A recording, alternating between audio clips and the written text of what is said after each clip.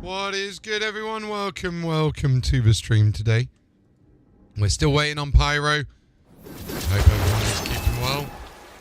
We are back in reverse, so let's give this mic set up a little bit better for you guys and girls.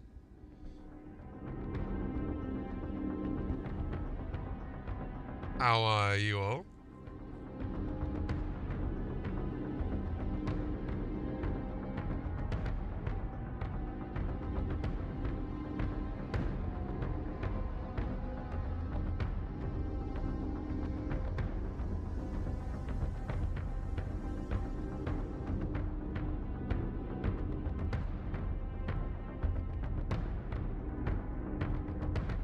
It will launch with a chatbot so I can see you guys and what you're saying in the old chat skis.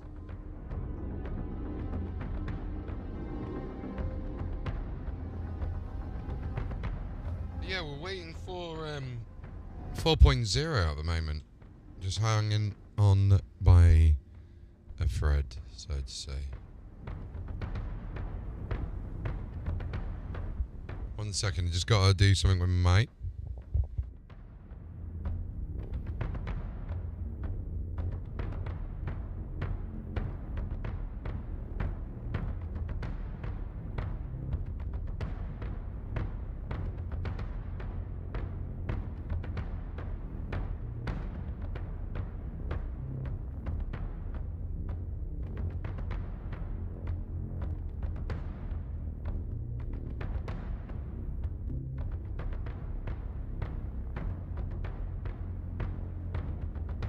There we go, we should be back now. Alright, the mic stand come loose a little bit.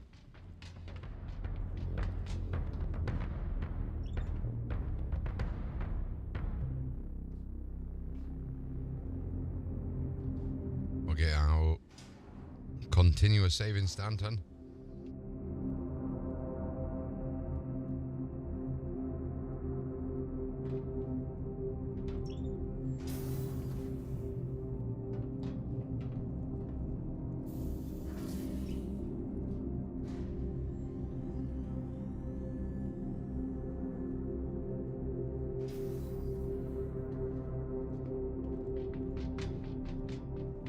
I wonder if they've updated the IAE yet, so we'll go and have a look at that.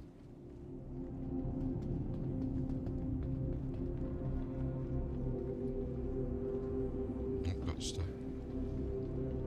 And we'll have a look to see what's going on. Because when we checked earlier, it is Origin.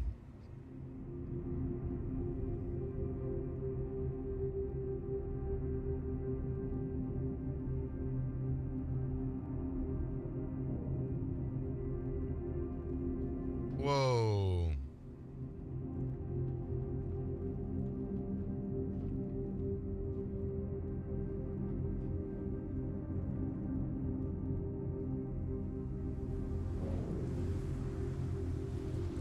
Rip.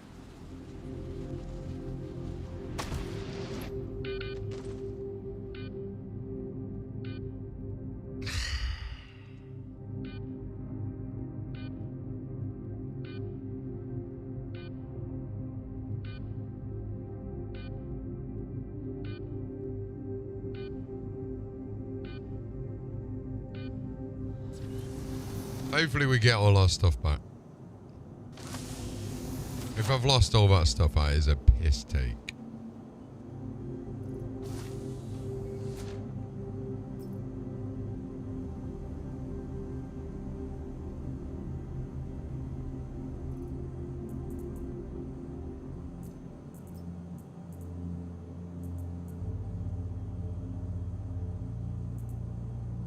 Good, we didn't.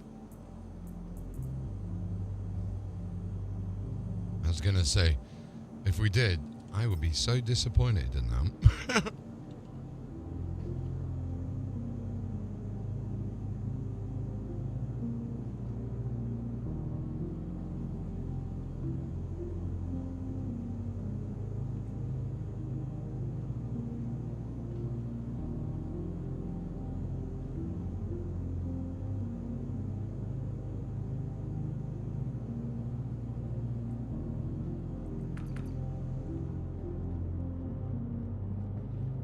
let's get out of here. So welcome to the stream, everyone. My name is the announcer. We're just having a little chill Friday on a bit of SC. Just chillaxing.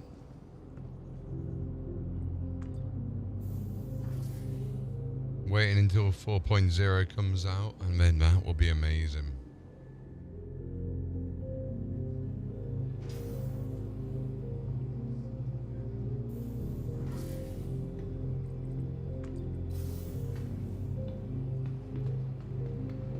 Has anyone been in 4.0 yet?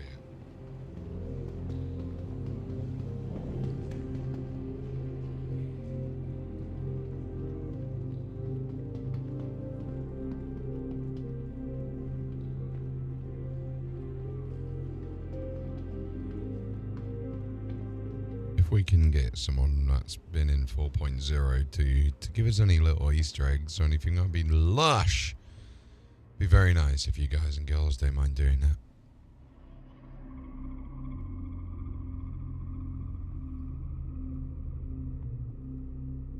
Capsule now approaching station. Capsule now approaching the station.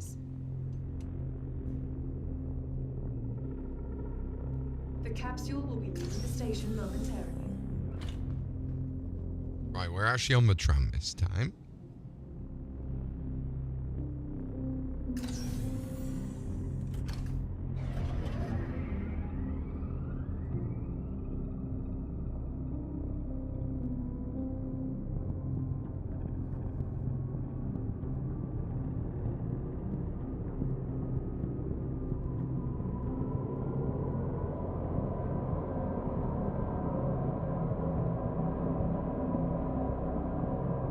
Supposed to go see one of my buddies, Max, actually, and I completely forgot. My bad. I was out with my my father today. Was chilling. We had a little lunchtime snack. Really nice, actually. Really nice to go and spend a bit of time. He was actually asking about, Star Citizen, bless him. He was going, tell me about the game and all of this kind of stuff. So he was like, did you enjoy the event? Catching up with us since CitizenCon. Very polite and nice of him to be, hey, this is what you play, this is what you do. Gets involved a little bit with it, which is awesome if you ask me. It's like, holy crap, my dad actually knows who Chris Roberts was, because when he was a little bit younger, some of the games he saw and everything.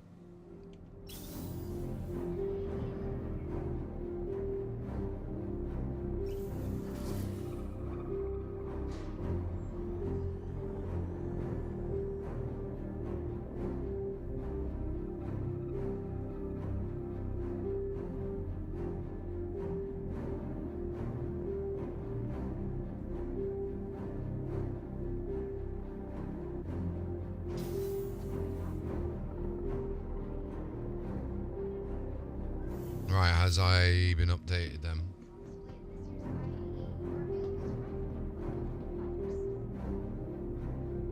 What do you reckon, guys? Do you reckon it has?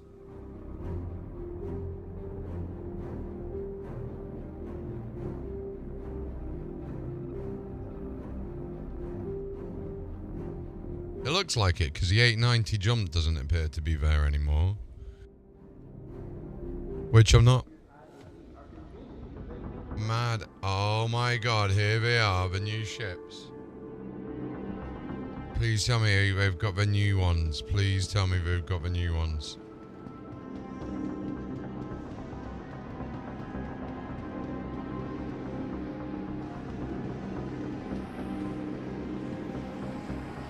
Are these still the old ones? I can't tell, you know.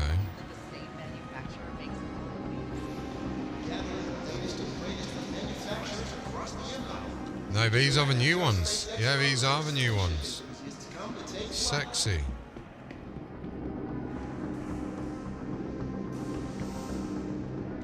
We got the new Hornets, guys.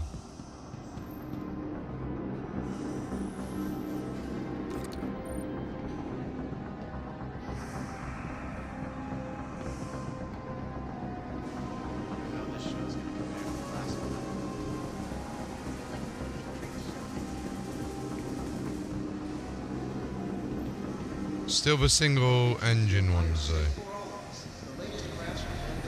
And of course, what we got here, we've got the new Terrapin Med. That's cool. Level 2 bed. I still think they should have given us like a captain's bed or something, you know, like that would have been nice.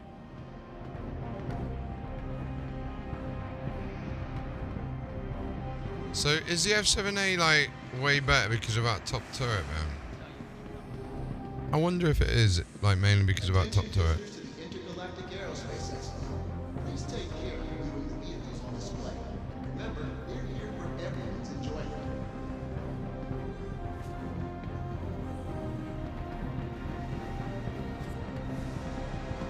It's genuinely a beast. A ballista.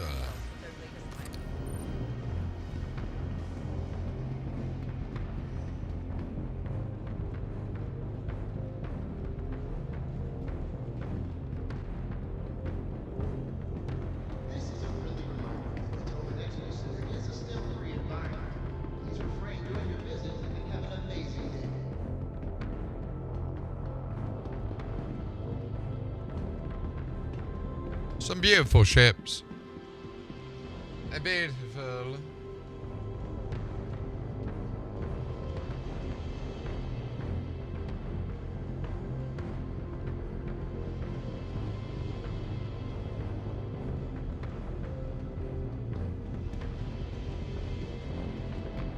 Thank you for visiting New Beverages Tobin Expo. Stands your imminent destination for live events and exhibitions. Alright, let's go and have a look upstairs. Oh wait, what's this? That the Centurion? Yeah, I was gonna say.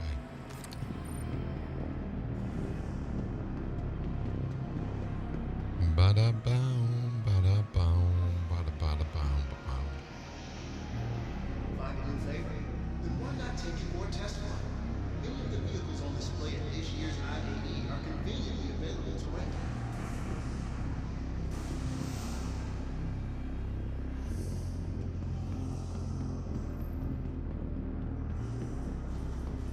I wonder what we got in the side rooms.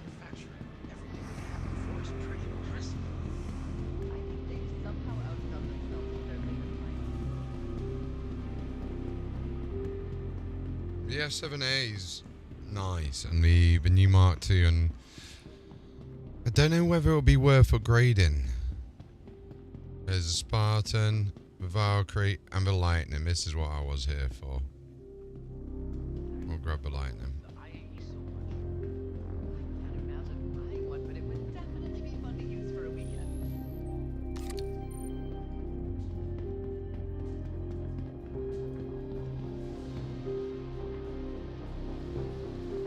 It's gotta go for the Lightning. The schedule I made. I better head to the next exhibit. I think I might stay here a bit longer. I haven't seen everything yet.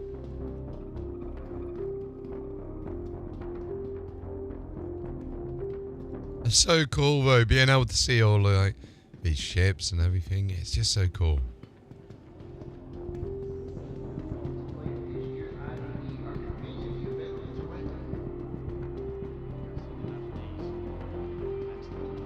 Actually, I might stay for a while, do another loop, just to make sure I didn't miss anything.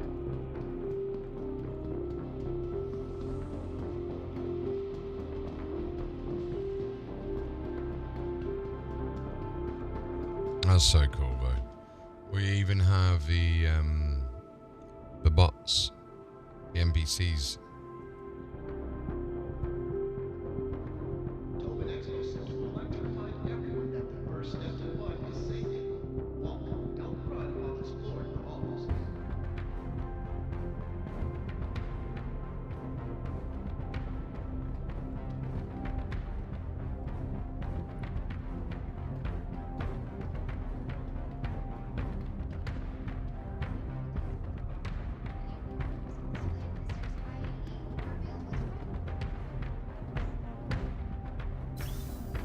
We'll get the F7s out.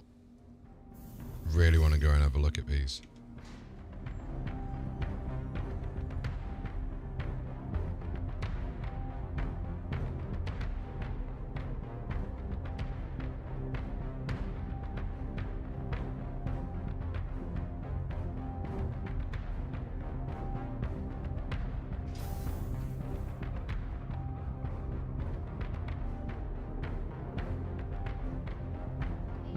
I believe like having the 2 power plants is going to be a massive advantage.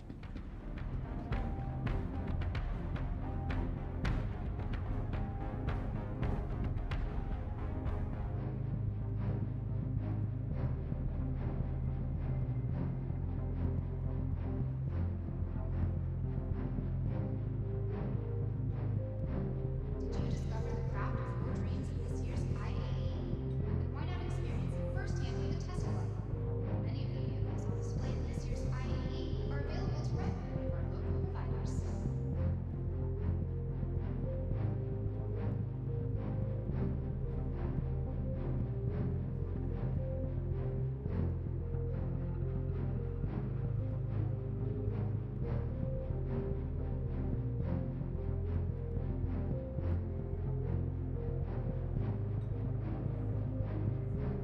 Welcome to the Intergalactic Aerospace Expo.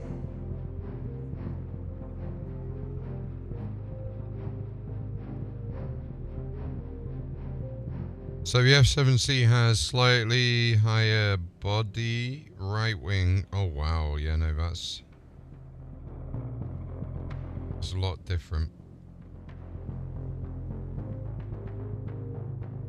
Whether it's innovative specialty craft, reliable workhorses, or tried and true defenders, the Intergalactic Aerospace Expo is where spaceship enthusiasts come to take flight. Makes it a little bit different.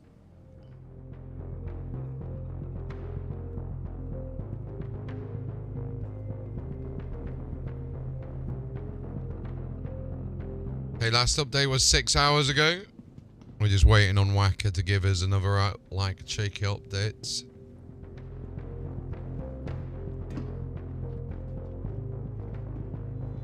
Thank you for visiting New Babbage's Tobin Expo Center. You're welcome. Destination for live events and exhibitions.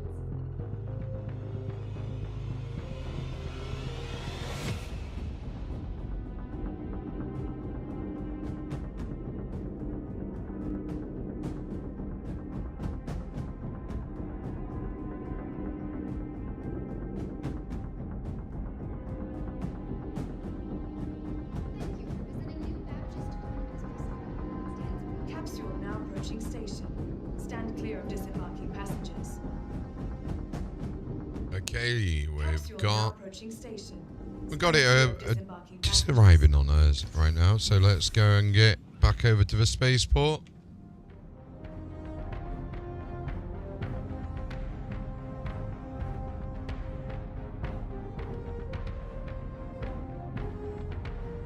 Careful, doors are now closing.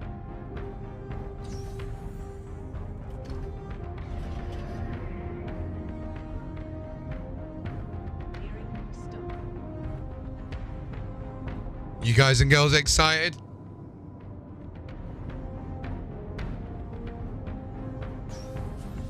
Stand clear of disembarking passengers. The capsule will be leaving the station Oh, wrong one. momentarily.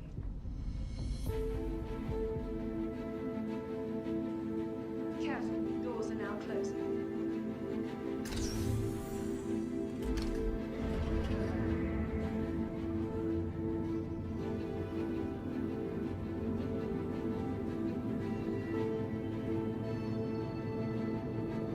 I believe so. I believe so. American time. It will be. No, I think it's going to be about 3 hours or so.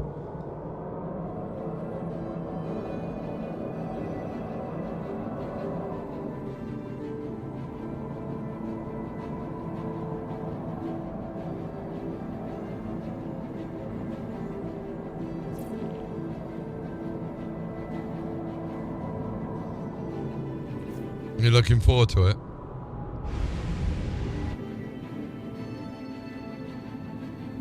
I'm really hyped for it.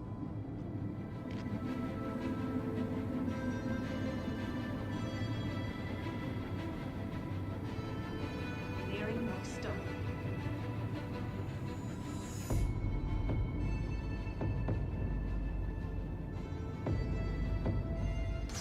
Now approaching station.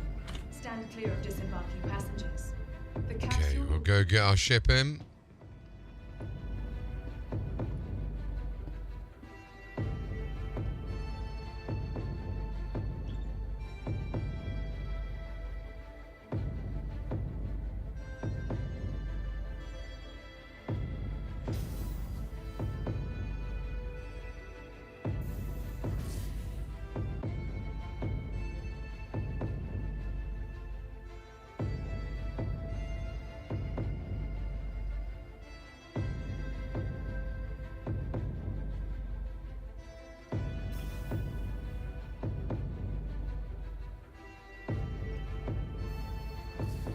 Yeah, so the latest was from 6 hours ago. Hopefully releasing Wave 1 today if possible.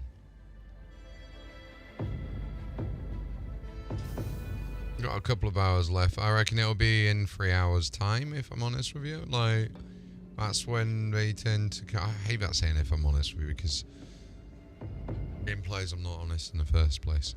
But yeah, basically we're expecting it to probably be about 1 PM English time, which is about 3 hours. I would hazard to say that's when it will come out. It tends to be when they come out normally. Remember, your belongings belong to you. Keep a careful watch on all personal items.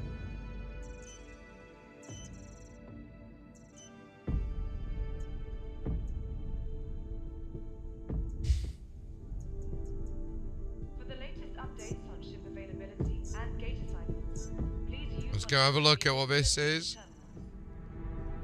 Gonna be like, imagine SC without lag. Yeah, it'd be nice, man. It would be nice. I just got reshade on top as well, so it's killing my PC right now.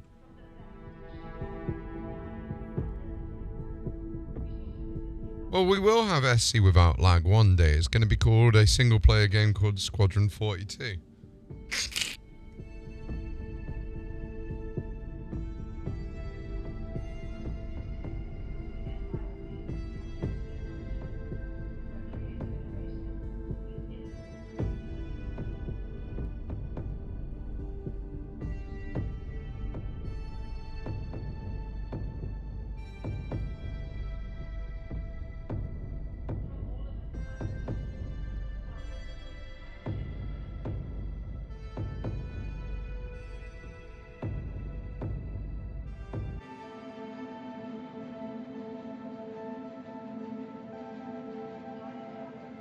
Yeah, that's going to be amazing when that comes out. Hopefully we're not stuck here again, because we joined a server shard where earlier we were stuck on it.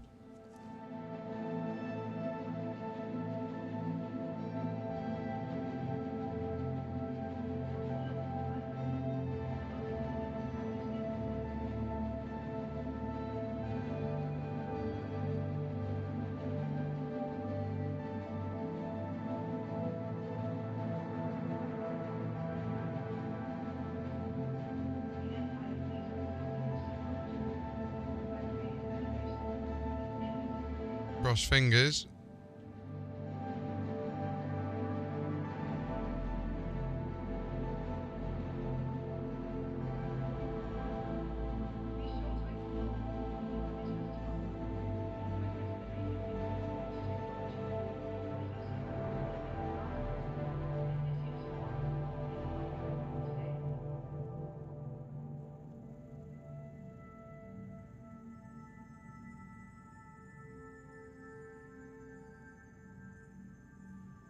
Yeah, it looks like they've still got this going wrong. How you doing, Malcolm Reynolds? I crashed 6 times today, just logging on, walking around your Babbage. Yeah.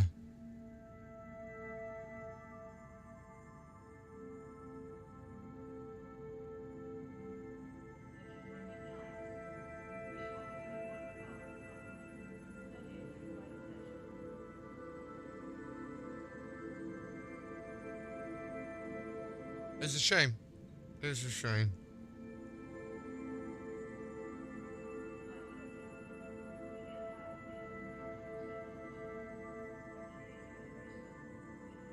Hmm.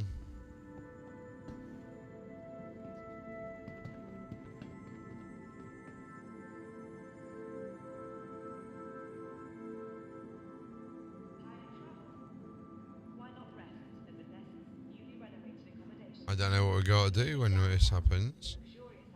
I think we just cry, don't we, and quit the game and come back on a different server shard.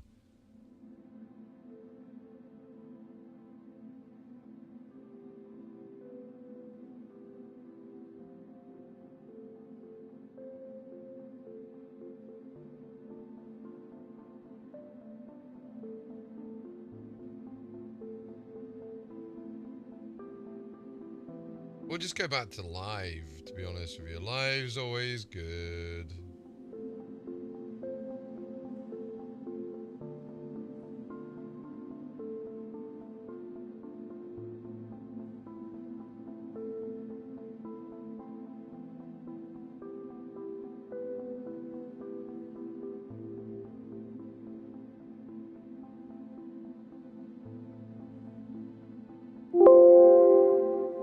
Alright, let's go and get back in. Ladies and gentlemen, it is time for some live. While we wait.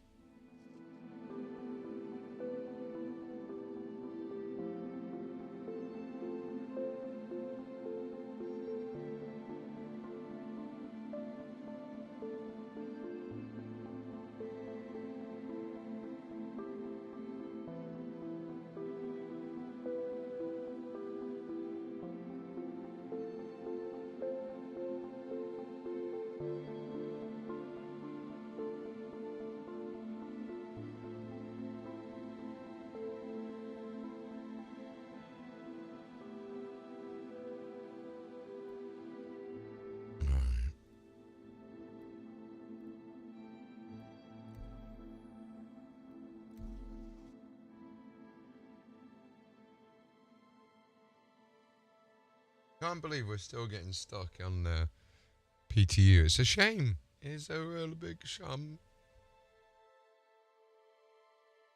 It's a shame. Shame skis.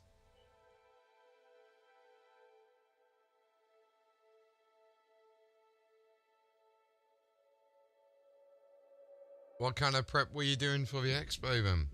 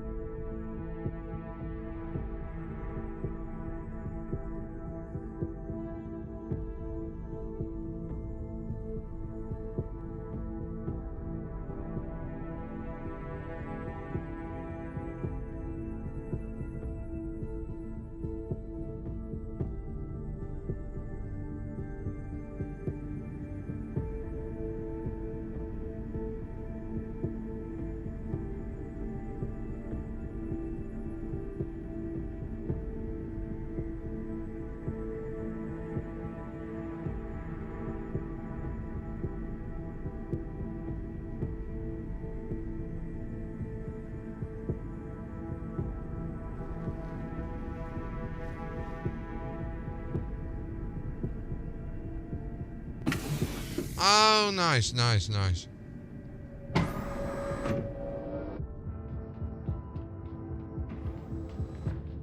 Why only once a year?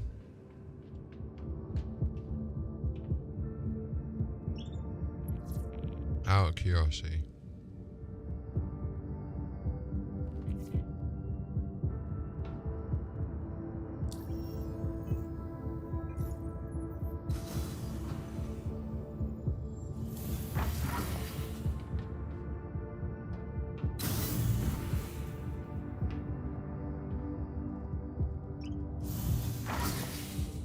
Also, if someone doesn't mind helping me out here, could someone check that link and download the game and then delete it afterwards if that's possible? If you want to play it, but if not, just delete it afterwards. It does help me out. I just need someone to do that just so I can unlock the next goal.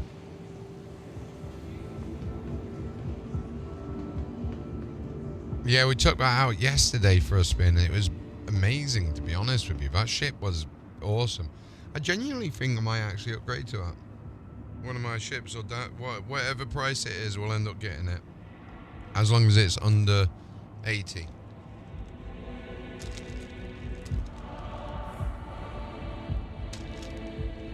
Capsule now approaching station. Stand clear of disembarking passengers.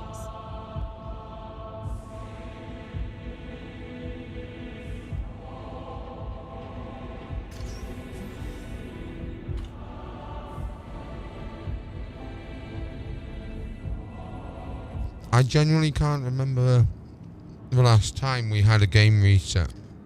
Like a proper one.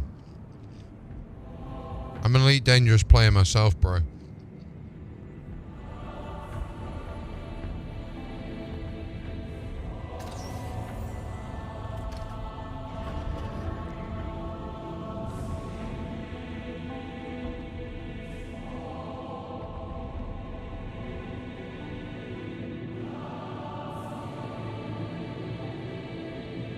Close chat. Closing. So, but yeah, no, I stopped playing Elite. I got bored of it. I say I got bored. Basically, it's a different kind of space game. This one just is completely different. I can't compare them. But no, you should get in more than once a year, man.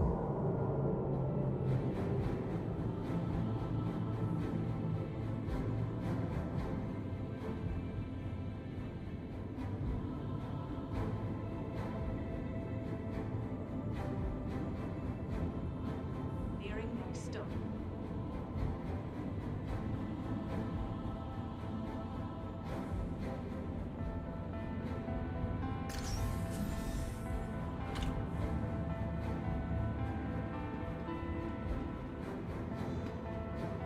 Hey Daniel, how you doing?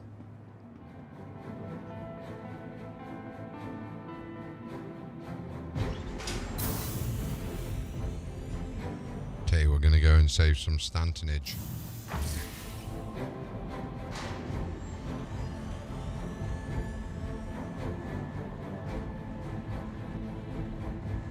Pretty cool, by the way, you get together all your buddies and you play it.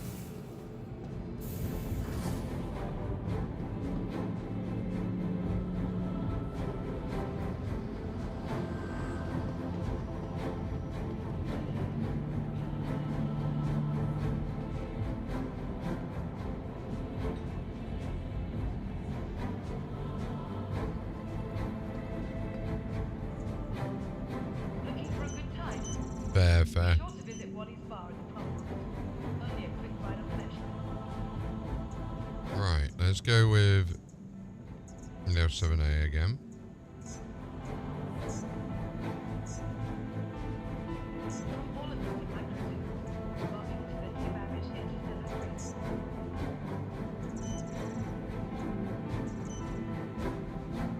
And we'll have a look at expedite. Can we expedite it? Yeah, we can expedite it. We got enough Tired money. of travel? We got all the Why not monies. rest at the Nest's newly renovated accommodations, located downtown in the luxurious Aspire Grand.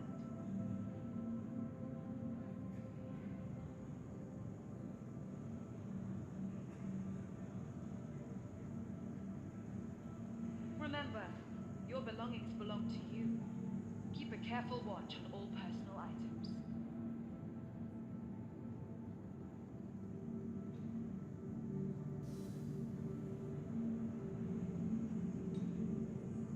From the best in shopping, dining, and entertainment, be sure to visit New Babbage's renowned promenade.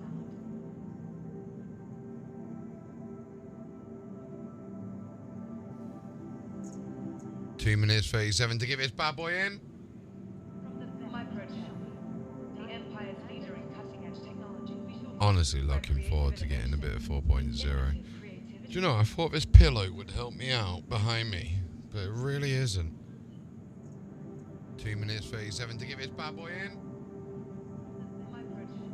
Remember, your belongings belong to you. Honestly, looking Keep a forward to careful getting a watch bit on of all personal 4.0. items.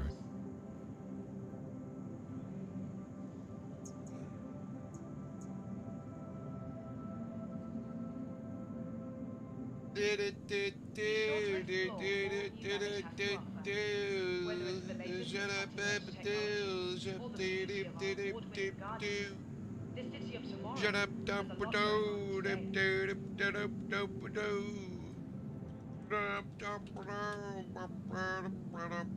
today. Just got a hang tight. With a cutter, what would you say is the easiest way to make some credits to get started? Doing some bounties or cargo, to be fair with you. Doing some early bounty and cargo missions. Bounties are good fun. Because what you can do is make enough money to rent another ship and then use that to go and get most of your progress done. Microtech's latest offerings.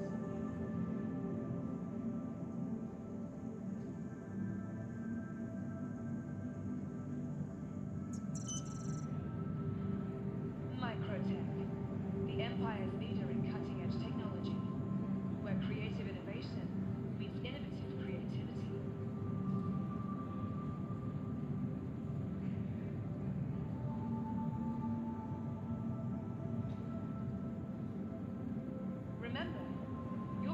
I'd say that's probably one of the best ways to do it. Careful watch. You can even, like, because as soon as you get enough money to rent your set, do you know what I mean?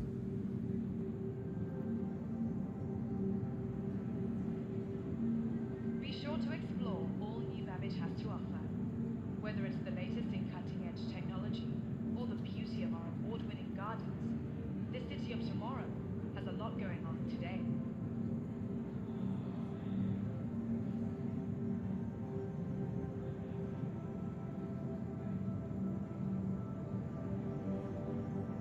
Ready to upgrade?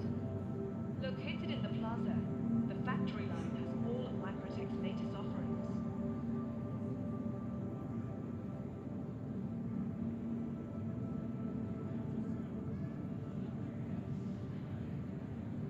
Looking for a good time?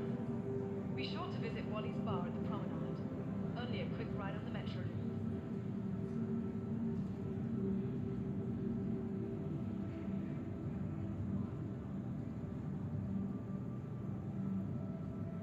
For the latest updates on ship availability and gate assignments, please use one of the conveniently located terminals.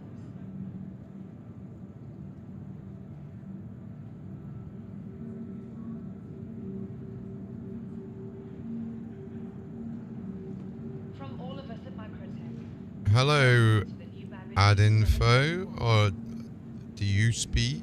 Are you real?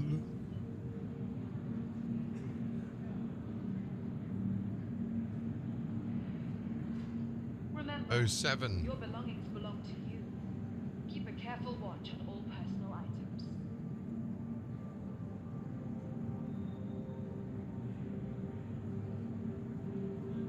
Roll 70707. From the best in shopping, dining, and entertainment, be sure to visit New Babbage's renowned promenade.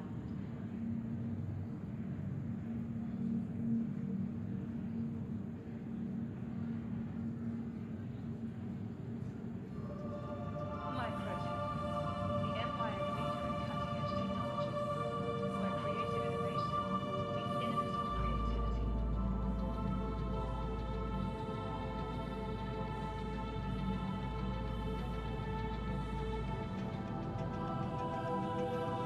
Tired of travel? Why not rest in the newly renovated mansions located downtown? Just waiting for one of the updates to come through. I'm just watching on Spectrum at the moment.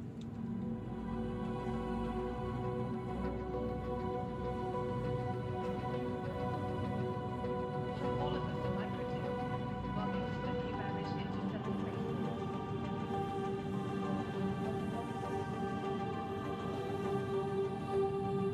Nothing coming out just yet. Microtech, the empire's leader in cutting-edge technology, where creative innovation meets innovative creativity.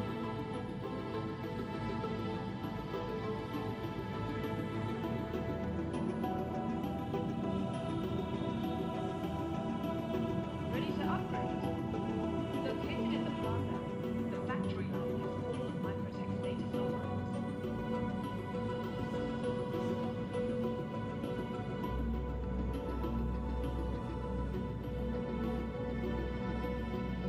For the latest updates on ship availability and gate assignments, please use one of the conveniently located terminals.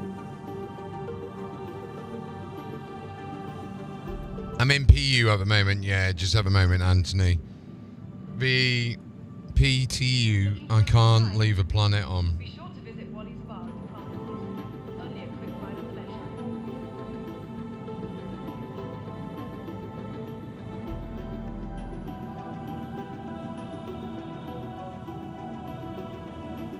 From the best in shopping, dining, and entertainment, be sure to visit New Babbage's renowned promenade. I just could not get out of there.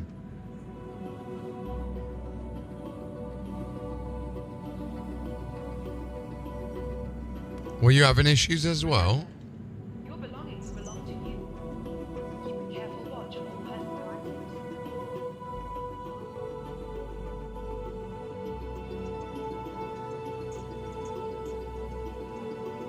I was having a few issues with it. Be sure to explore all New Babbage has to offer. Whether it's the latest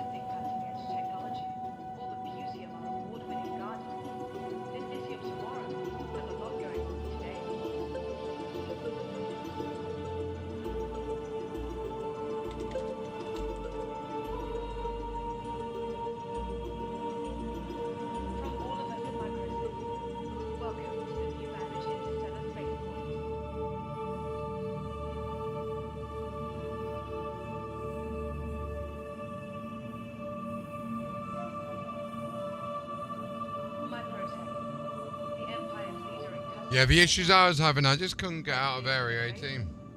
Sorry, not Area 18. New Babbage. I just not able to get out of it.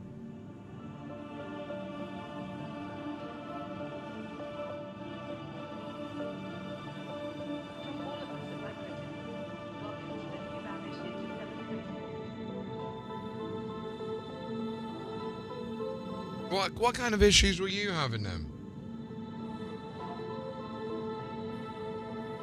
Remember, your belongings belong to you.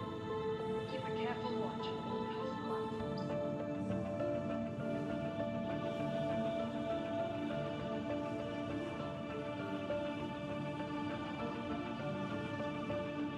Tired of travel? Why not rest at the newly renovated village? Located downtown, luxurious as Pyro. So the PU and Live are the same, but PTU, Public Test Universe and Public Universe, or Persistent Test Universe and Persistent Universe. The Empire's leader in cutting-edge technology, where creative innovation meets innovative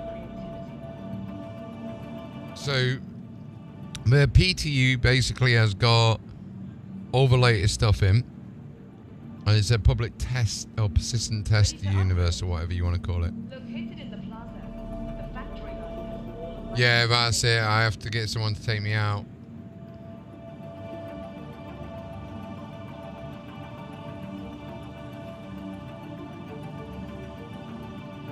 Remember, your belongings belong to you.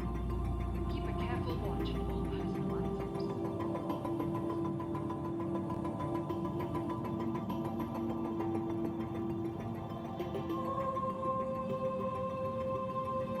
From all of us at Microtech, welcome to the new Babbage Interstellar Spaceport.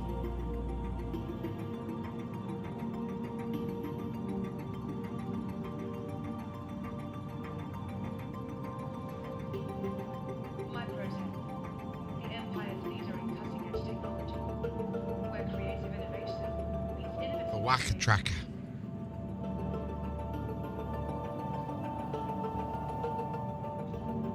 The whacker tracker. Well, technically, it's like test versus test. Because Star Citizen's not live. Yeah, I actually had that Area 18 issue myself, but not with a new patch.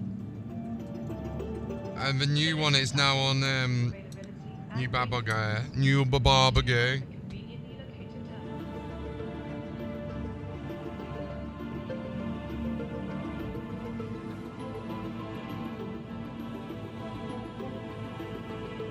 Looking for a good time? Be sure to visit Wally's Farm and Farmland. Only a quick ride of pleasure. Yeah. Yeah, it's a home city. So Area 18 was my home city. Now it's New Bridge. But that's only in PTU though. That's only in PTU.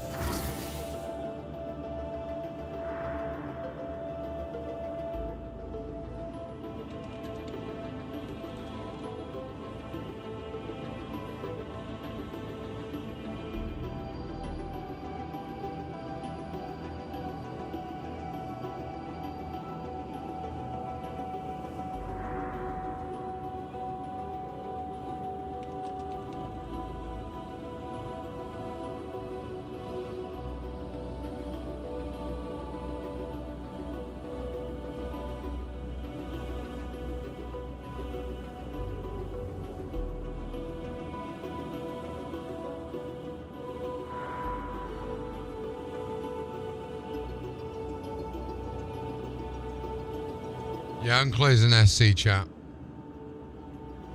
In the, what do you call it? Because people, that's just idiots.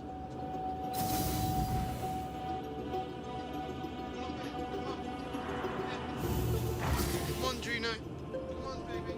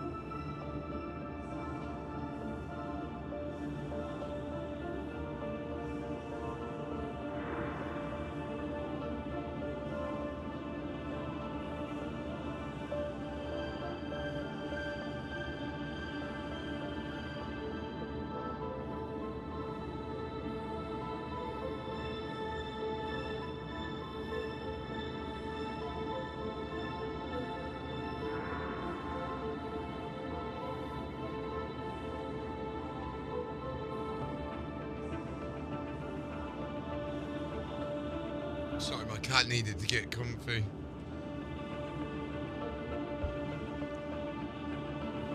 Yeah, it just doesn't seem to want to play ball for me.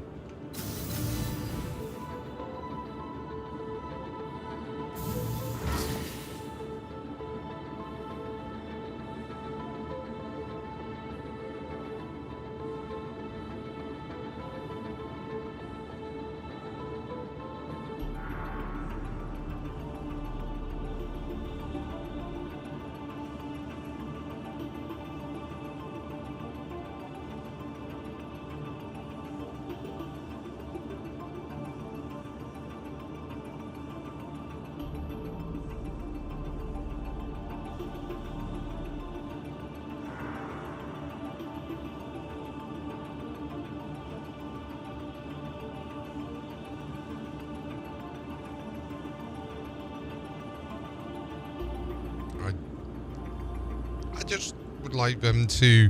What would be nice is they said that the update will be coming out today, if possible, at a EU-friendly time. We've now passed any EU-friendly time. We're at 10 o'clock at night, half 10 at night, do you know what I mean?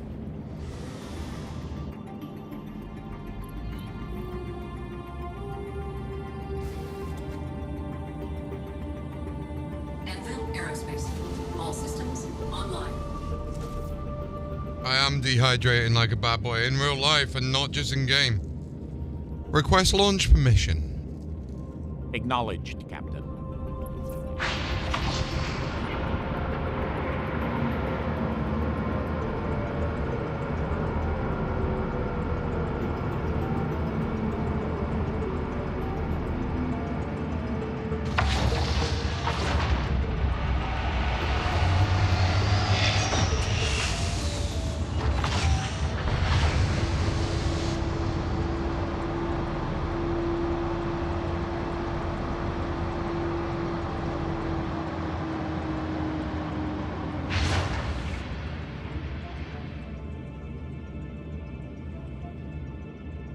Takeoff complete.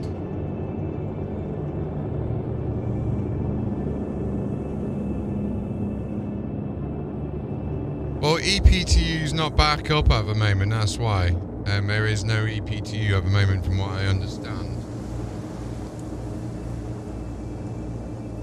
So that will be why people are doing that. Retract landing gear? Raising as for PTU's a little bit bad, but yeah, we're just waiting. I think everyone's just waiting because a lot of the main content creators and the streamers for this game, you'll know, are literally... Oh god, my microphone is way too loud for you guys. I do apologize. But yeah, basically, the guys are going to be doing the missions in the game at the moment, like the safe Stanton ones, because of obviously being content creators and everything, and definitely not shills, definitely not shills. We're not shills, we're not shills, honestly.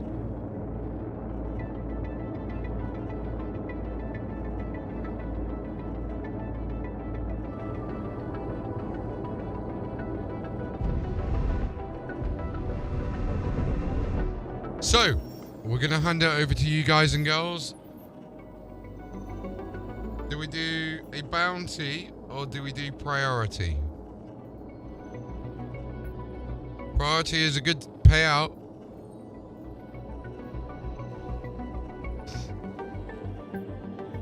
We need a call to arms.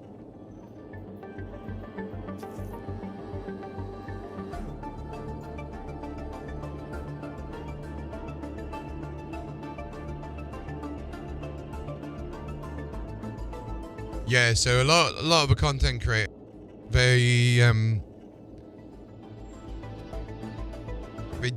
kind of do what they get told to do, if that makes sense.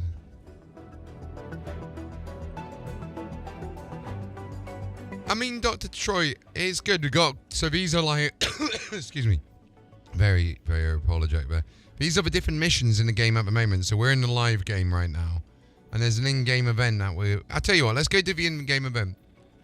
I would say with anything, it's going to get boring if you play it all the time, every hour of every day.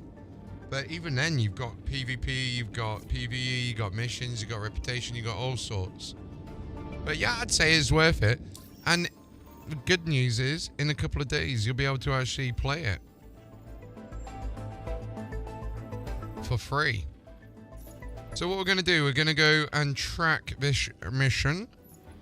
This is my little ship here. This is called an F7A. This is my guy. Hold on, let me show you my guy because we got an inside the ship angle.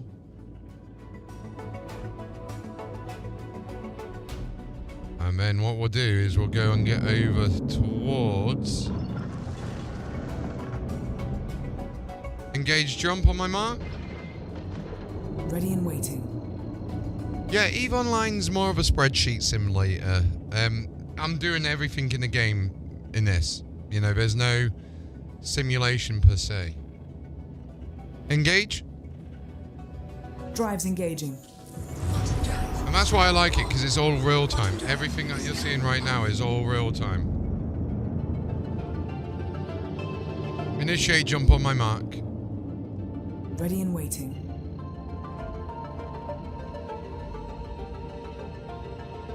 Engage. Engaging jump drive.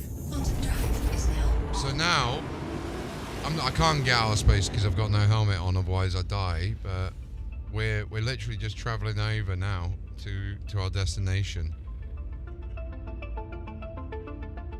There I am. That's me.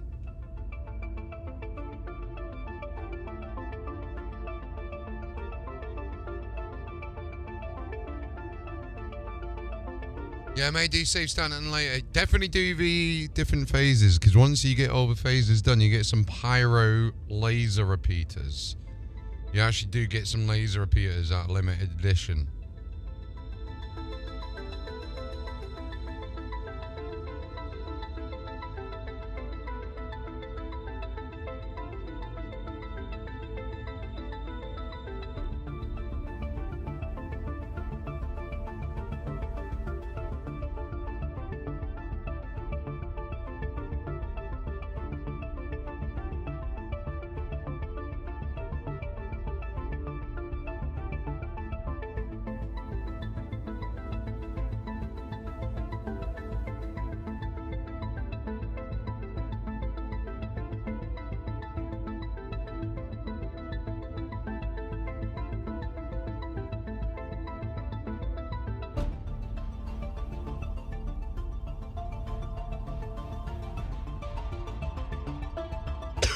Excuse me. Oh my god. In the Mark II I heard, that's why I got to do it now. I just found out in my Discord. Yeah, exactly. You gotta get involved with it, because yeah, them laser repeaters are gonna be badass.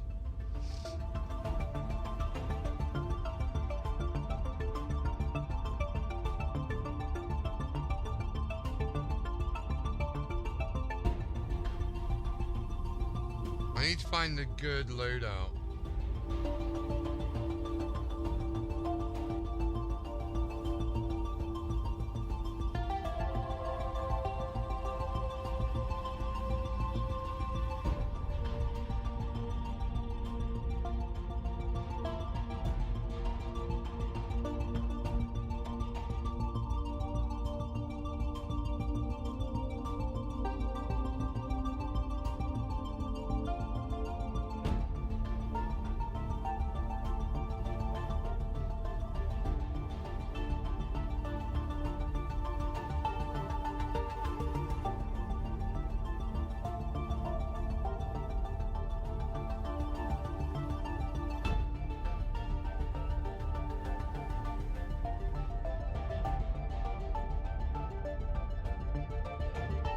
Convergence. I want to say it's the same convergence.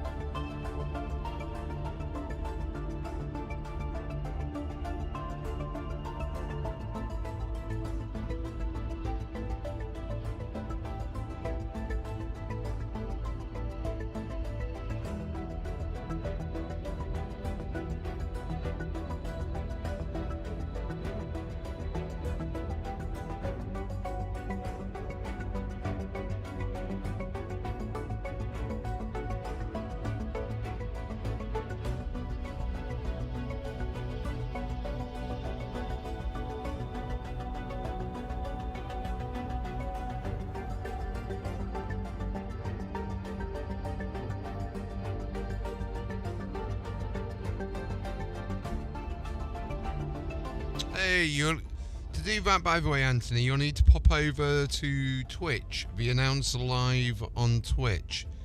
It is unfortunately a Twitch-only giveaway.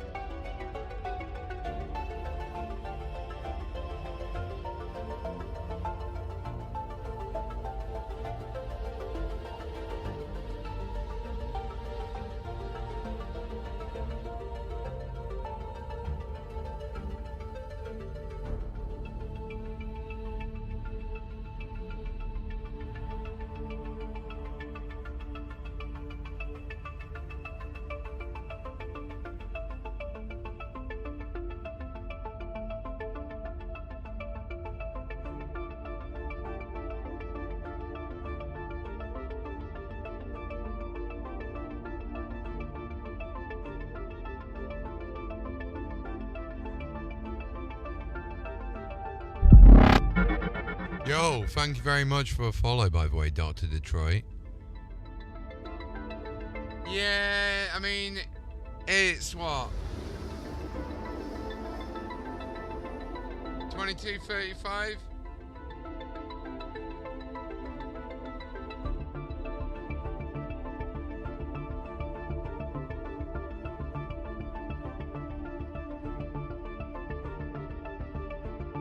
So, I would say incoming tonight. Okay.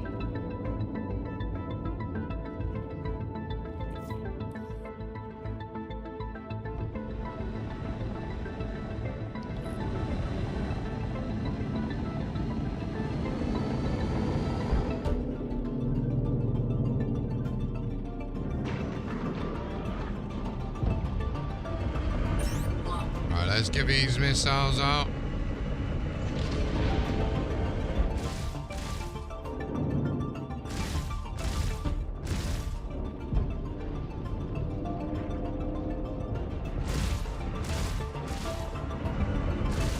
Good to see you still desyncing.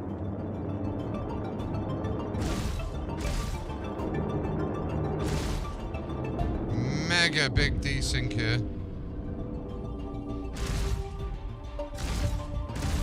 It's got to be my internet connection.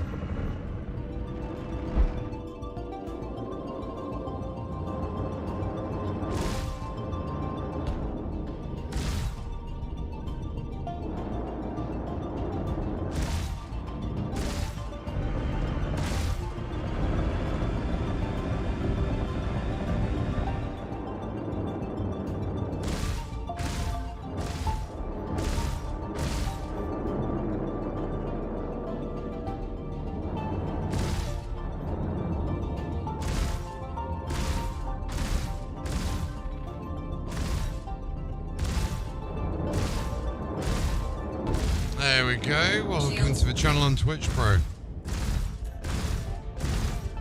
So yeah, the more time that you spend watching the stream, the more chances you get of winning. Yeah, no, the Avenger Titan is such a good ship, by the way.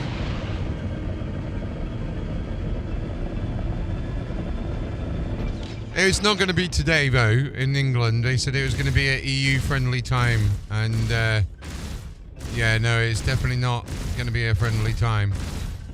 Because we're on 10:30 at night at the moment, you see, so...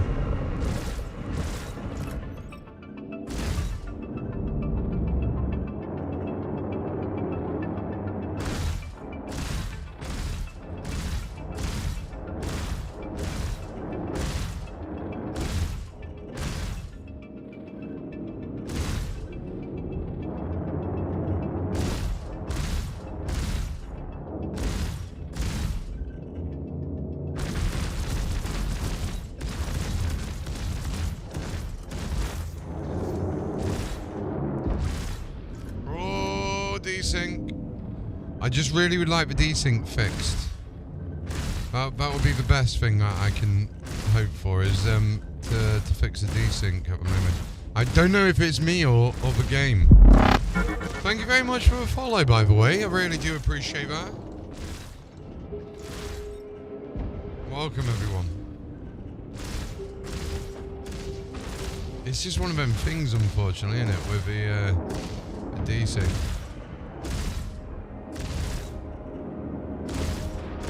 Max power to weapons.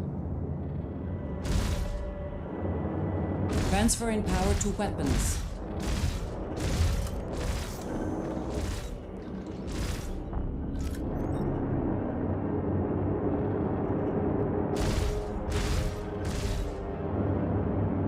The desync there is terrible.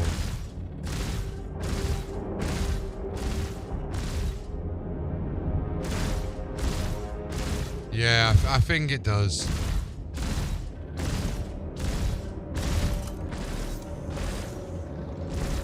It's annoying because I can't do a true performance test in PTU because it's obviously got all that data collecting software running in the background, so it's not a true test.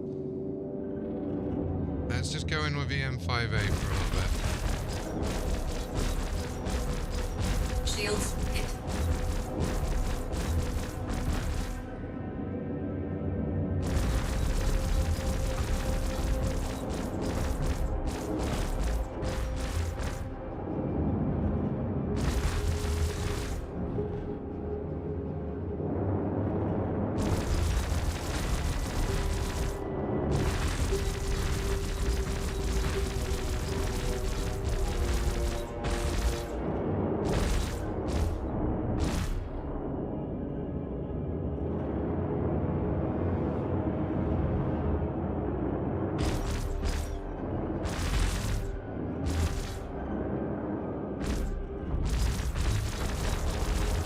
Is it me or is this ship just not dying?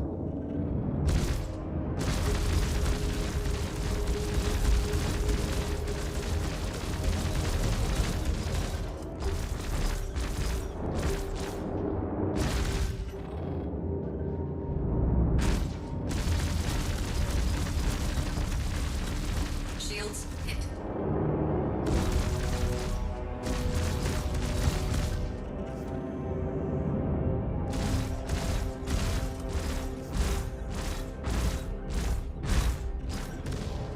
I swear down, this guy's not dying at all.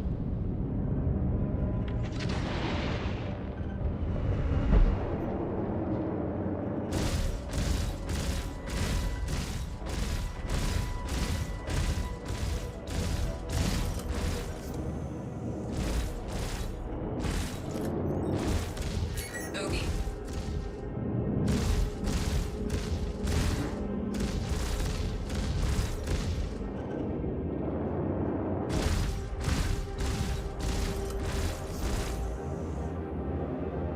I think he's not dying because of a desync. Like, look at that desync, it's so bad.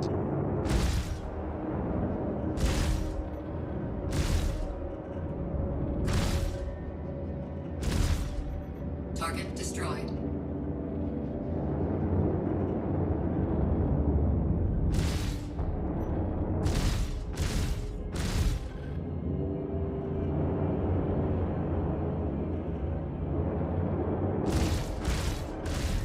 Ballistics low. Ballistics low.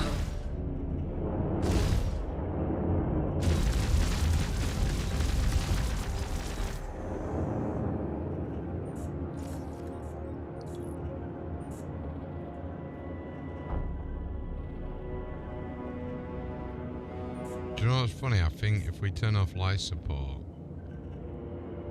Yeah, life support Shields off, hit. and then we got the shields maxed. Yeah, we've not got a lot of torps left, but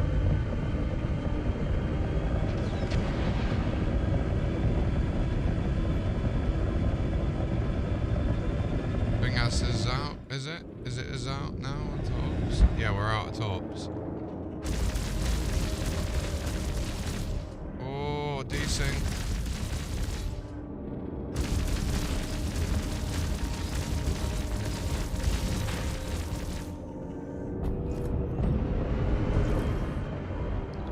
think it's just because of a desync.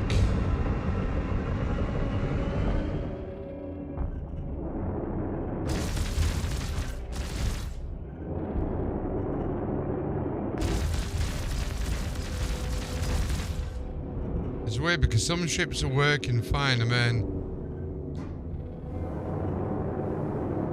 been on the fence forever. Just finally pulled the trigger. If you want to, you can feel free to use my creator code there, and yeah, good luck on getting in the verse. Feel free to add me as well, and we'll get you in, man.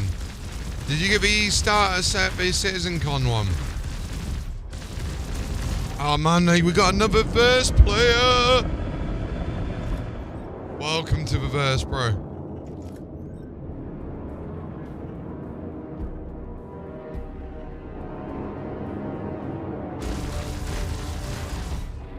Yeah, baby. Shields hit. It's a great ship, that is. Ballistics dry. Ballistics dry. Target destroyed.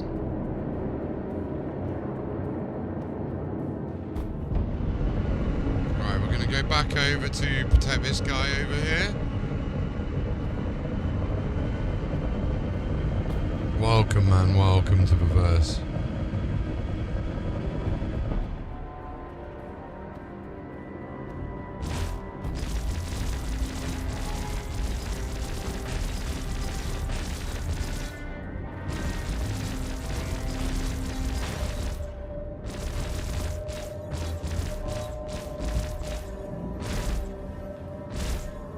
Target destroyed.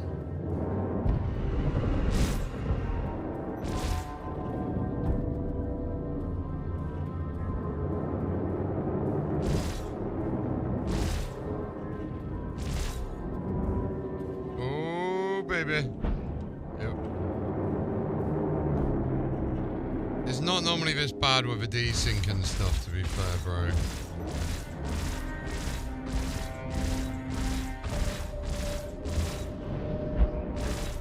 Man, I'm so happy we got another player, though. You're gonna get addicted just like the rest of us now, bro.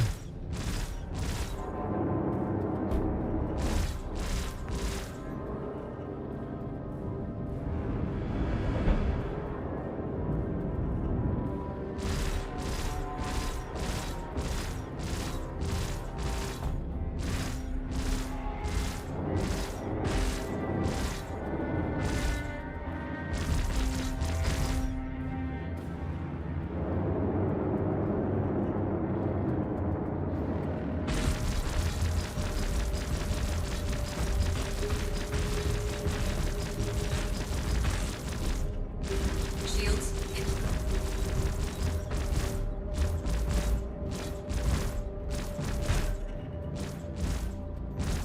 Target destroyed.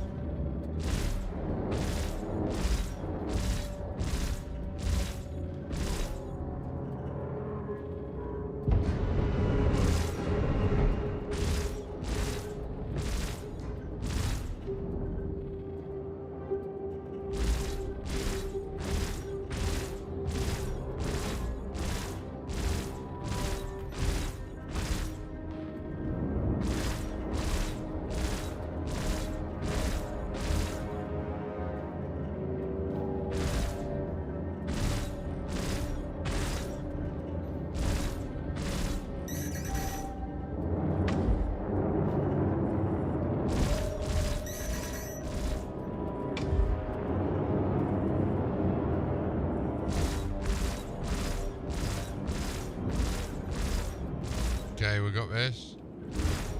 Target destroyed. Nice, there's another one down. Who was firing the missiles at me?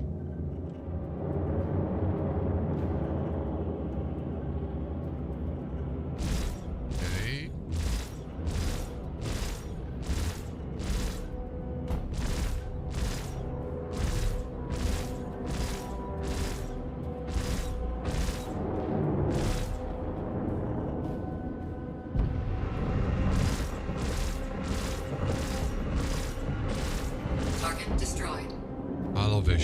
F7A is amazing.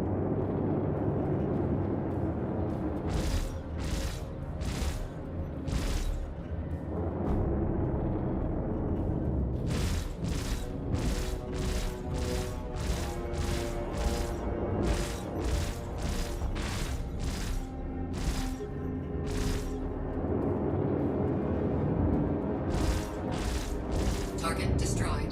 So he went down easy.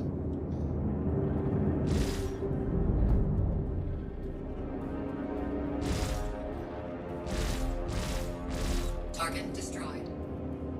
Ah, I don't think it was actually working properly.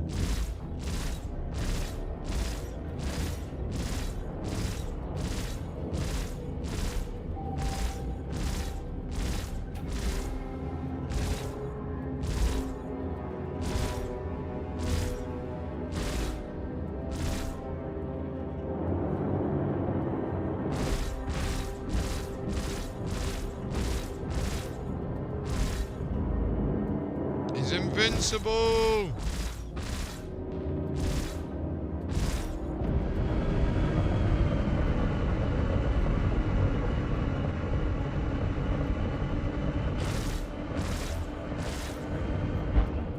Okay, so we now need to go down to Area 18.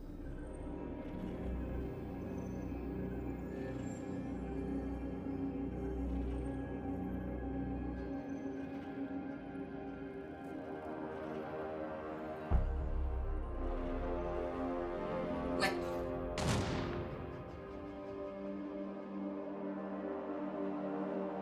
I think I flew into the enemy ship by mistake.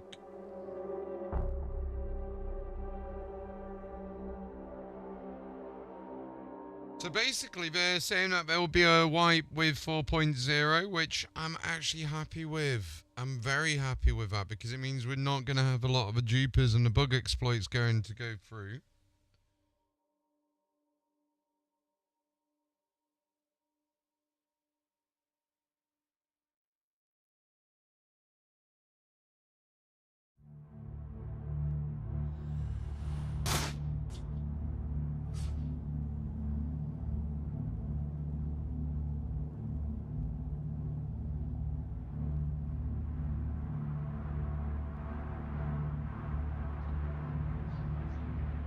I'll just look on SC testing.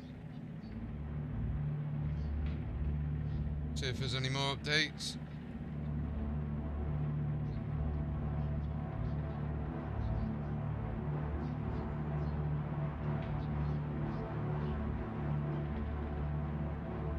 Nope, 7 hours.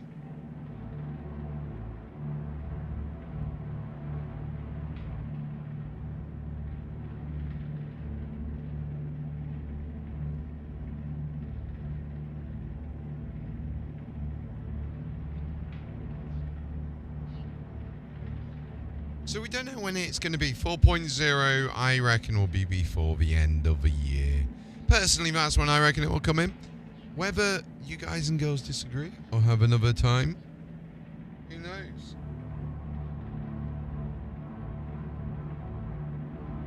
But I reckon, based on constraints from funding, drawbacks and everything like that, it'll be based before the end of the year.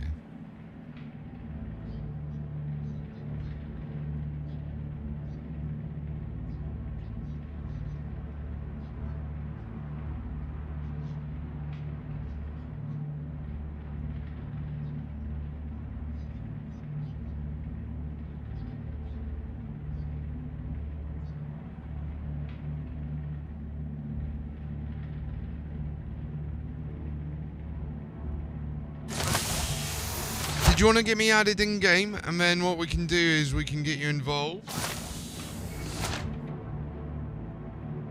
We'll teach you some of the ropes. We'll get you involved in doing a bit of combat in your new spaceship.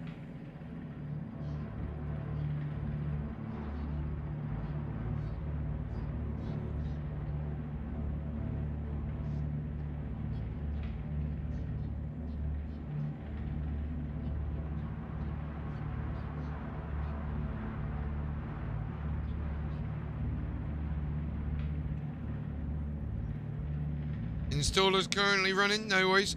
So what you can do is if you go to this page here and find me, I'll put a new guide system open. I'll do it now. And then you can request me to be your guide in game.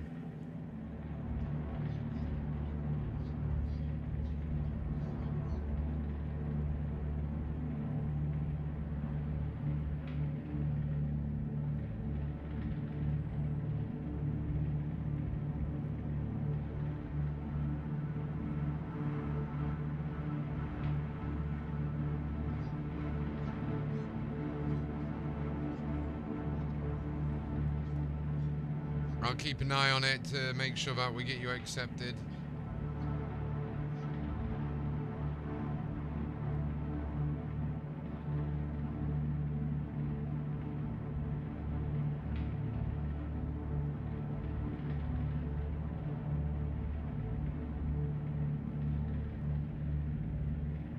Awesome.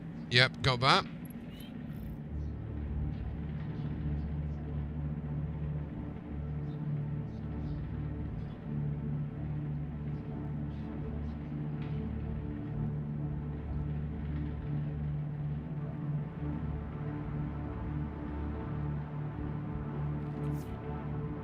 Nice, nice.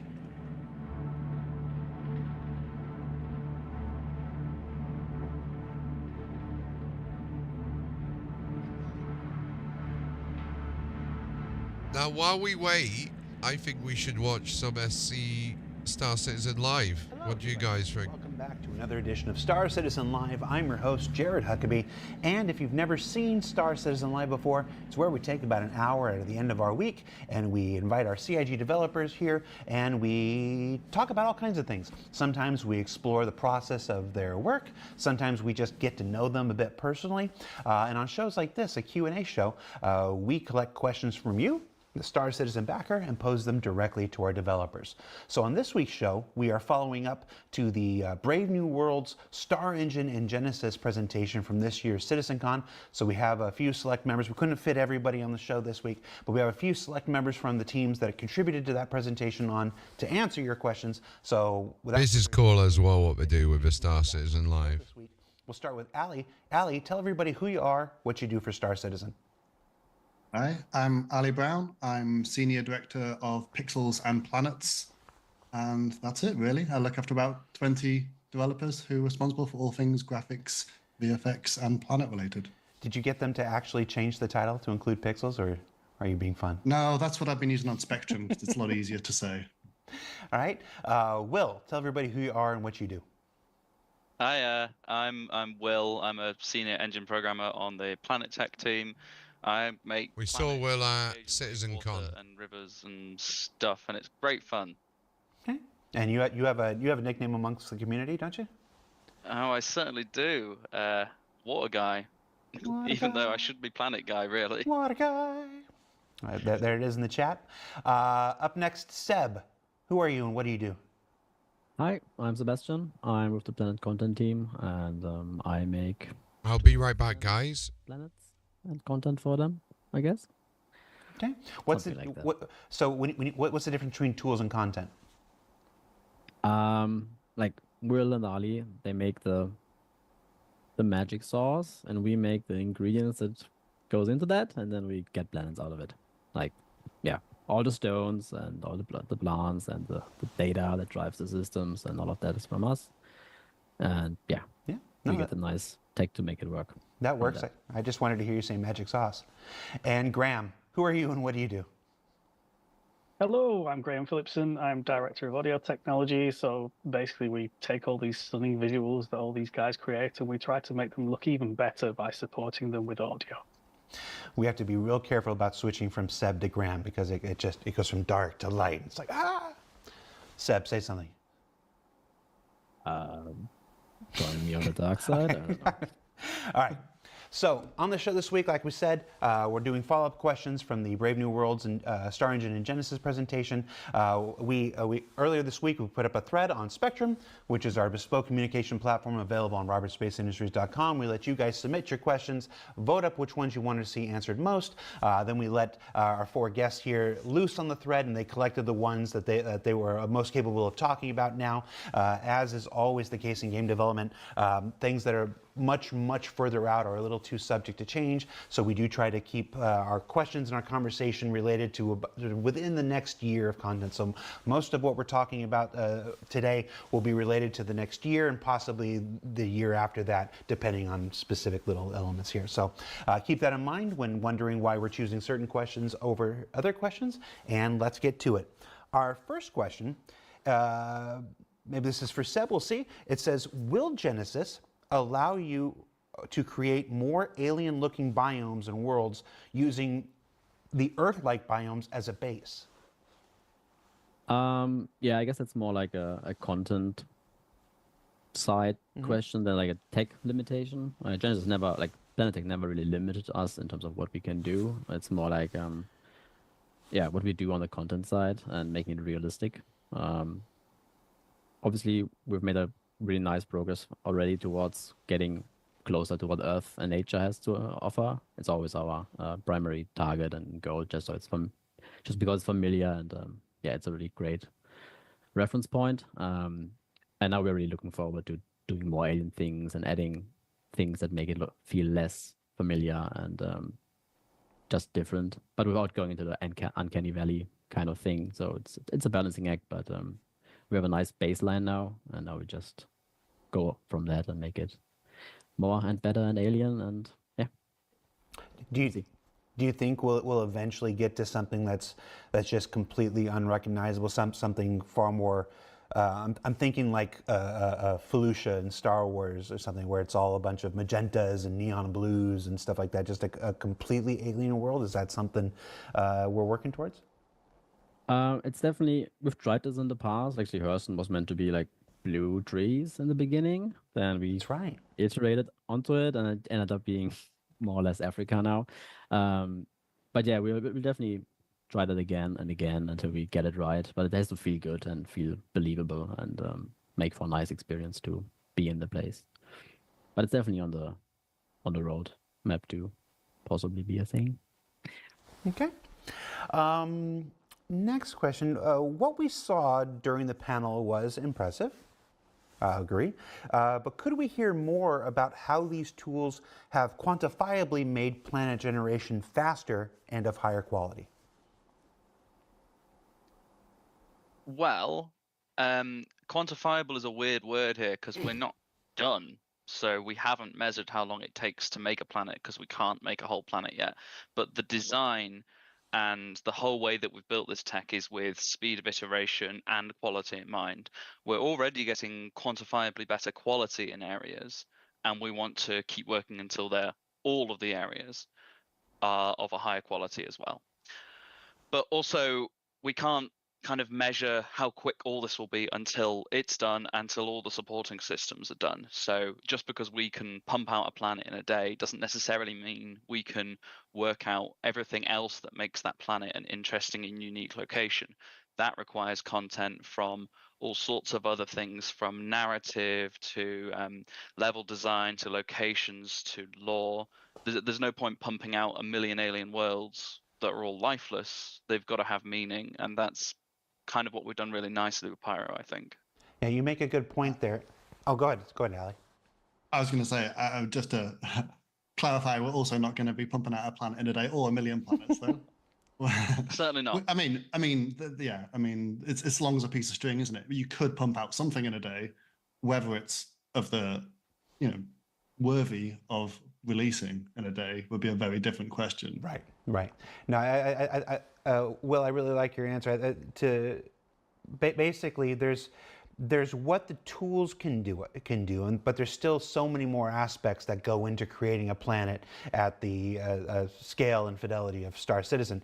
So it's the Genesis tools and everything will streamline one aspect of that, but as you point out, there is still narrative, there is still creature creation, there's still all these other things that make a planet thrive. So we won't know how fast this improves the process until we crank out a couple more, as we go through Nyx and then Castra and then eventually Terra after that.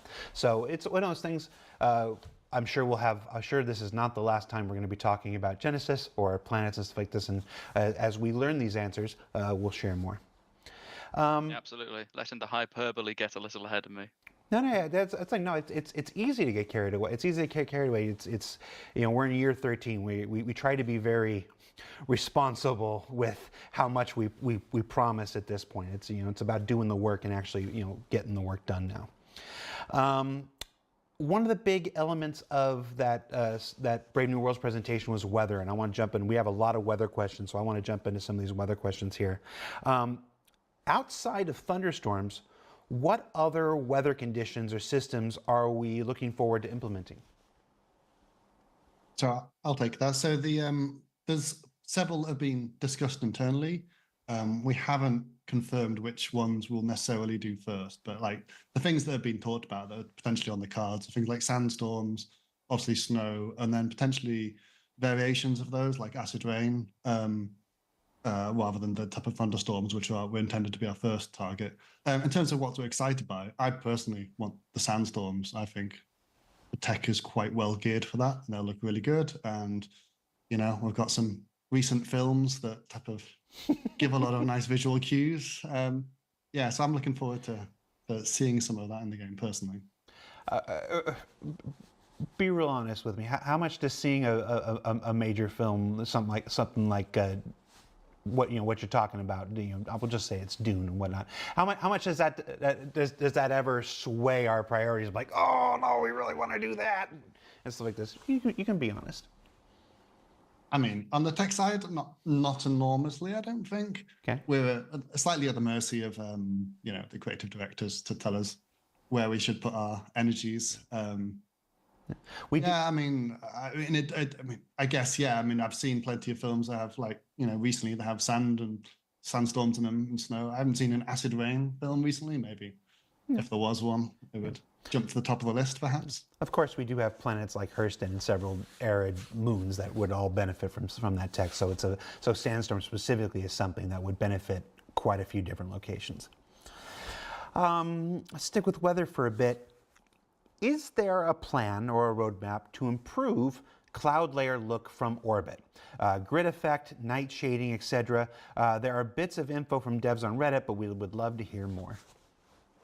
Yeah, that's probably going to be my question then. So, thankfully, the list for what we need to. All right. Sorry about that, guys. I am back. Instead of longer, but that's nice. We have the fundamental framework. Distracting QA. Yeah, man. But there's obviously still quite a few more things we want to try and do, like improvements to shaping, shading, performance as well, and make them all more stable. As far as the tiling, I think what we're gonna see, by the way, is with the stuff that's going on, we're not gonna see any of that until server meshing is implemented properly. Thing as opposed to a tech thing, as in it's so cold outside. Tools that will definitely improve that, and just produce better looking cloud formations with less of those issues showing up. Obviously, it would be nice if we could throw unlimited resources at everything, but we're still making a game, and we have similar limitations to what we can render on the screen as all other games. It's just that our scale is a bit worse or better, depending on who you ask. It makes it a bit more difficult, but we definitely have plans and know how to tackle those issues a bit better in the future. And it's just iterating and learning how to best make the data to drive the system in the best possible way.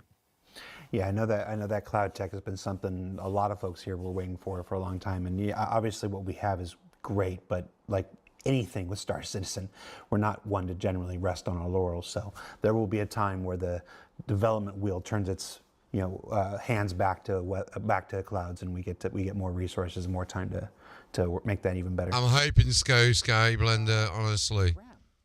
I reckon it'll be about 1 o'clock English time if it does. With So star technically in the morning, and 2 hours. Doppler effect, will we be able to hear the sonic boom in atmosphere? Also, we'll do 2 parts. Also, will ships like the Inferno be able to have a delayed burr?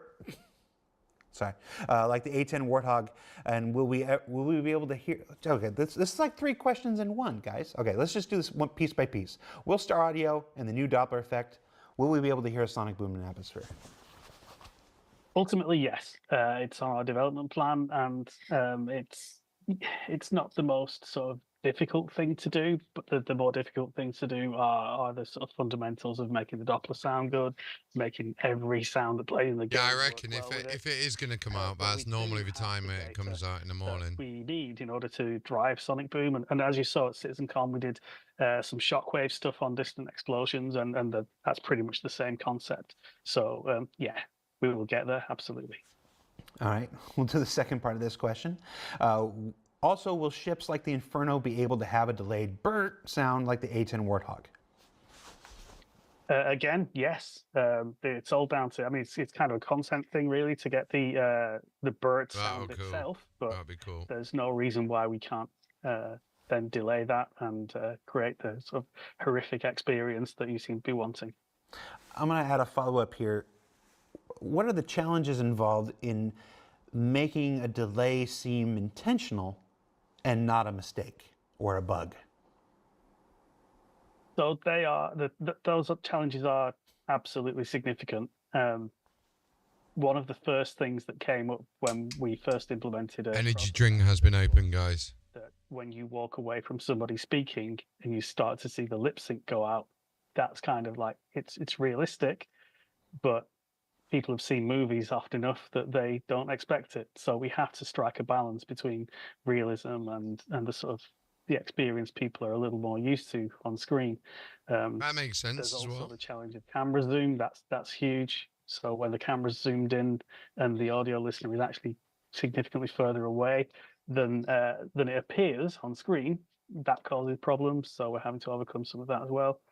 But yeah, plenty. Audio guys have got a good job on their hand. They've got a lot of work going on. A lot of work. It's a Starkitect question. Let's hit here. Would Genesis produce any actual... That's when I've normally seen it, roughly. Like, in my personal experience, that's what I've seen. So, yeah, it will create... It can create as big as we want, really, but the intention is not to create cities. We don't have hundreds of cities. We want our cities to feel very unique. We want extra care and love to go into them. So we're not currently planning to build anything as big as a city with it. And you'd probably need to adjust the algorithm a little bit, to the scale of content to make that work. But towns, definitely. Lots of small, medium-sized towns. Yeah, we certainly want as many of them as design think fits the game. And lots. I'm actually personally looking forward to lots of really tiny things. I want like mini settlements. I want like the guy in his caravan and and all that. I want a bit more of that in the universe.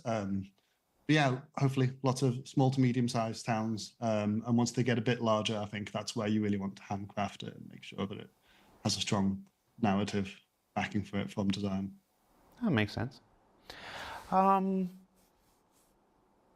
During the presentation, there was a lot of terms used to describe different footage. R&D phase, early footage, gray box. Folks know this.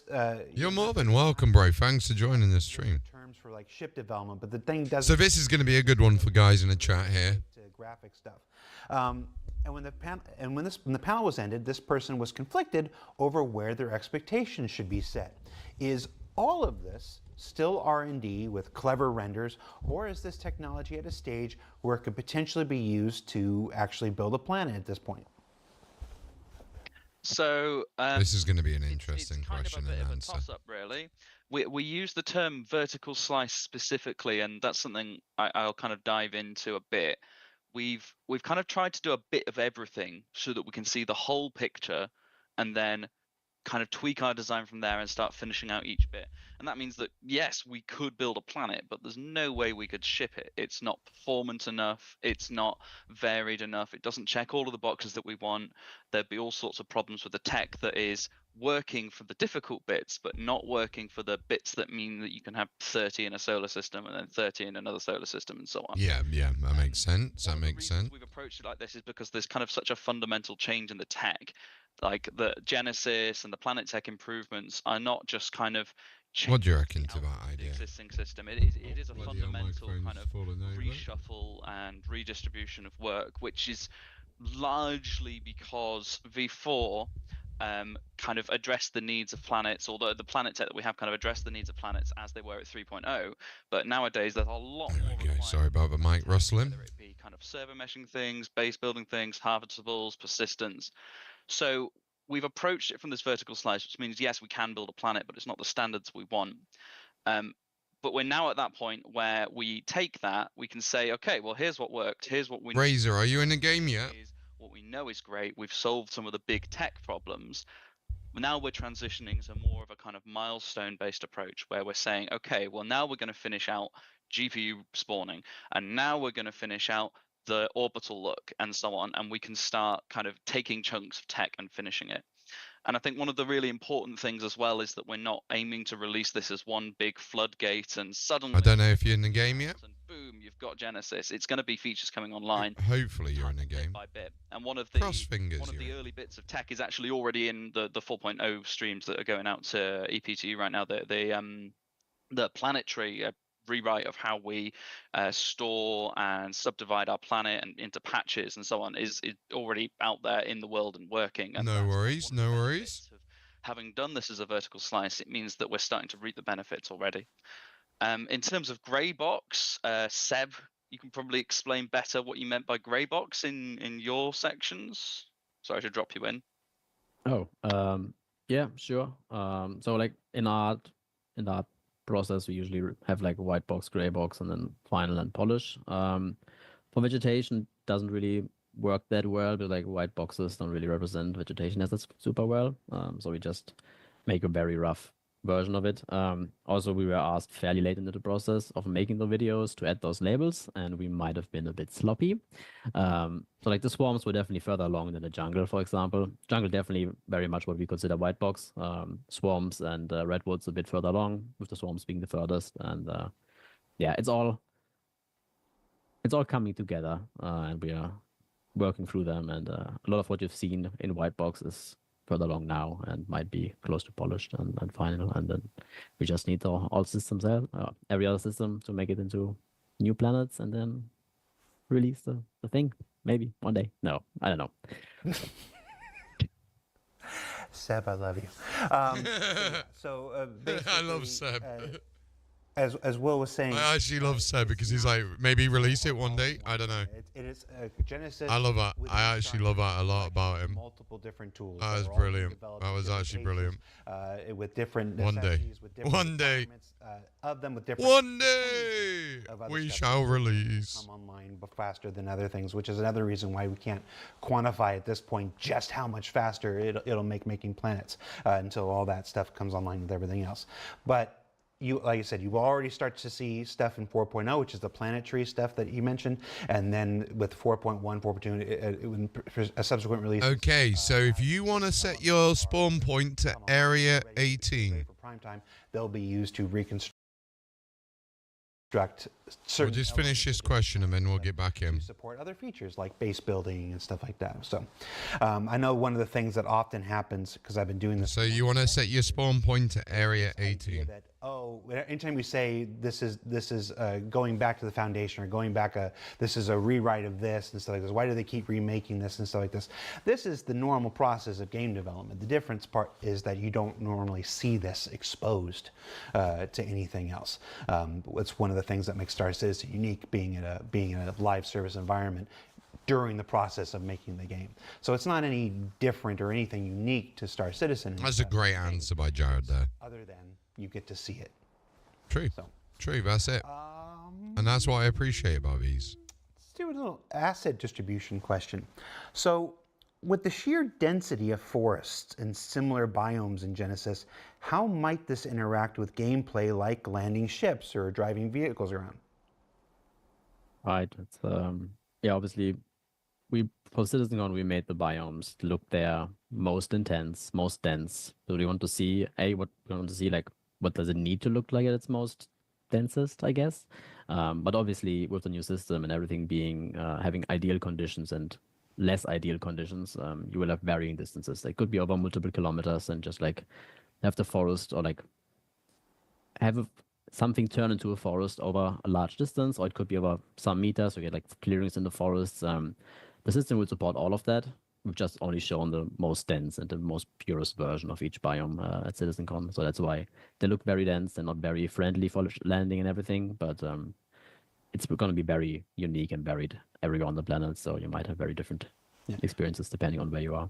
We did see some areas where there were paths carved through the jungle and the forest and stuff. So it is possible to create paths and stuff through this stuff.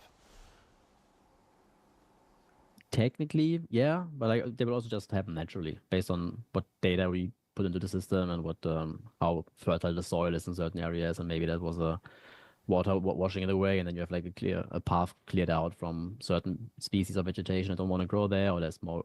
Oh yeah, you get to enjoy it, bro. Welcome to the character creator. To grow, but stuff like that, and it's all going to be more systemic and hopefully and also more physically plausible. We won't have rocks everywhere anymore. They will be where they would be deposited based on erosion of hydraulic or thermal nature. So yeah. Okay. So I'll be varied.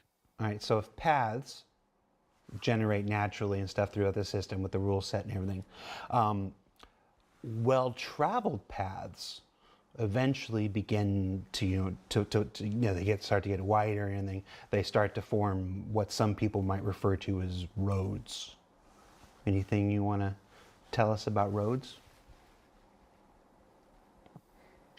I don't. I can It's a say nice place in Greece. I can say regarding roads is that it's definitely something we want to do. A lot of the river tech when it was made with kind of like roads in mind, in terms of there's a lot of that's cool. in terms of kind of like dynamically creating and destroying things as you approach it across a long spline, because if you just load a mesh for a 100-kilometer road, that's absolutely not going to work. But it takes some time and some investment into the tooling and into making the assets and getting design and so on. We want to approach it.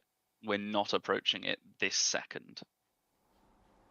Yeah, just to add to that, we've got Will's done a lot of the groundwork for that. So on the planet side, a lot of the work has been done, or wouldn't take much to go to take it further. There's not a huge difference on the planet side between a river and a road. Where the work remains is there's a bit of graphics work to do. Obviously, a road doesn't look like a river. We need whatever stylistically we need to change there, and presumably, the whatever assets would be distributed at the side of the road would be slightly different to a river.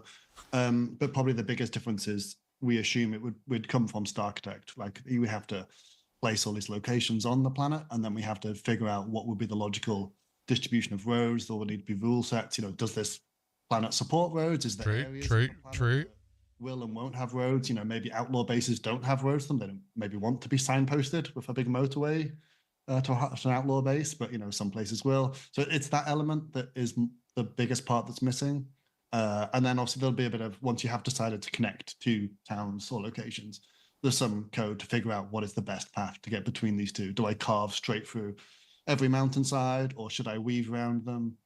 Yeah, so there's a bit there. So on the planet side, yeah, I agree. Kind of done it, but mostly on the tool side, we're deciding where the roads would go, and then a little bit of graphics to actually make it look like a road. This is going to be interesting to see how this works in the future. First introduced in 3.0, roads have been the most pressing and recurring question anytime we talk about planet tech on either ISC or SCL. So the difference was a few years ago, it was like, oh, where's the road going? Right. I'm driving out of Hurston, and where now we have a plan. Yeah. At least there's good reason for it now. Fair enough.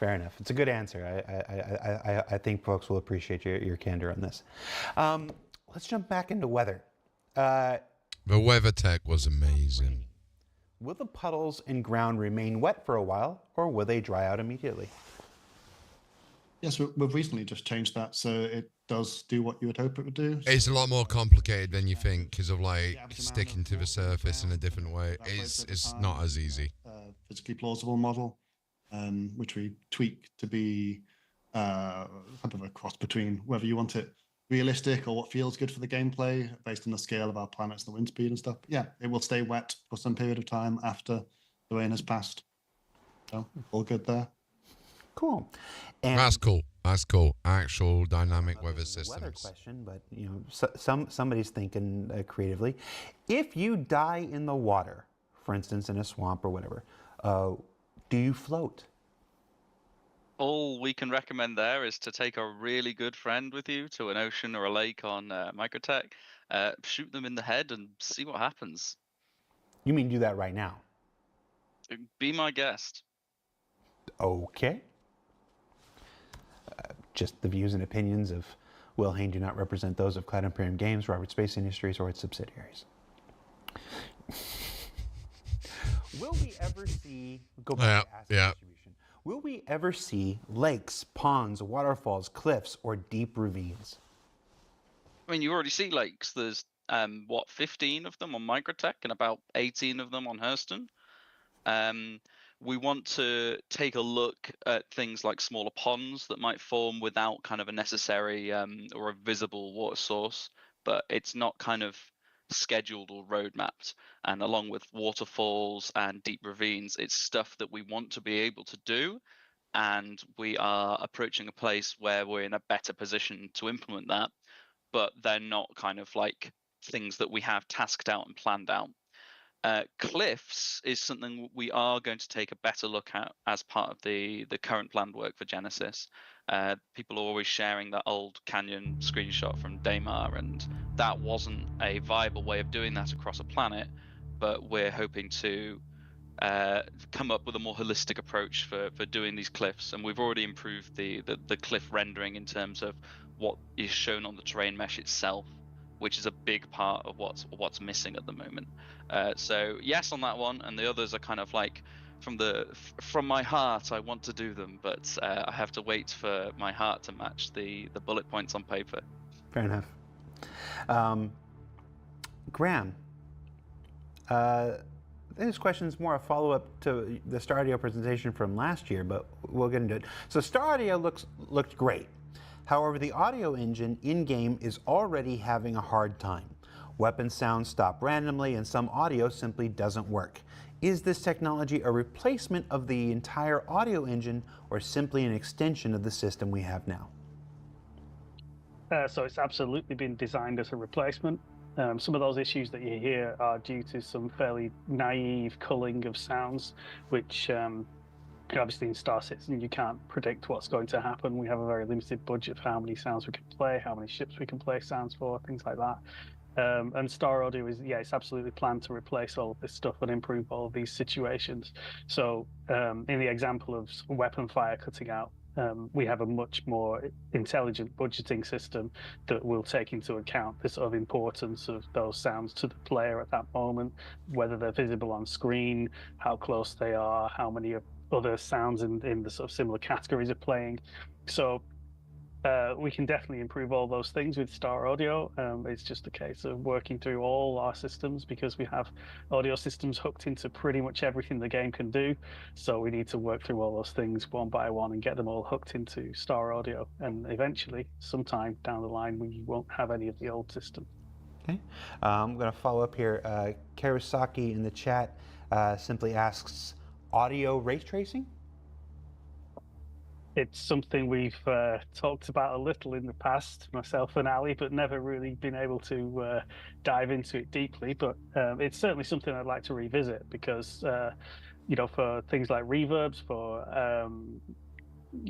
understanding what materials are present in a room, understanding the damping effects of those materials, that's something that we really would need something like ray tracing to help us with. But it's let's let the graphics do their side of ray tracing first, and then maybe we can talk after that. Fair enough. Fair enough. This looks like maybe it's a Starchitect question. Any plans, near or far, to incorporate ancient alien ruins / bunkers into the dynamic planetary systems? This person thinks it would be That's a cool cool to one. uncover lore and a possible storyline about That is ancient actually galactic really cool. civilizations.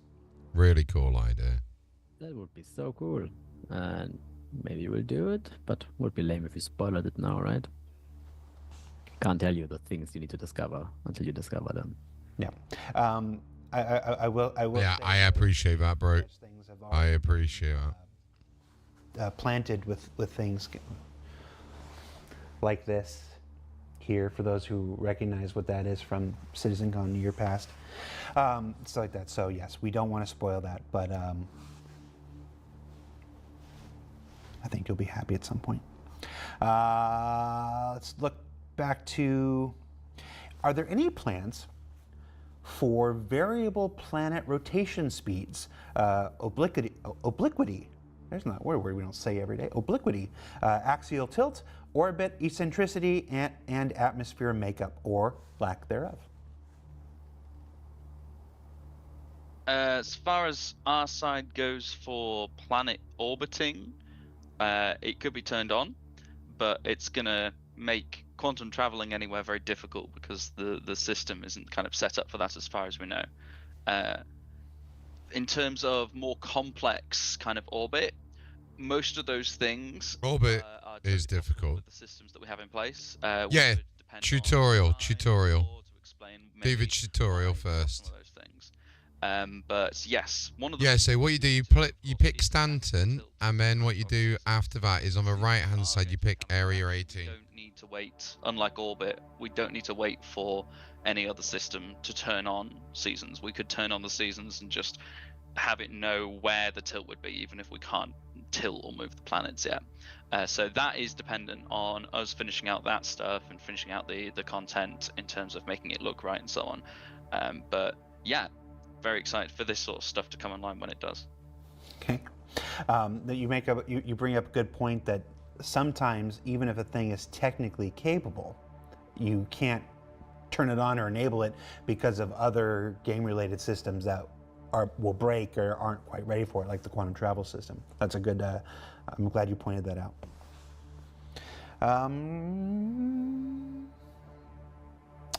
Will planets such as Microtech get snowfall and snow accumulation? So we'll be 5. Obviously, we need to revisit some of the data that every planet is based on, and the goal is more physical plausibility, and this is definitely a big part of what we want to do. Will has talked about the separation of different layers, and snow being the last one. Obviously, it makes sense to drive this purely by climate and temperature being the most important one for that. So yeah, there will be a technical requirement to do that, and obviously we really want to do it as well, just for more consistent, more believable planets, and it's going to be good, I think. Is this one of those things? Someday. Oh, go ahead. No. Oh, I thought. Will we be able to build snowmen? That's for physics probably, and graphics, not me. So who knows? Allie, snowman. I mean, I'll be looking for leaving a snow trail and yellow snow before we get to snowman. Sure.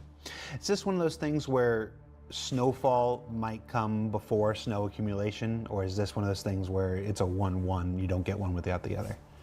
So like I mentioned earlier, we don't have we haven't decided for certain yet with creative directors which weather systems will come first, and obviously the more we work on weather, the less we work on some of the other aspects of Genesis. So some of that is still to be decided. But if snow was to become a thing, then it would be easier for us to release snow in places where it already has snow on the ground. That would be a much easier thing for us to deliver. So that would be a potential shorter route for us. To make it snow in somewhere that has never had snow, there's a few extra technical challenges there. We have to build up the snow, and then we have to make sure the assets that are there, all the trees and rocks, support that technology. So there might be asset, touch-ups to be done. So it's a bit more complicated for that side of it, and then to have the snow evaporate over time, melt. So snowing on Microtech is more likely to happen before snowing at the poles of a more temperate planet. Okay. With the implementation of Genesis and the next iteration of Planet Tech and stuff, will planets like Microtech be adapted to have biomes located in the correct places based on latitude? For example, frozen biomes around the poles and temperate forest around the equators. Yeah, I think it's basically the same answer I had on the last question as well. Like, it needs to be. Like, we need to make it all more plausible, and the data will be, and then it'll just happen. Fair enough. Yeah, we kind of need for the weather. We need the data to be more physically correct so that the weather can match. We can't have it snowy in somewhere that's 20 degrees Celsius. So it comes hand in hand. The weather will be based on physically based stuff, but then Seb has to go and make sure the planets are following them physically based rules. With V5 it'll be automatic with the new planets, but when it comes to the older planets, we'll have to touch them up to make sure that they are plausible. Okay. Maybe some bits get more snowy or less snowy as that happens to make sure it all makes sense physically. Okay. Will the mud? Well, okay. Let's look at two-part question here. Will rains create mud? Yes. Okay.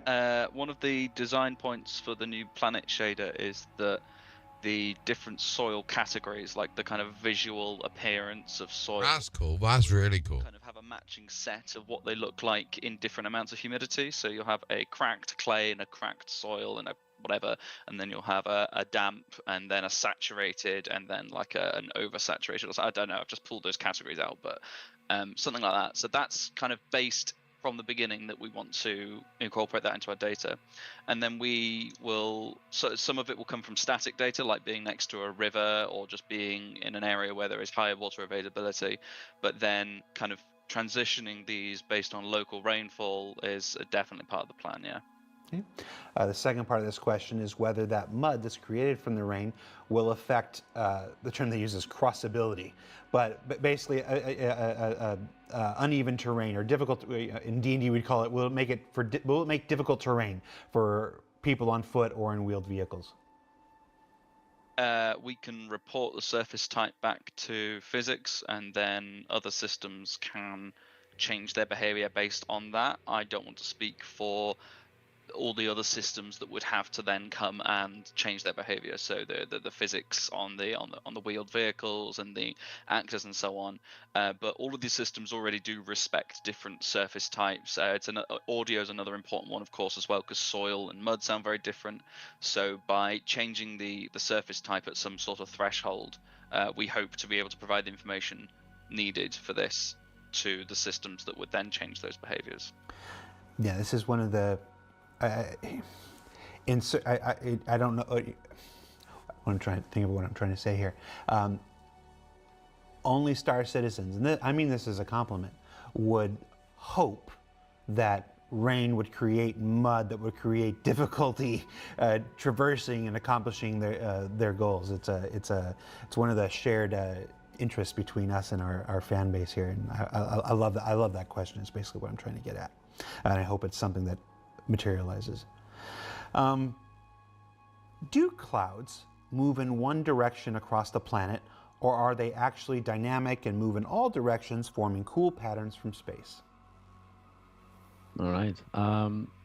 Conceptually, obviously, we've looked at a lot of papers and weather simulations and how clouds more form and move on Earth. And conceptually, they will follow the general planet's rotation. From orbit and from a larger picture point of view, they will be deviating from this direction, though, just so you get like what you get in nature. Obviously, we might not be able to do the full thing, like running a full weather simulation on the servers might be problematic for performance, to say the least. So we're trying to make it as efficient as possible, but also look the best. So they will be able to deviate from the primary direction they are moving in. How far we can push this, we don't fully know yet. We're still exploring what we can do with the tech, how we can improve it a little bit further. and what we can do with the data to make it do more with the same amount, ideally. And but yeah, we definitely plan to have very varying weather patterns moving all over the planet in believable ways based on the data that the planet is providing. Okay. I want to throw two questions from the chat in here. The first is from Jesus Pug, first time chatter. Can we cut down trees? What, as in today? No, as in the spec for what we're working towards.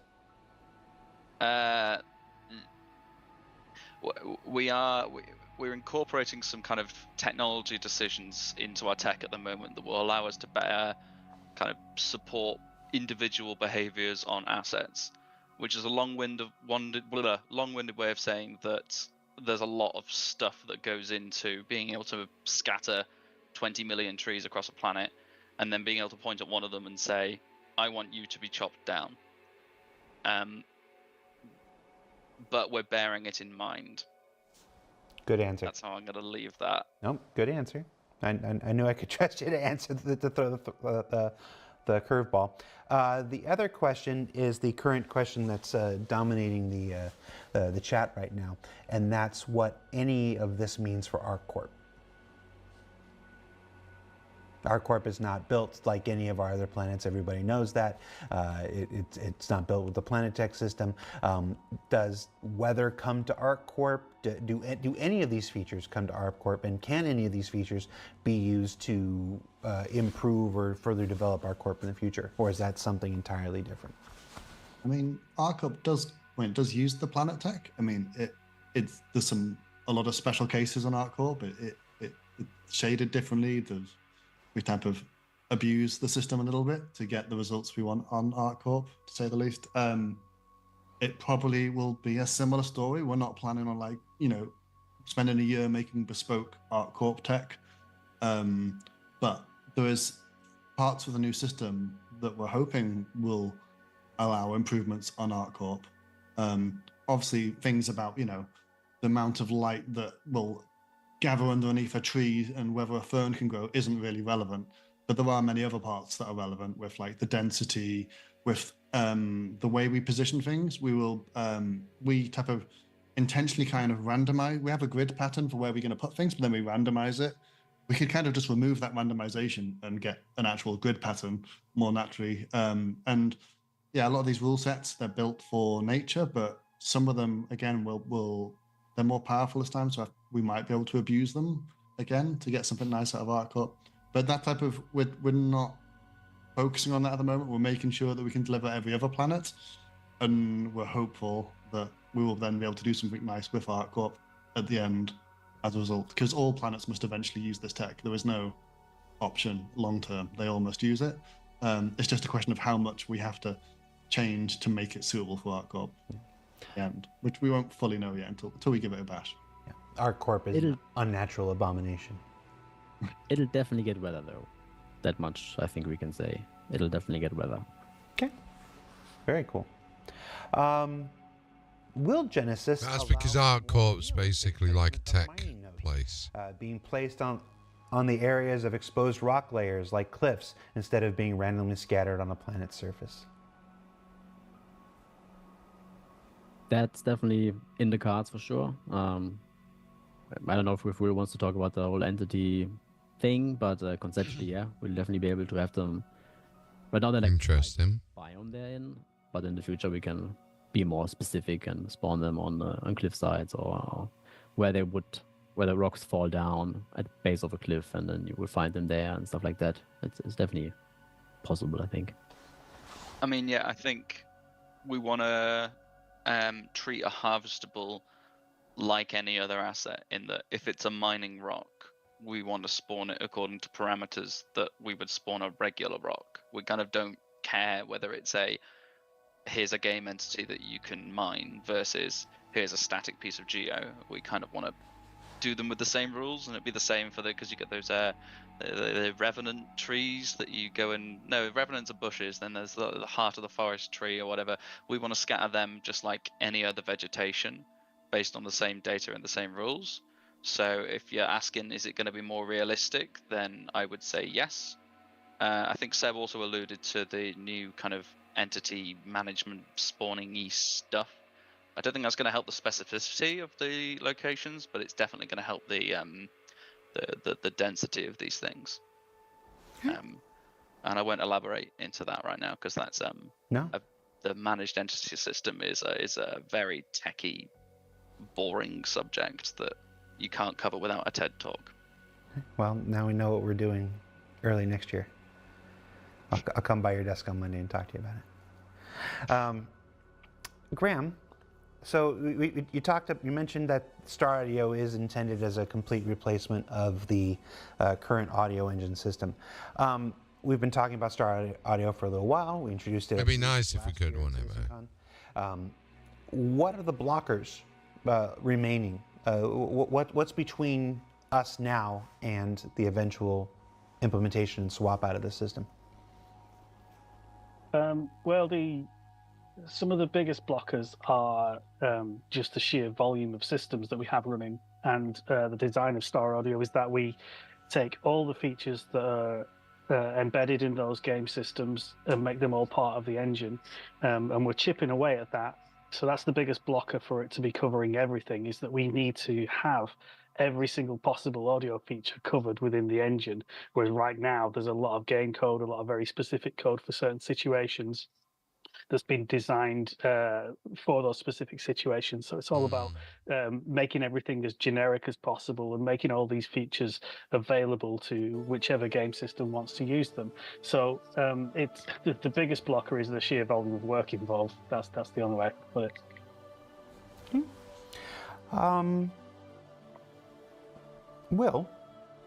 Will large ships be able to compress trees and plants to land in these dense forests? We talked about the paths and everything, but what if we just try to force it? This is kind of linked to what I said before with chopping down trees. There's kind of a few complications that come here. If you think about, I want to knock over a tree with my ship, that sounds like a simple behavior, but there's all the gameplay stuff about like how you would go around and chop a tree and the kind of design behavior from that, and so none of that's done, so we need to wait for that. And then from our end, there's kind of 3 core bits that we need to worry about. There's promotion, which is taking our very kind of highly optimized tree asset that renders in a particular way and is spawned by a particular system, and replacing that with something that we can interact with and uniquely address and tell what to do. There's the managed entity system, which I alluded to, which is essentially about making spawning of entities server meshing friendly and persistent. And then there's persistence itself, which is kind of like, okay, well, you've crushed a forest with your Idris. There were, 700 trees under there that we now need to remember have not done something, and actually just creating 700 entities and chucking them in the entity graph is not an efficient way of going about that. So we need to make complex decisions, like if a tree becomes fallen over next to your base, you probably care about that tree. But if you knock over 500 trees on your way to New Babbage, we could probably come up with something different to record that there are fallen trees in this area, but not 700 unique entities for each fallen tree. So there's a whole ton of work that goes into stuff like this, and it's not even really kind of planned for or guaranteed at this point. All I'll say is that we want our system to be able to support more complex behavior and start to approach these problems. I don't know if Ali or Seb want to give anything more on that, but absolutely do not take this as any sort of guaranteeing, just that, yeah. So I guess the only thing to add is, there's the problems of, like Will said, about keeping track of how many trees. If you press your Idris 10,000 times and now there's 1 million trees that are being chopped down, we have some serious issues to type of figure out there. And there's obviously Seb's staying quiet, but obviously if we want to chop trees, Seb has a lot of work to do. Unless they're just gonna evaporate in a puff of smoke, that makes life easier. But yeah, if they depends on the level of destruction they're gonna get. That also affects the entity graph stuff. It's whether we just remember 700 trees have gone away, which is 700 bits of data, or whether we have to remember that 700 trees have been carved up into 75 pieces and scattered around the universe, then that's obviously more for the entity graph and the network. People will be quite angry at us if we push it too hard. Yeah, so some things to we're type of on the path. We know there's a momentum heat or a black hole dragon is in that direction, so we are paving the way for these kinds of decisions. Because at the moment it's just not plausible. But yeah, that's understandable. That is very understandable. Specific, how many trees can they be chopped, or they just blow up or fall over, and Yeah. There's lots to be figured out in specific. Yeah. It's definitely paving the way for this kind of thing. It's a slippery slope from being able to chop down one tree with an axe or a chainsaw to crashing your javelin shallowly like the Enterprise saucer section in Generations and just taking out a 3-kilometer wide swath of trees and microtech, which is exactly what people will attempt to do. So in another game you might say that the trees grow back in 10 minutes, but that's kind of not our game, is it? So we have to deal with the type of level of realism that we're aiming for and the implications of that. It's a little bit harder. If we're going to gamify this, we could make it a lot simpler. Strake is in the chat is like, he almost said 3 mile. I'm trying. I've been living in the UK for 2.5 years now. I'm trying really hard to convert to kilometers. It's not easy. In how much detail will planetary data be used to shape weather patterns, and what weather are you looking to simulate? All right. So since we need to address the whole general V4 data versus V5 data anyway for the planets, and the clouds are just part of that process anyway, like they will come out of the same tool set basically. Our aim is to have a default weather behavior for a planet. If you generate a generic planet, it will just create ideally the weather patterns for cold air moving underneath warm air, pushing it up, causing cumulus clouds to form into cumulonimbus clouds. Hate that word, but and everything in between ideally, and then also having warm air moving over cold air, which will cause the stratus family of clouds to form. And that's like our default behavior we want to do for every planet if we need to. And on top of that, there will obviously be different things. As in, you have like a very planet with a specific need for a certain weather pattern, or like very different or alien planets with alien clouds, whatever that means. We don't know yet. And we just try to do that as well. But yeah, the idea is that we can cover as many different cloud types as possible with the resources we have, and yeah, then vary it based on individual planet needs. So yeah. Well, why do you hate cumulonimbus? It's a very hard word to say. They're really great. I love the clouds themselves. They look really good, and they're the only ones that make lightning. It's really cool. So more or less, some exceptions, but all right. Well, we're in the end game here. Last weather question: any plans for nature's wrath beyond lightning strikes? We're gonna get as crazy as tornadoes, hurricanes, typhoons. How crazy are we aiming to go with this? I mean, hurricanes and typhoons are the same thing, just different names depending on where you are on the planet. It's just like very strong winds, and from orbit you have this giant circling weather front moving around. We might not be able to do it like that from orbit. We'll definitely be able to turn up the knob a little bit on what our weather looks like compared to what you've seen in CitizenCon. Obviously, it needs a lot of work from different departments to make this all a coherent experience. CitizenCon was amazing. Tornadoes. Like, genuinely was amazing. Cloud thing, like they move at a very different rate than the clouds will be able to move. So it would be more on VFX and graphics, and I don't want to commit them to do anything that they might not be able to support anytime soon. But yeah, definitely we will have certain planets with cyclones on them. If they will move the way they do in nature, we'll need to see how far we can push the system, or if they will be a little bit less. But yeah, I don't know yet. We'll see.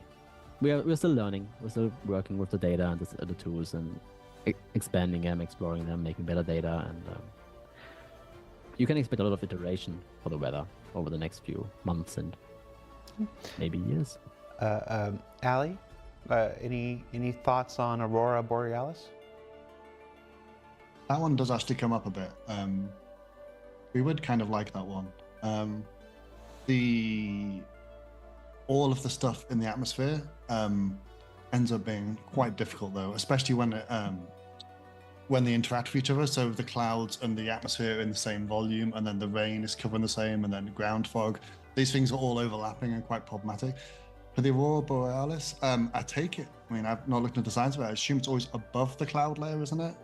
And if it is, that at least simplifies the problem a bit for the rendering side. We've certainly made accidents that look like Aurora before in VFX and graphics, usually bugs, sometimes intentional from artists. Yeah, that's one I'd quite like, personally, and it's possibly easier than some of the others. But it's also quite separate. You know, we have to intentionally decide we're going to stop doing this. Aurora is what we want to do, and we haven't quite had the creative direction telling us, like, do that now. Maybe we want Auroras for this next release, but it's certainly plausible. That came from up above. Okay. Last two questions. Here's an oldie but a goodie. Will planets ever be scaled up more than their 1/8 size to real life for more realism, or as it is, the mountains feel small? Write a check, Will. Right. I think we'd like that because we feel the small too, especially as we introduce more and more advanced atmosphere. It breaks our nice illusion that our planets are full scale, which I hope all of you continue to believe, because I certainly do in my heart. The thing about bigger planets is it stretches the complications with precision more, which we're hoping to be able to do away with, but that's one problem. Obviously, we need high resolution textures. At the moment, if we have a global texture and it's, say, 2K, that gives us a certain number of kilometers per pixel, and then obviously we have local data too. But if we make a planet have twice the surface area, then suddenly we have half as much resolution for the same kind of budget. So we need to consider those decisions and consider how the tech can deal with that.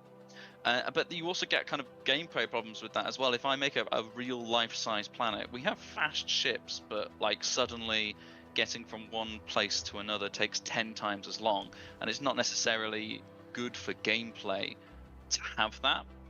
So it's a convoluted question. We appreciate the reason that people are asking, though. We feel the same. But also there's a certain amount of the why question, which I guess you can ask for a lot of our features, which is what we have works, what we have is great. Should we invest more time in making it bigger? Is that a good use of our time versus going and doing Rivers 2 or finishing out something else sooner? Roads. Whatever. Roads. So if you put up a poll that said Roads versus bigger planets, I bet Roads would win. So yeah. I'd Take probably that add with it.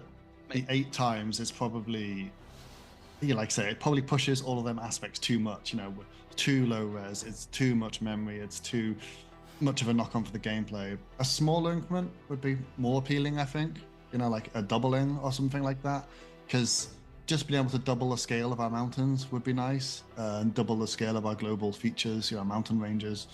Would be nice. So something 2 or 3x, we know, would be more chill. But 8x, it's pushing a few too many areas at the same time, probably. Yeah, and then the other thing we talked about, we didn't mention, is content density. We have to fill it with stuff as well. We'll see with Star Architect. Hopefully, helps fill that gap a bit. But we just don't want to, if the current game, we don't want to put things miles apart. But as we start to see the product of Star Architect, we might be able to see, okay, yeah, things are feeling too crammed and, you know, claustrophobic. Maybe we do need a bit more space, and we'll try and explore that. But yeah, probably 8x is probably pushing it, I think. And the last question, rock distribution. I got to ask about rock distribution. You mentioned a little bit of it, CitizenCon and these things. I know not all these systems come online at the same time, stuff like this. A lot of the desire for roads, I think, besides the aesthetic stuff, comes from the incredibly disastrous and detrimental nature of rock distribution on ground vehicles. Is there some hope for us in the future of thinning these out a bit and making the ground vehicle experience, even as we wait for roads, a little more pleasant for people? I mean, we can finally do denser and better vegetation, so maybe we can do less rocks now. But we do love rocks. I know, but kidding aside, with the new local data, the distribution will be different. It will not be as even anymore. The big rocks will be more out of the way to some extent, and it will be more obvious where they are, and you will most likely be able to drive much further without being constantly thrown around by hitting a rock. Yeah, it's not like we won't ever have places that do have a lot of rocks, but hopefully the most common scenario might be I'm driving down a valley, there's a nice clear path down here, but up on the sides there's like, you can see the big piles of rocks coming down each side, but you can kind of make out a clear path, and it's not like just a random roll of dice whether you're gonna rock like immediately in front of you. So we're hoping it feels better, but until we have a finish a planet, drive along it at speed, we'll have to see. But yeah, we're hoping this leads to much more realistic. Cool. And if it doesn't, I know where you all sit. I'm in Germany. I'm sorry. for a while at least. So I can get to Germany. I can find you. All right, folks, thank you so much. That was a great show. I think folks in the chat, and if I can speak for the YouTube viewers later, will really appreciate your candor and information on a variety of topics related to Star Engine and Genesis. So thank you so much. Graham, thank you for hanging out with us. I know we only had a couple questions for you, but you stuck it out like a champ, and your answers were really great. I think folks are really looking forward to Star Audio and the wealth of improvements it's going to make for the Star Citizen experience. That's it for this week's show. If you haven't, check out yesterday's ISC. That was with Benoit and members of the UK networking team about all the different tech preview tests that are going on right now as we head to 4.0 and that release. Next week is IAE and something a bit different. There won't be an SCL next Friday. There will be something different, and it's in the place of ISC and SCL next week on Friday. So be sure you check that out. For SCL, I'm Jared. That's Pete on the dials, that's Lauren on the buttons, and that was Ali, Will, Seb, and Graham with the great answers. So thanks for watching. I'm Jared. Take care, everybody. We'll see you next week on whatever that different thing is. See you then.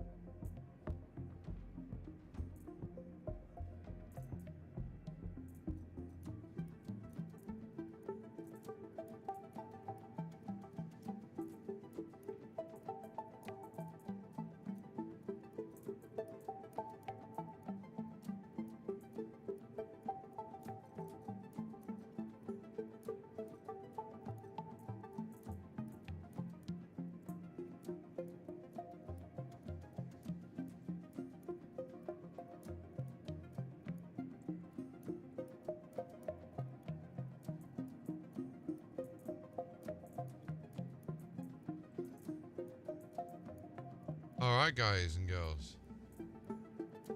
We are back in.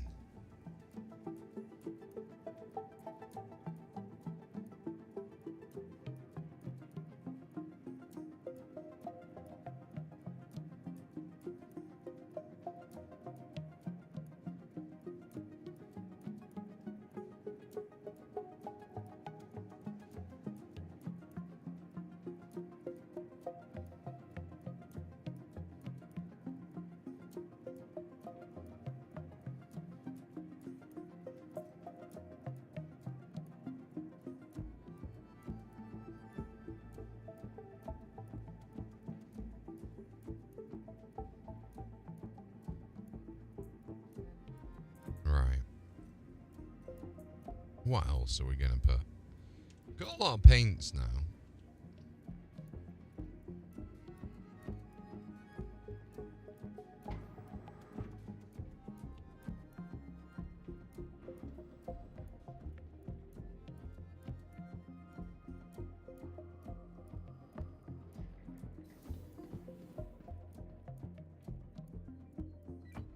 Hello.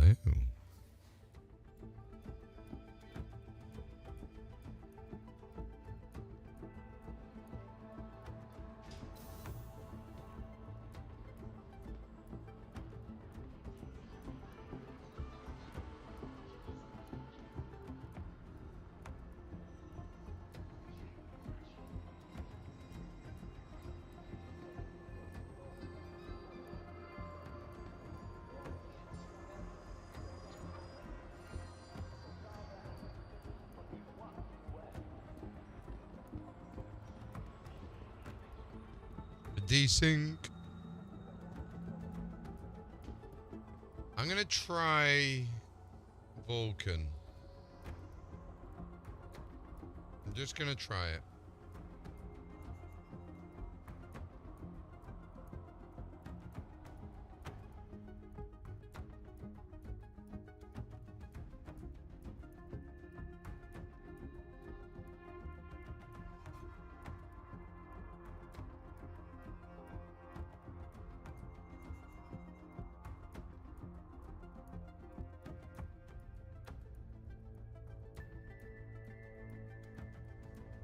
Let's try and relaunch Vulcan.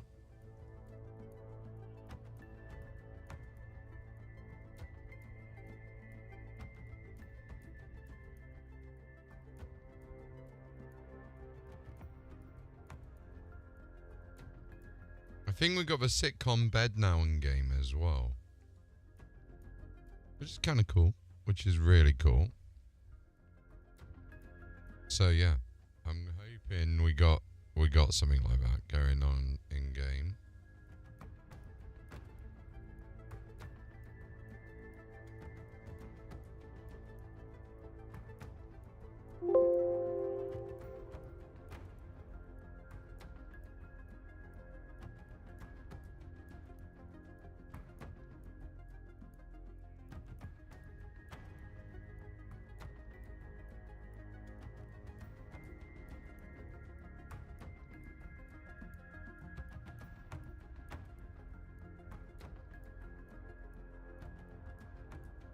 All right, let's get launched again.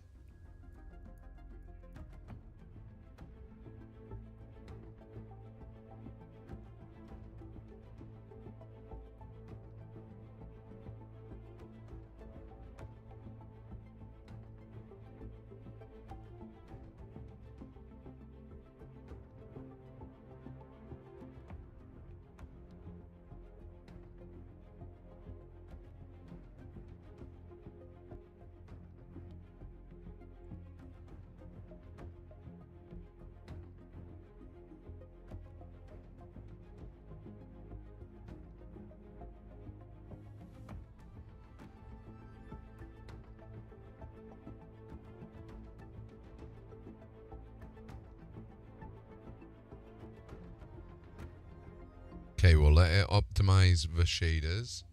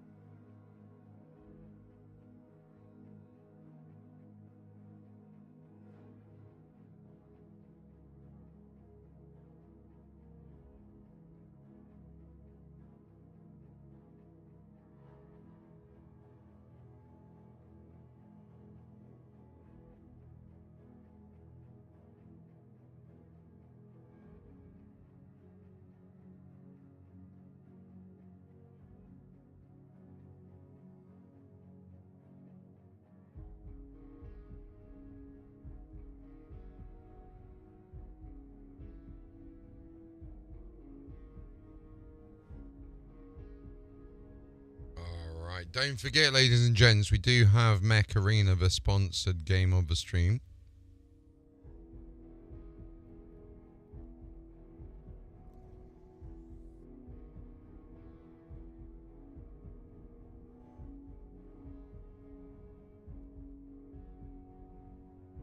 Called Mech Arena. Highly recommend getting involved with it. It's genuinely a decent game. Once we're done with this sponsor stream, we are going to be looking at getting involved with Star Trek.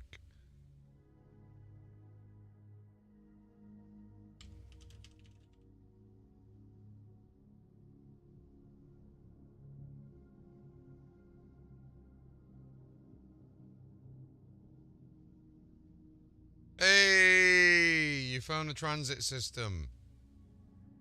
How are you getting on with it?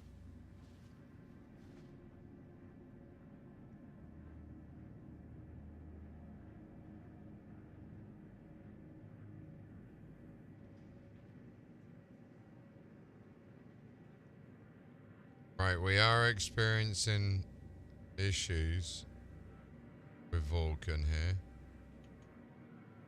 It's just going a little bit laggy at the moment. Yeah, we're going to have to switch back because that is causing encoding overload. Oh, I know why. It's because it's not using the correct graphics card. That's why. Oh. That would be why, guys. Give me a second, stream.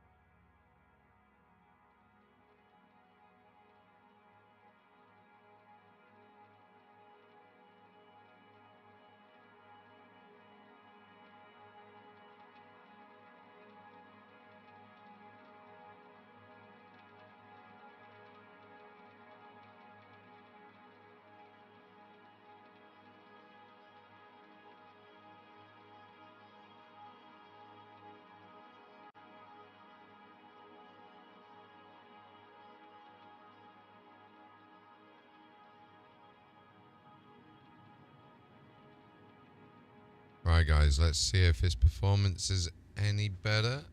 I mean, yeah, it's better. Better than Vulcan. We're actually able to move it. It's doing some weird frame drops, though. Let me try turning that on.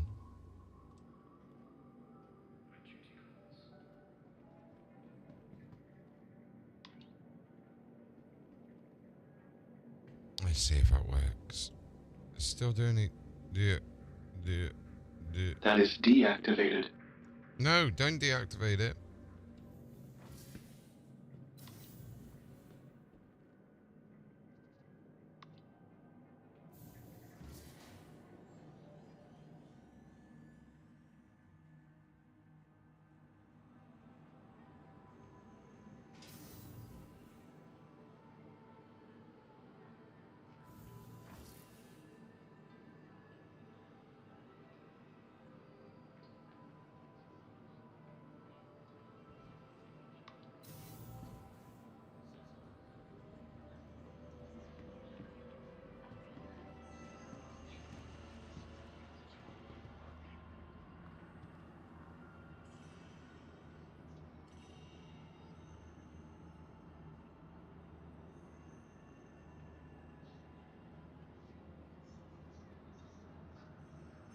You're at Riker. Nice, nice.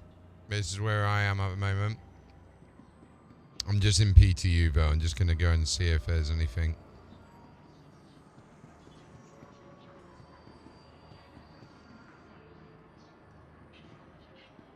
The Titan's a beautiful ship, bro. Honestly, it's up until the new Crusader Intrepid, it's my favorite starter ship. It's the same ship I got when I first started getting into the game, bro.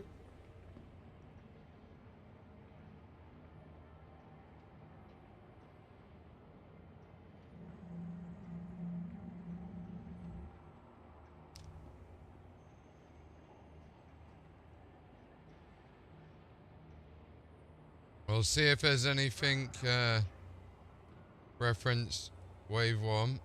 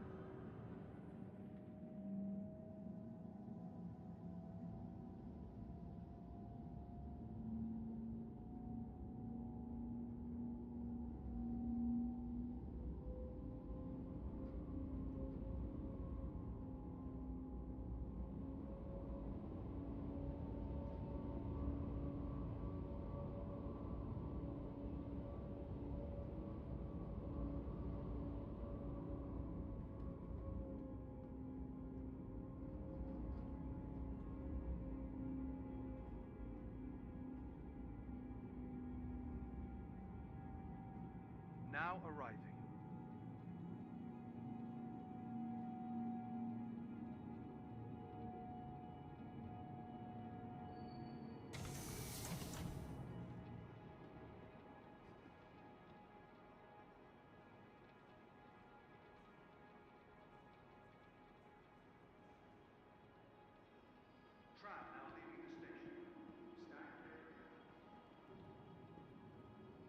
Yeah, there's this weird like jitter with the game.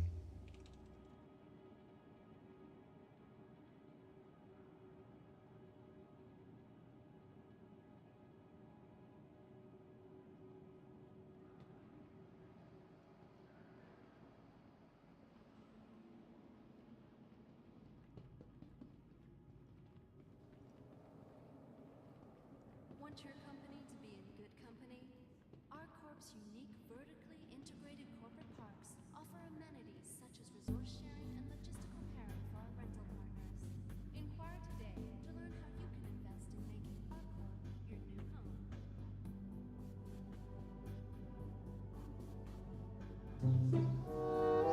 So I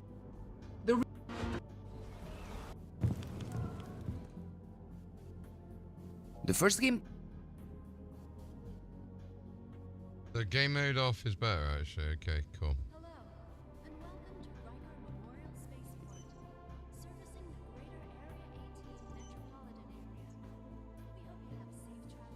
Okay, we don't have the ship, so we're gonna have to recopy across to PTU, guys. Sorry about this. So back and forth, but it's a joy of the testing universe.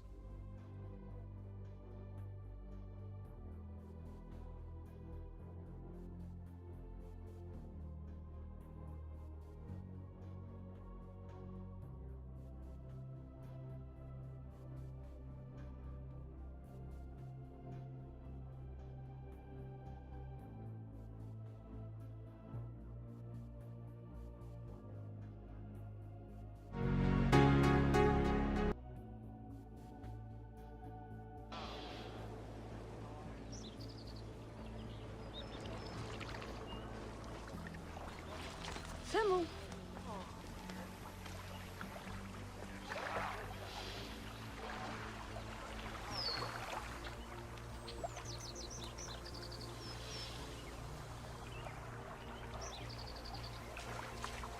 So maybe a -20.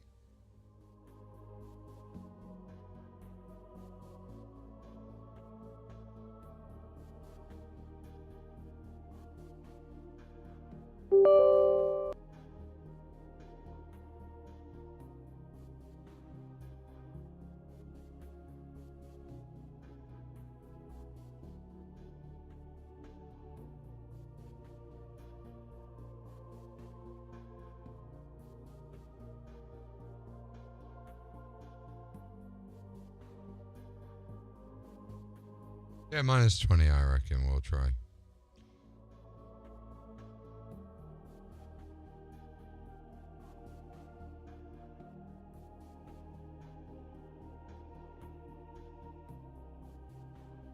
Go back to settings and recopy the character over to PTE.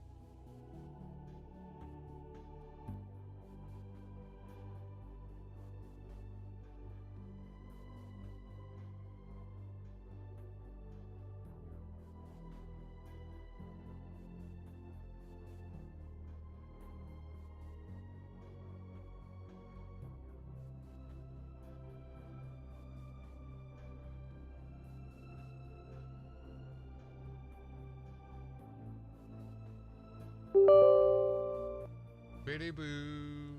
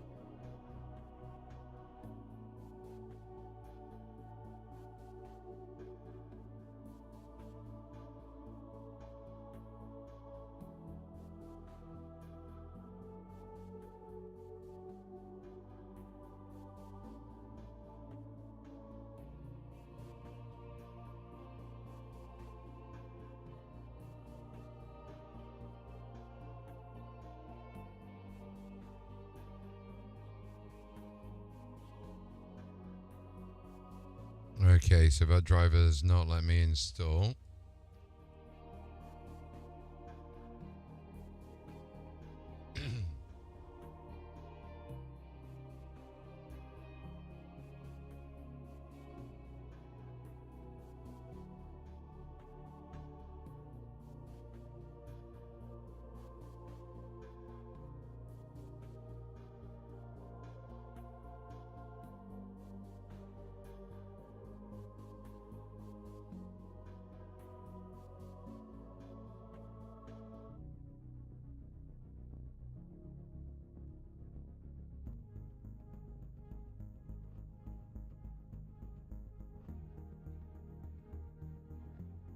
Now we'll relog him. Thanks everyone that's joined us tonight on the stream. I hope you had a really good day today. We're still waiting for the update.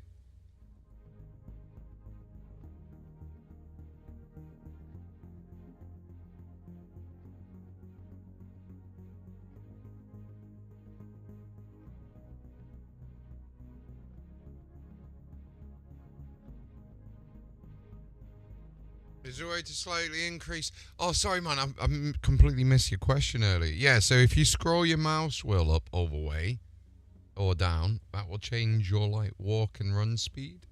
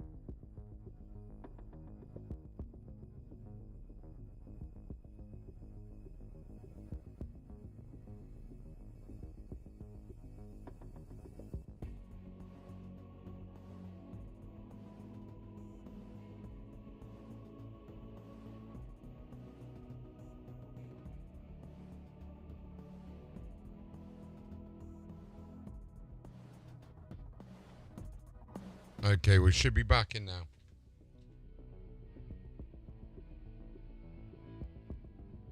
Yeah, it is really handy being able to set it on the fly. Really, really, really handy.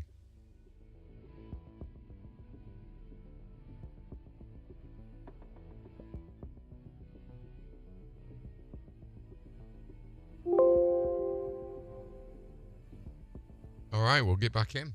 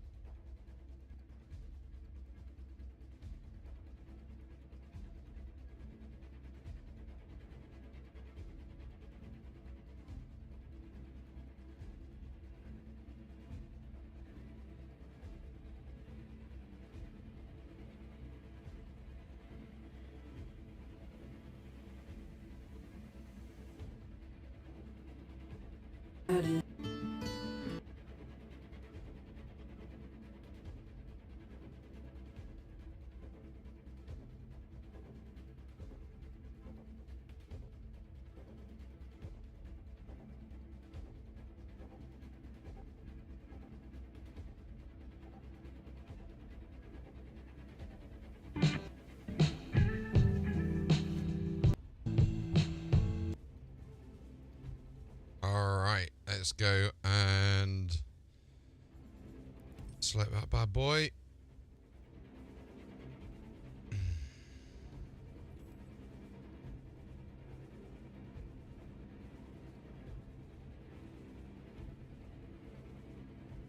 Oh wait, we want to go new Babbage, don't we? I forgot about that. Play game. We're doing new Babbage in the the test environment, just because that's where the Galactic Expo is.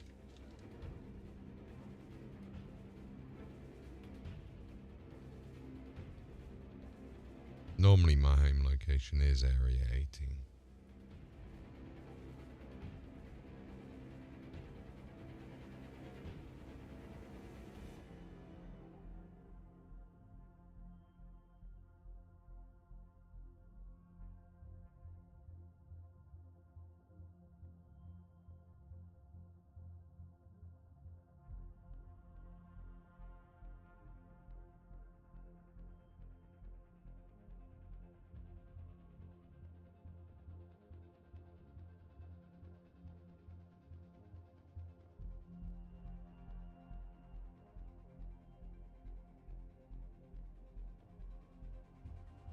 How are you finding the game and how's it running so far for you?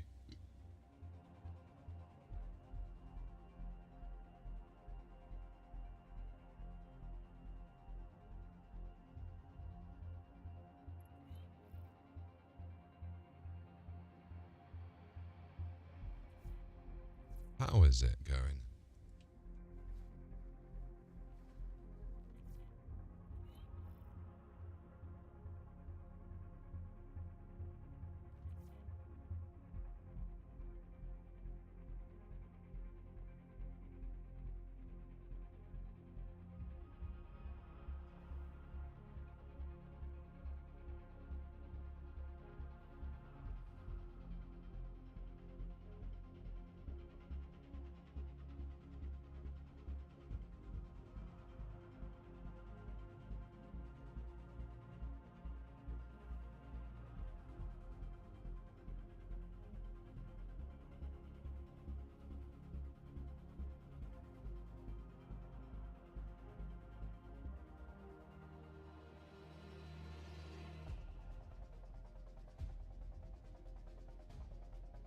Right, I think we're all in. Sitting in a ship about to take off. Okay, so before you do, go into options, graphics, and set your quality to very high. That is a must-have.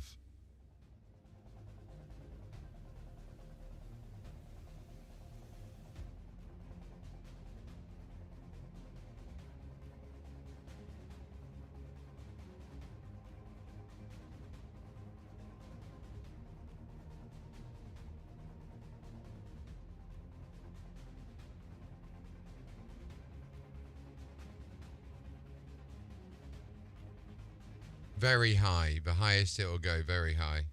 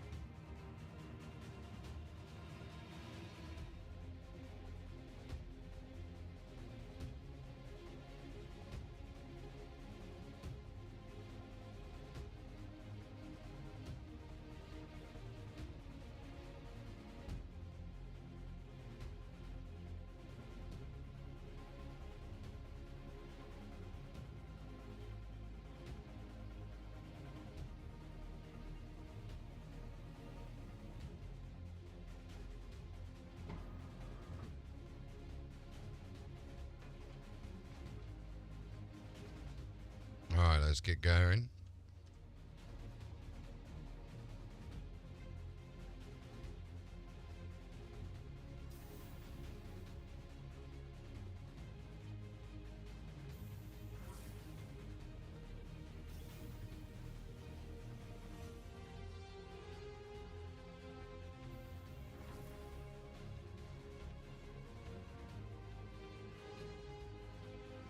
Bum bum bum, let me hear you say way oh, way oh.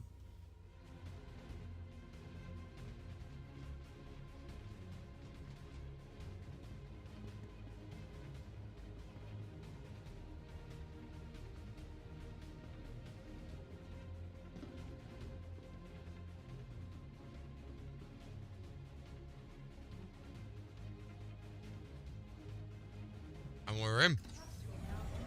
We got on the train just in time. Do you like your new pillow? You do. Do you like your new pillow? Is it really comfy? Does it pass Juno's seal of approval?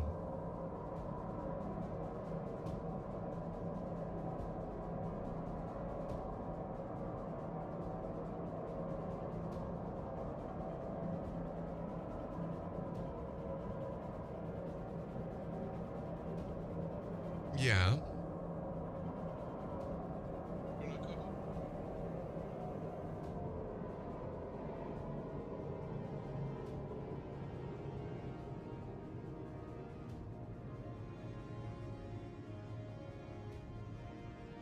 Good boy.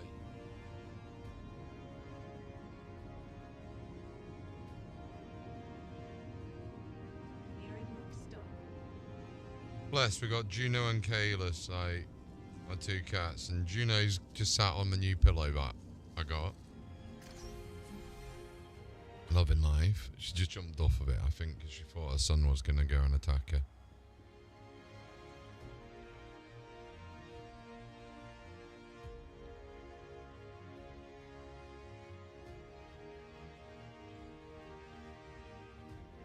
Rose literally just ran straight into the wall.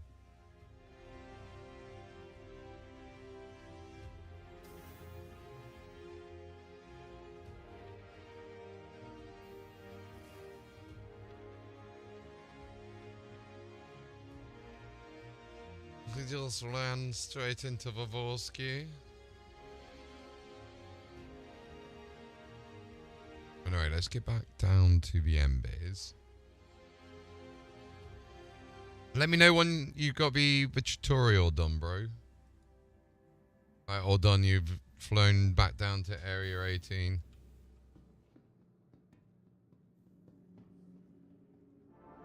I'm just going to have a look to see if we got the new ship.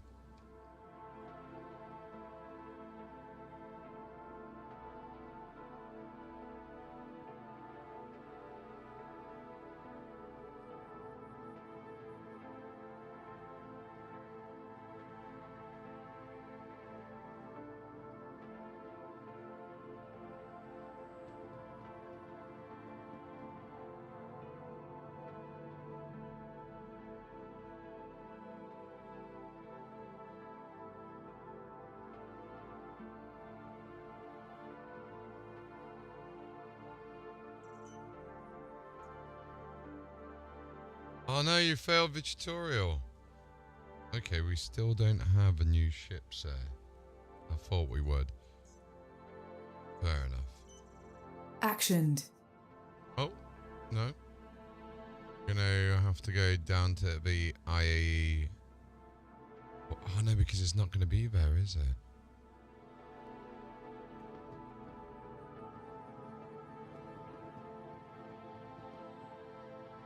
Would actually be there. I'll tell you what. Shall we just come and make money with you?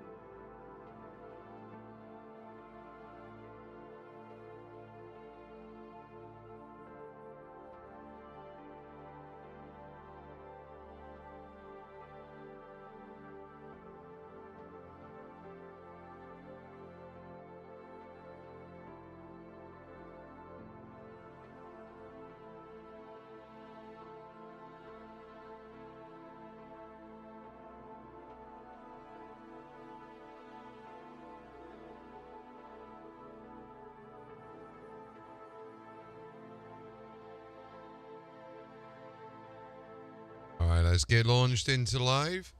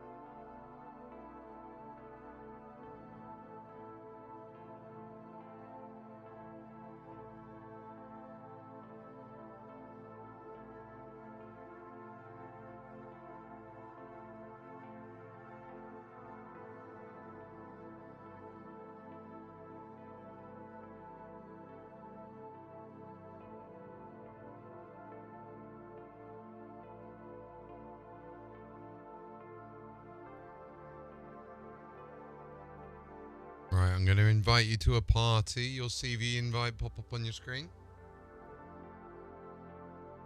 Hopefully you see that come through. Nice. And then I'm going to join your server.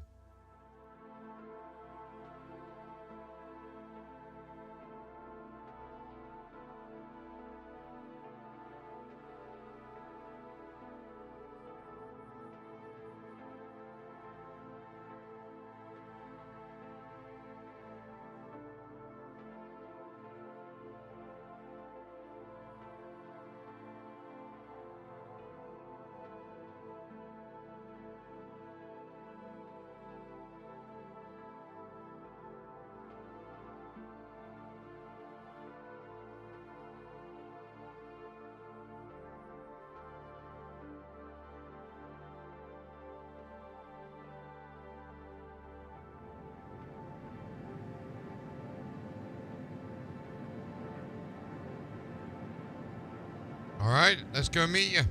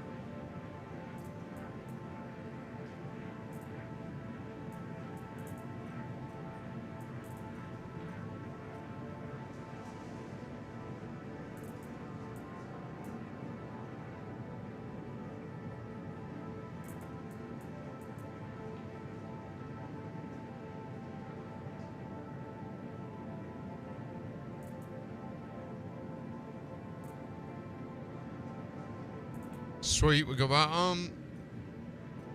We just need my arms.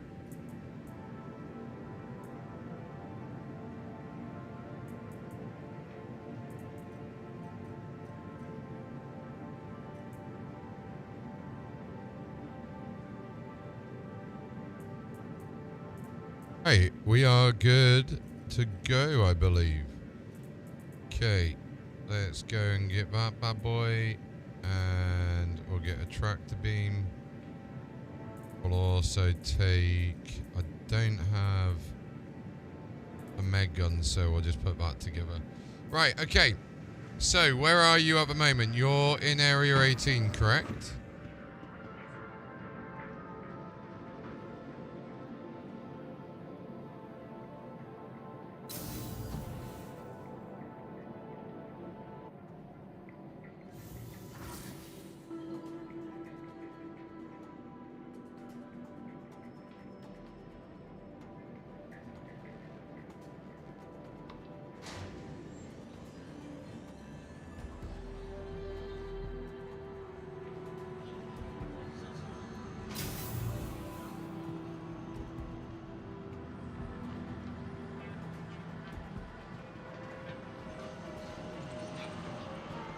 Are you over near the spaceport? Hopefully you're near the spaceport.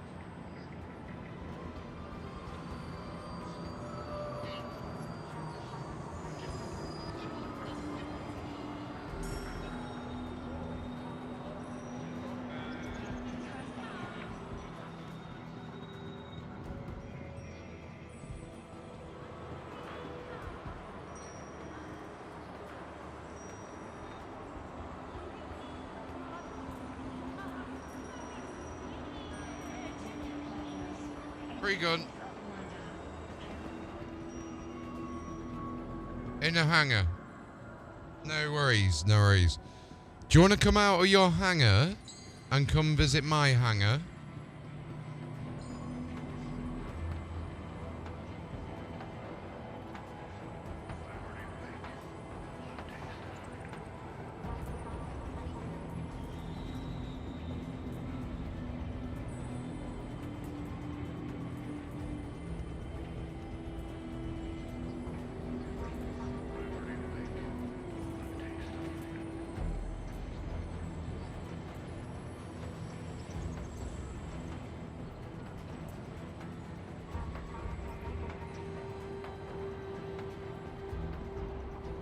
Yeah, we'll get you to visit my hangar.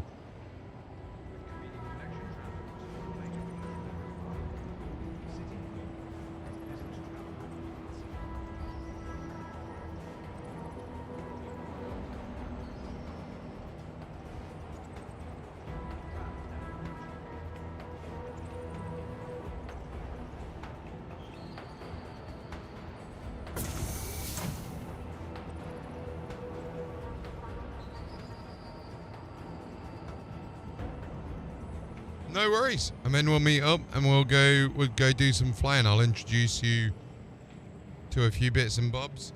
Is there anything you like to know how to do in a game? It's probably easier if you ask me questions.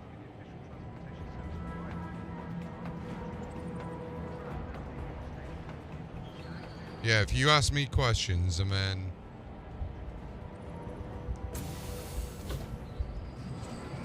that's genuinely probably the better way to do it.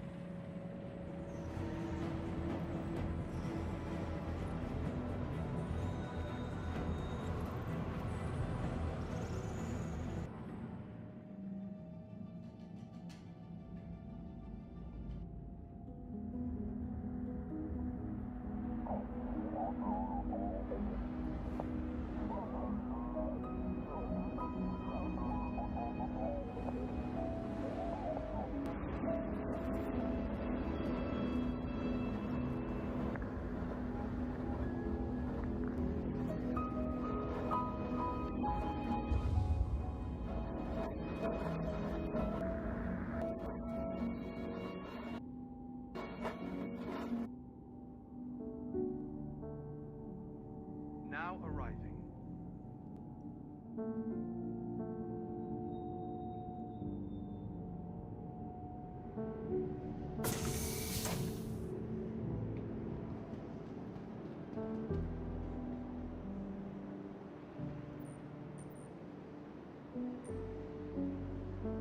Buongiorno. So right, come with me. Nice to meet you in game, bro.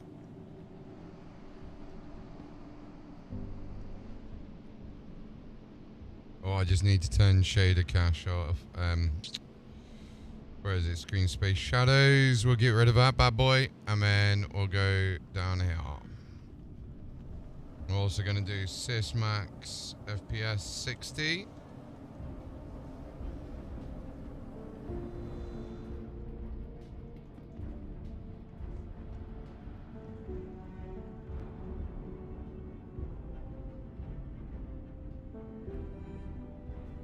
And I'm also going to just look at getting some more RAM.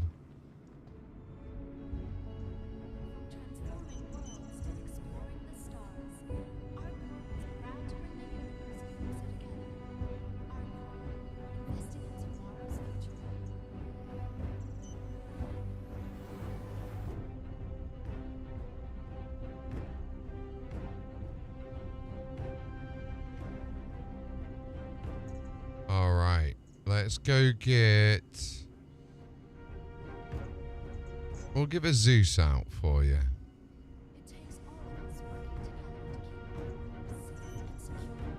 Alright, come with me.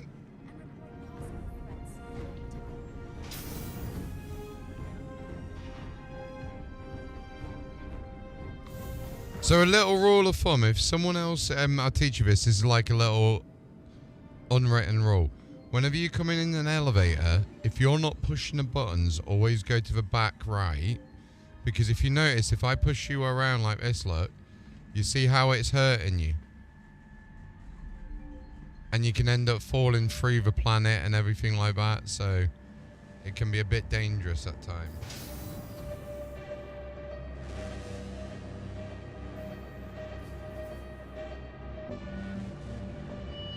So this is my hangar.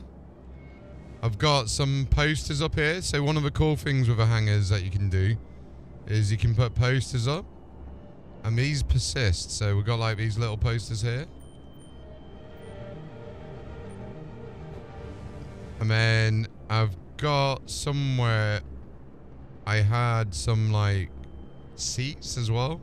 I don't know where they've gone, but they've gone somewhere.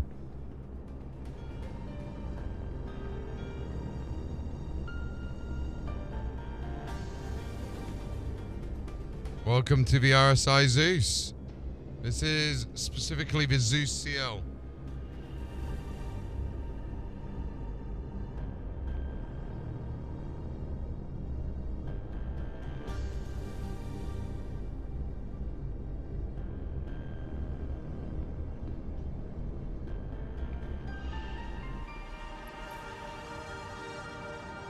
So make yourself at home. Remember, press T to turn your torch off if you're not using it. So here we've got the kitchen. And here we've got the sleeping quarters. And then you got the bathroom right at the end. This is engineering.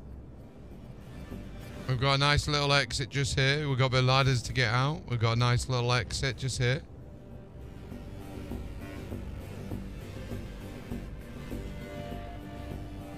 And then the bridge. So if you want to get into the left seat,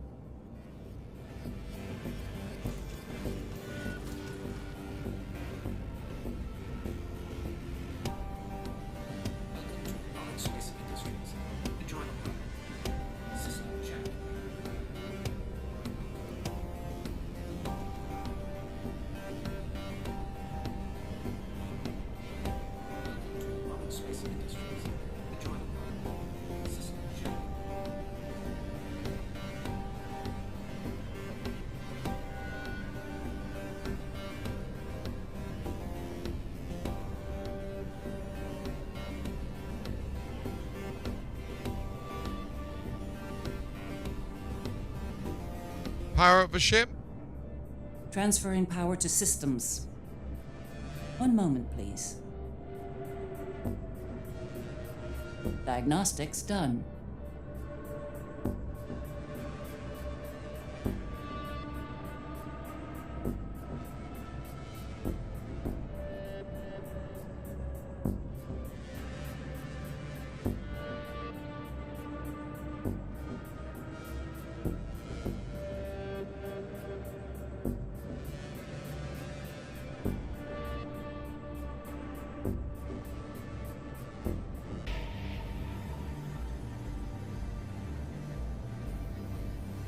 Request launch permission. Aye, aye, Captain.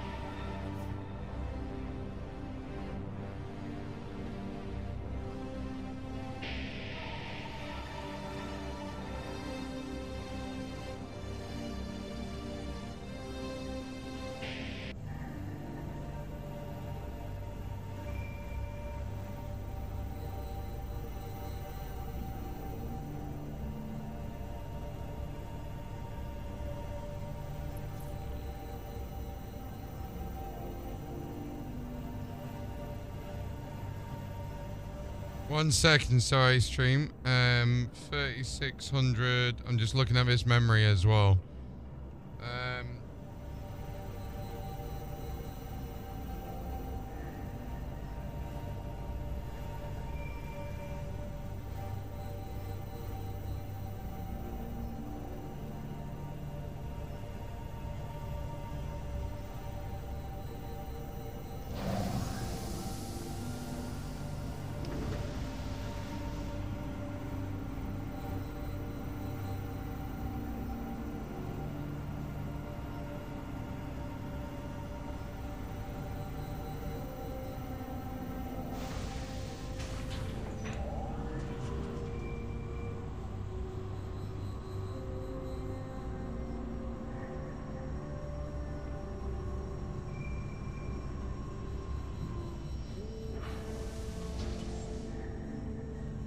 Engines are on.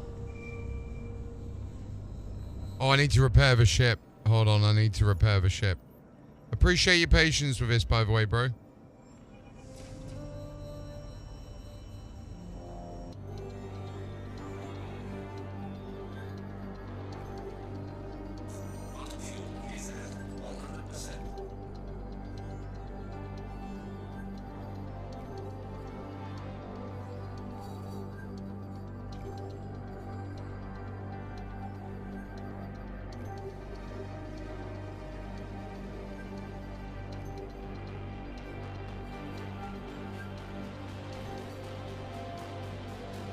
I should be getting some more memory today, then.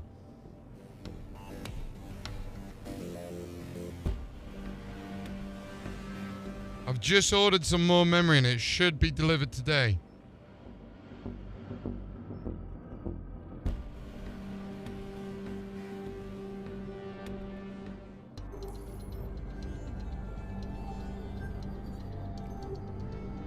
So that is a third-party software. Let me get you in a Discord server, bro. Let me load up Discord and it'll be easier for you that way, won't it?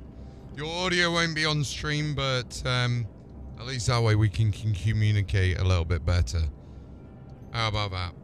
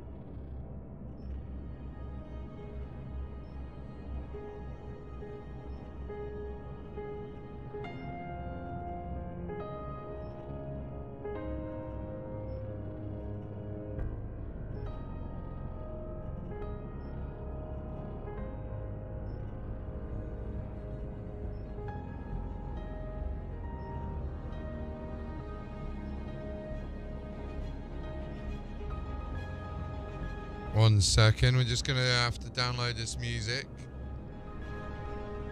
I'm like doing loads of different things at the same time.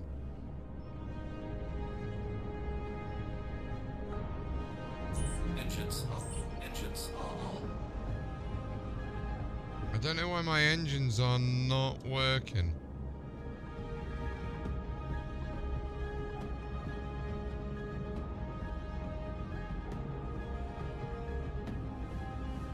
Really weird.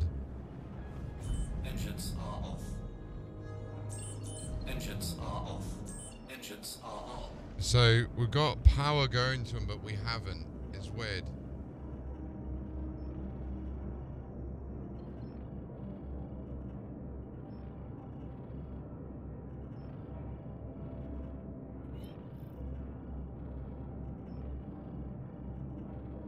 Right, now we got them.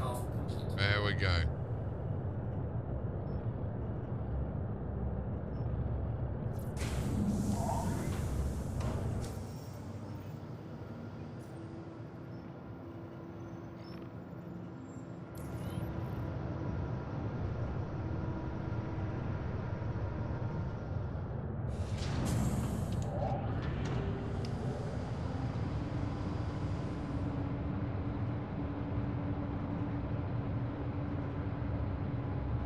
There you go. Alright. Yeah, welcome to Bug Citizen, by the way. Retract landing gear? Landing gear raised. Yeah, so the voice stuff is through something called Voice Attack and then a third-party company called HCS Voice Pack. So the voices you're hearing are actually professional voice actors like William Shatner, Gates McFadden, loads of Star Trek crew. I've got Anna Dimitriou, who's one of the voice actors of the game and everything like that. It's actually really cool. And then at CitizenCon, that's just passed, we met the lead developer, David. So it was nice enough to give us a shout on the Twitter and stuff. So if you want to get in them, I've got a little affiliate code that helps me out a little bit. And I don't know if I've still got the discount on. but download the free keybind editor. That is a godsend for this game because there's over 2,500 different options. So, but yeah, basically we've got, this is a Zeus Mark II CL. So this is basically a cargo ship. I do have pews on it, and obviously you're in a turret as well underneath. But the starter ship that you've got, the Avenger Titan, is actually the one that I went for. And only now might it be beaten as the best starter ship with a new Crusader one, because we've got something called IAE that comes out on the 22nd of December where it's free to play for a week, but there's also a load of ship sales on. But the price that you've paid for your starter kit is actually decent because you get the Arden armor that you've got as well. Just bear in mind, if you die, you lose that armor. But when the game wipes, everything that you bought with real money goes back into the game. But you will, like, yeah, it will. Like, if we die now, we've lost this armor until they update the game. So, what I'm going to do is I'm going to take you over to somewhere called Crusader first of all. There's basically, if you press F2, come out of the turret and press F2, this will load up the map section of your Moby Glass. So there's 4 main planets. So I don't know how much you know. Actually, hold on. Let me just load something up. While we're on cool third-party stuff, I might as well introduce you to Celestia. Have you heard of something called Wingman AI? So Wingman AI is literally that. It's a wingman in your ship. That's AI. And if you want it to be a wingman in the nightclub, it can be as well.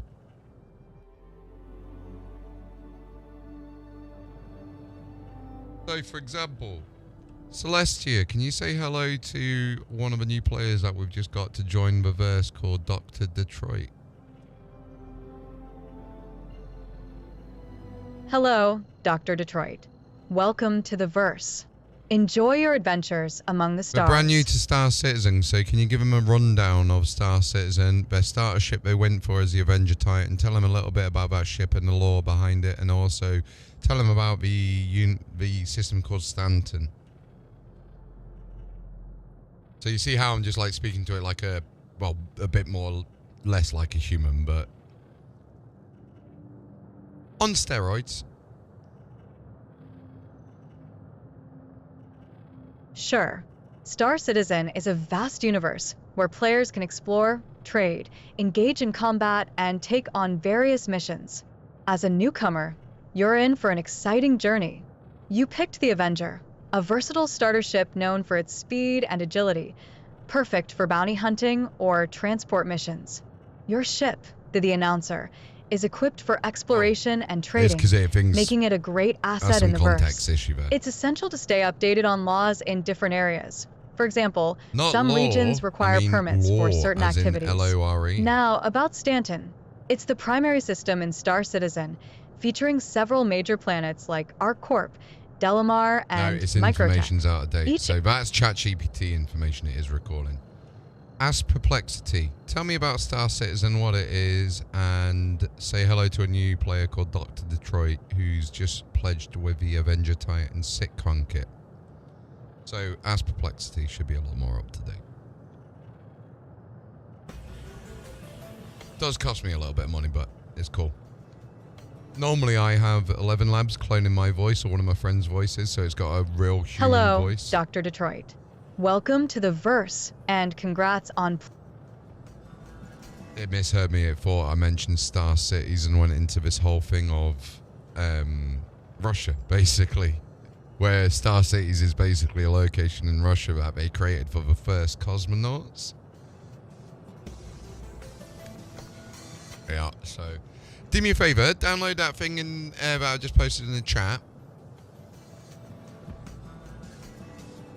Now, it will save you money if you do pay for ChatGPT already, but if you use that code I've just DM'd you, you get a month free.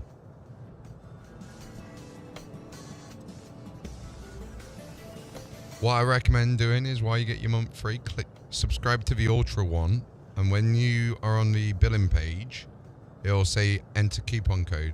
Keep it to yourself because that code can only be used a few times. Now, do you want to see some behind the scenes stuff that stream won't be able to see? So, I look like shit at the moment, bear that in mind. But CitizenCon is a real life event where they do like an expo. I don't know how much you know about the game or anything like that. And this is one of the challenge coins you get from going to the game, but you get these in game as well. Now, one of the cool things with the guys at Wingman AI that they brought me was this thing called a Tufty 2040, which is a Raspberry Pi 2040, but they made this for me. Oh, it just literally ran out of battery as I showed you. But yeah, it's basically a little badge that has my name on it, Wingman AI, these like moving things. It's really cool. Now, something that I'll just take my mic out of stream.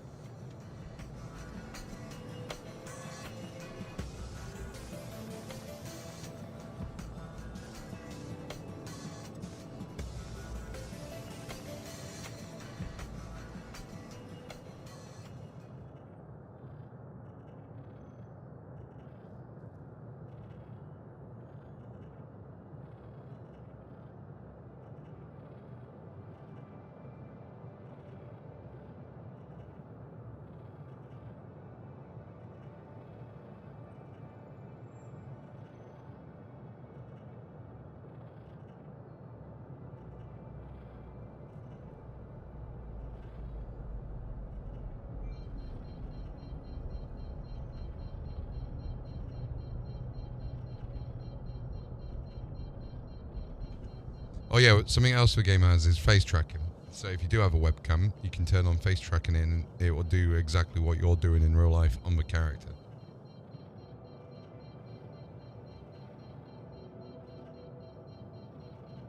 Right, so we're going to go over to Crusader.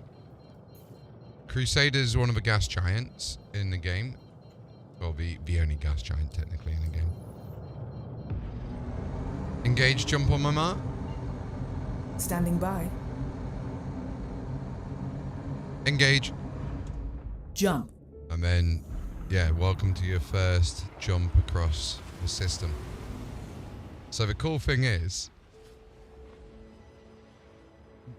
yeah, you basically wait for it to spool up. So you got to wait for your quantum drive to spool up, and then you got to calibrate to the actual location that you want to go to. So then I've just basically set that in my map because I know I want to go to Crusader. I could have actually set the little subplanet that I want to go to, like the little moon, so to say.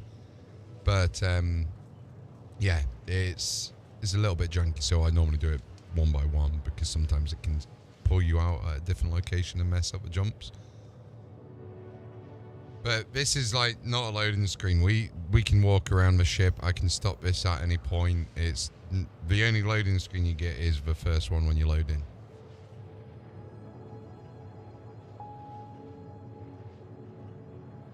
So how much do you actually know about Star Citizen then?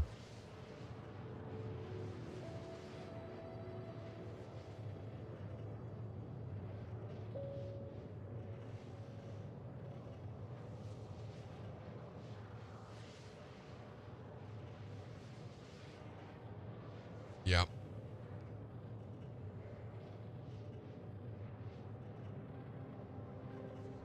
I've got to ask this, voice changer or no voice changer?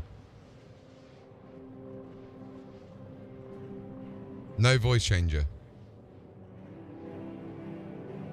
Hold on, let me turn the music down because my music's on my side. Sorry, I didn't hear you there.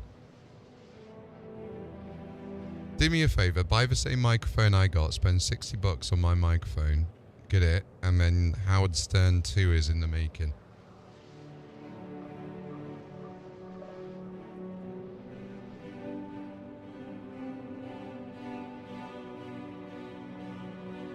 I mean, yeah, he's got a very specific kind of talk show. I remember someone was like, oh yeah, check out this guy's voice. Don't do it in front of your family. Yeah, that man introduced me to a Sibian, I think it was.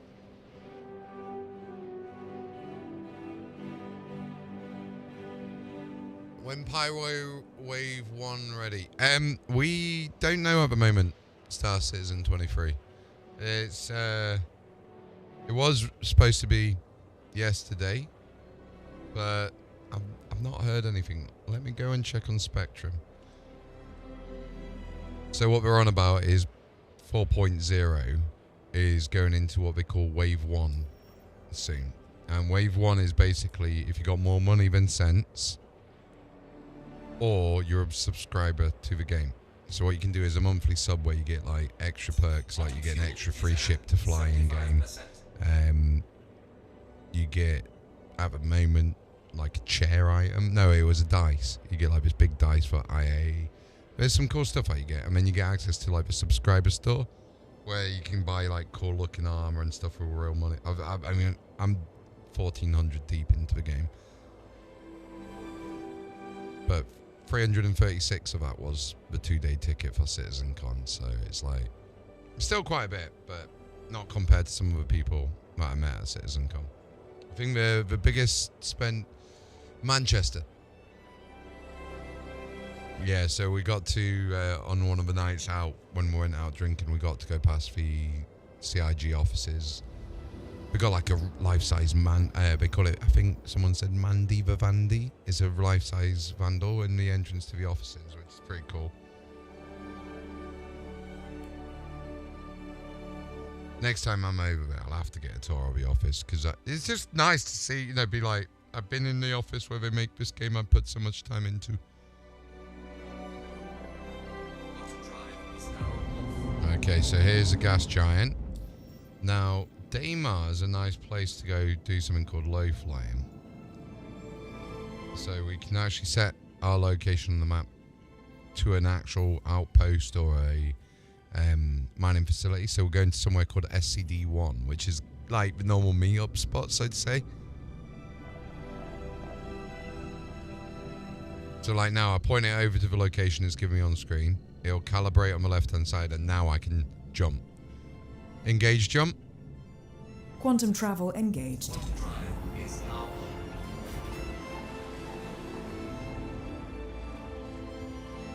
Right, let's get over here. Now, the reason I'm bringing you here is you might die, but we can go back as long as we stay on the same server. We can go back and get our bodies. But there's a little derelict outpost over here. Engage jump. Jumping. That's alright, I got one on my back. Yeah.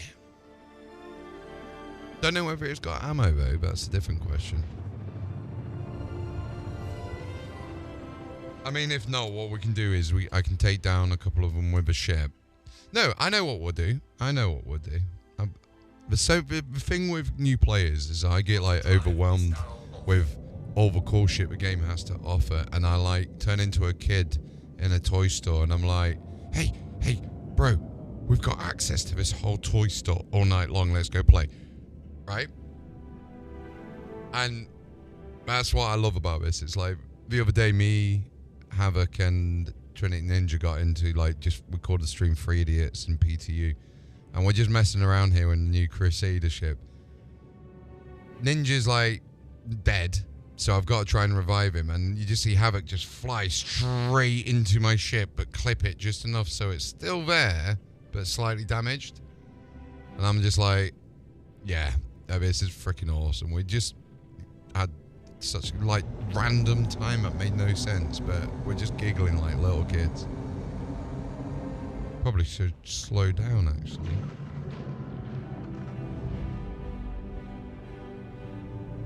Deploy landing gear. Deploying landing gear.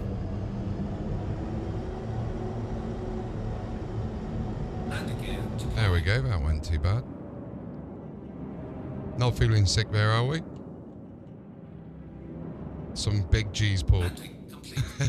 Take off. Rough landing as well. Engines are off. Right, you got your helmet on, right? Let me check before we get outside.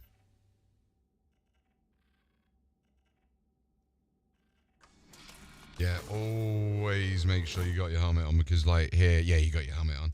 So if you hold Y, that will get you out your seat. And then I need to quickly move out of the way here. So what I normally do in this is you can actually use the ladders. I want you to see some of the ladder animations because this is cool with this ship.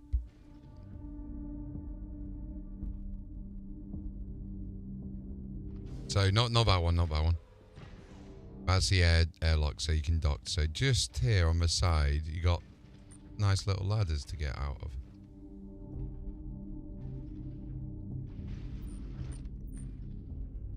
Yeah, so there's a little bit of desync in that.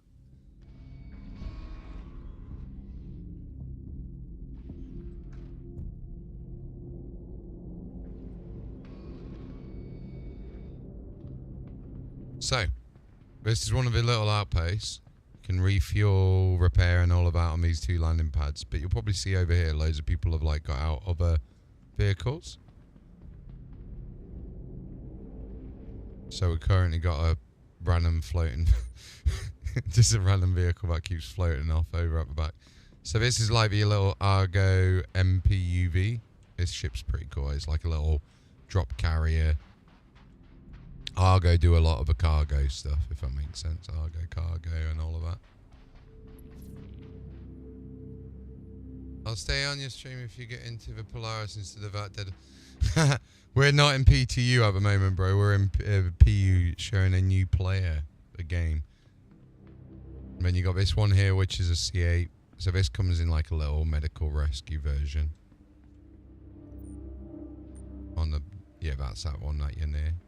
And then this one over here on the ground has got its little wings up. This is called an Anvil Arrow. This is a nice little single-seater fighter.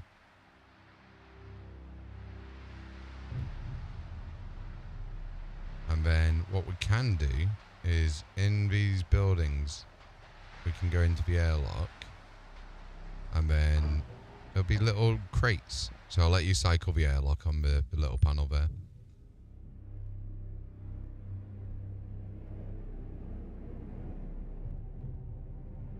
So you'll have to use a little... Yeah, that's it. Got a lot of desync in this game. Now, see the little crates here? You get white ones and red ones. Red ones normally have armor in, but sometimes a white one can, depend on location.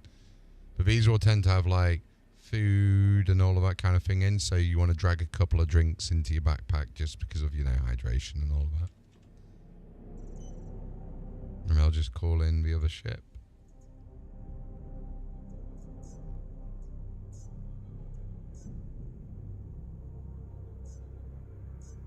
Alright, that's that.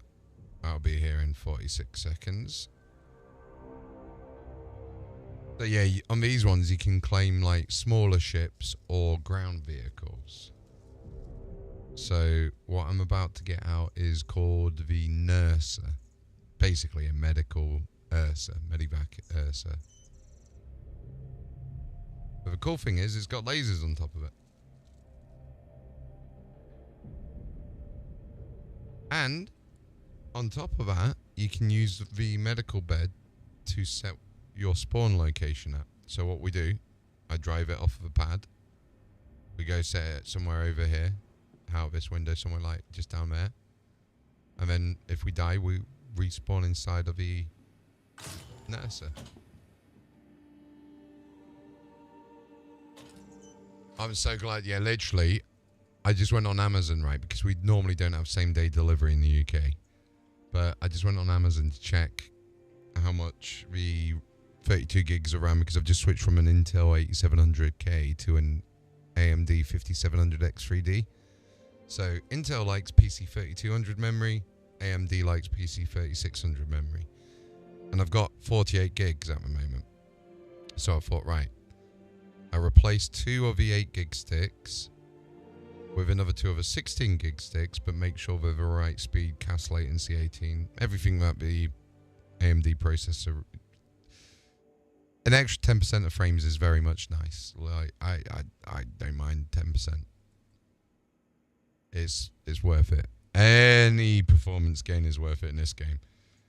It's not optimized at the moment. So, talking of which, if we go into your graphic settings, I'll give you a few settings that you want to change.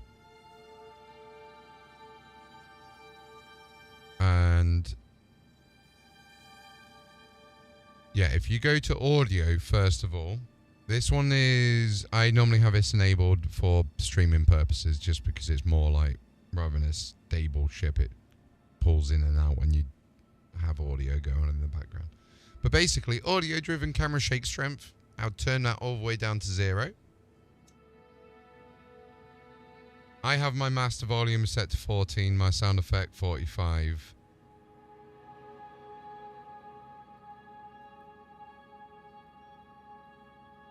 Now, if you go to graphics, always run the game in borderless. Regardless of what graphics card you got, always use quality as very high, because it's almost like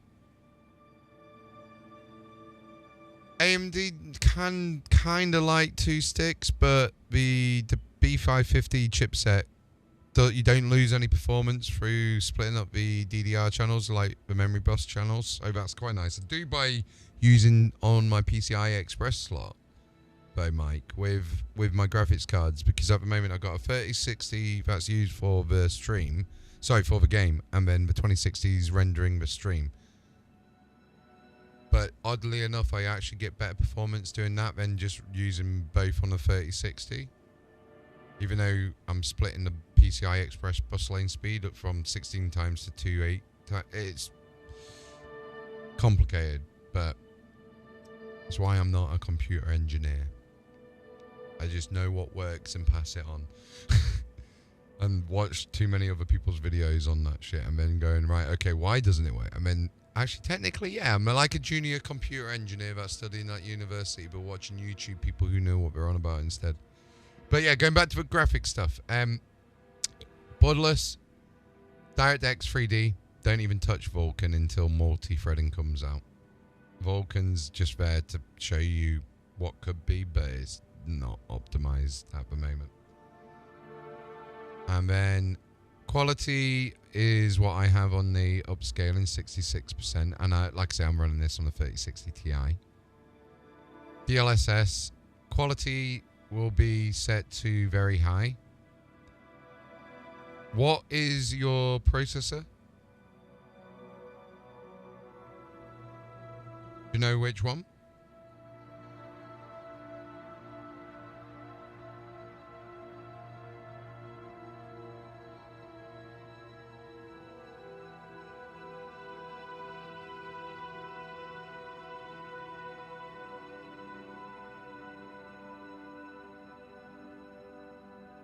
Oh yeah, you got no issue then. So basically, set everything to high or very high. So you want, yeah, yeah, you'll be fine. You'll be fine. It's because I'm streaming from one PC. I have to play around with a few of these things, but you can pretty much whack everything to max.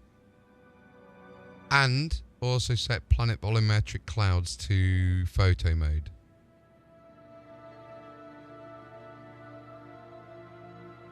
Oh yes. Field of view, max that out.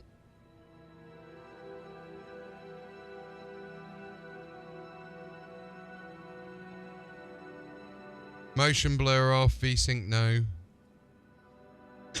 Sharpening, subjective, chromatic aberration turn off, I do.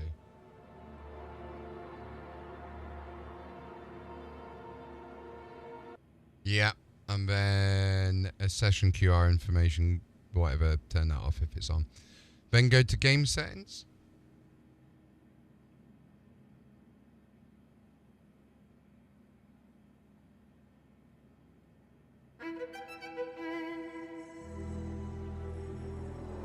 And then you want, I'm going to read them like yes, no, no, no, no, no, all of that basically. So you want yes, no, no, no. So actually the only ones that are yes are cinematic cameras and ship entry labels enabled. Then keep scrolling, but use the scroll bar while you got your mouse over the late, like what they are, because if you have it over the options, sometimes it can change it without you realizing. Hey Mike, good to know that you got 5900X as well. Great option there to play the game with. And then, so scrolling down, you want to get to the bits where it's app pause, options, and all of that jazz. So I have no, yes, yes, yes, no. And that will put us, the no should be flight options G safe. Then underneath that we've got the disabled by boost. So yes, no, no, yes, no, no. And then yes, on the flight HOTAS, that's just, if you're using HOTAS, you can invert it. So that doesn't matter.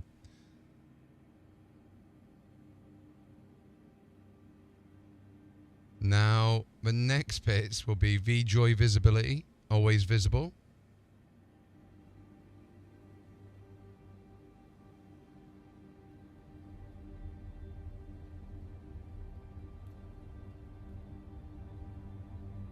Then VJoy show dead zone for mouse, yes. Range yaw and range pitch, slide it all the way to the left.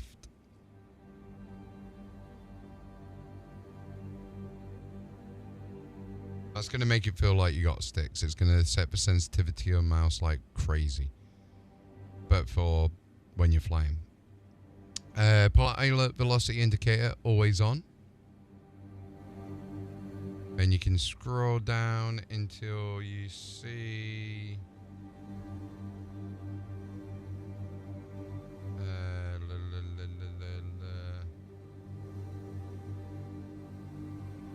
Pilot look ahead.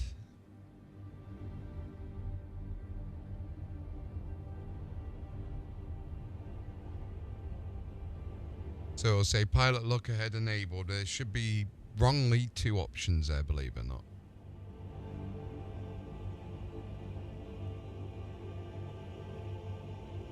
And you want to set them to no. Then turret look ahead I have set to no as well, and drive all the look aheads I have set to no. And then you scroll down, then you'll see like pilot, a turret look ahead enabled, change that one to no, and then scroll down past all the options, and then driver look ahead enabled, change that to no as well. So David, we've just had an update from someone in Spectrum saying that the EPTU one's just gone out or something, the hotfix, and they're just waiting to see if it's stable enough to release to wave 1. So I say it could be in the next hour and 20 minutes maybe, but if it's not that, then I don't think we'll get it until tomorrow. So the next one is G-force induced.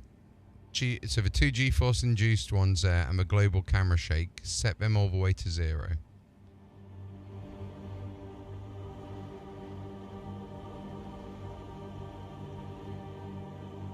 So you'll have G-force induced head movement, G-force induced afterburner zoom, and global camera shake. Set them all to 0, then 3. That will just enable the game to just be a bit more jazzy. Welcome to the ASOC Right, vehicle retrieval let's get the system. ship out. Vehicle select your fleet. You might notice that although you've changed all the settings to go max out, you might notice it running a little bit smoother now. Oh, I've just cycled the airlock without you, my bad, bro. So if you come outside, we'll get you back in. There you go. Negative, Captain. No, not you.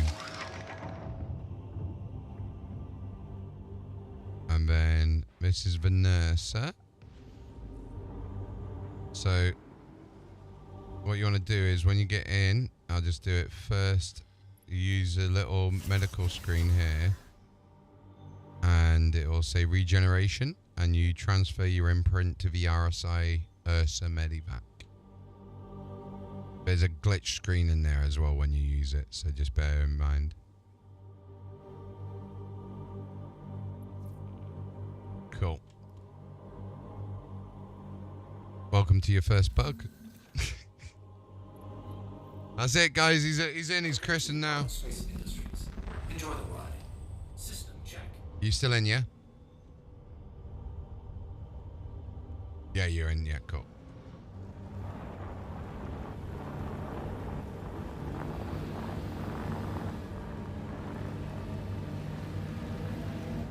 Oh, I just hit some little light there. Now what's crazy is you see the back door now open.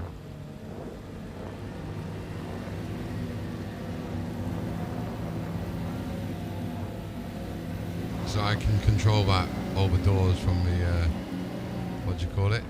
The driver's seat. You can drift in this thing like a badass. It's so cool. Where's my ship gone? Oh no, I thought someone stole my ship then. Yeah, you can like move it. You can get, there's a load of cargo here. Oh, hold on, what the hell is all of this cargo? Probably stolen goods now. But yeah, so we've got the nurse location set. So what we'll do, I'm just getting a bit of frame drop set. I'm just gonna get this off the landing pad quickly, just so I don't get told off. And then, oh, you got the 5800 X3D, nice. See, the 5700 X3D is weird because there's not an official driver for it per se, like they do with the 5800 X3D. Kind of doesn't make sense. Right, so what we'll do now is we're gonna go into the Zeus again. Unfortunately, that one doesn't fit in the back of a Zeus. There's other vehicles that do, but that one doesn't. A little bit of a shame.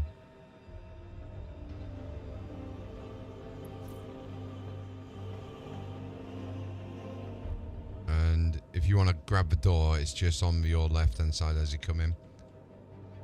That's it. Because if there's someone waiting by here, they could literally sneak on our ship and kill us. So, yeah. You got pirate gameplay and everything. It's brilliant. I'll just close that door there. Cool. Right. Let's go take you to this outpost. I don't know how good the NPCs will be, depending on the server FPS, but we can go steal some armor.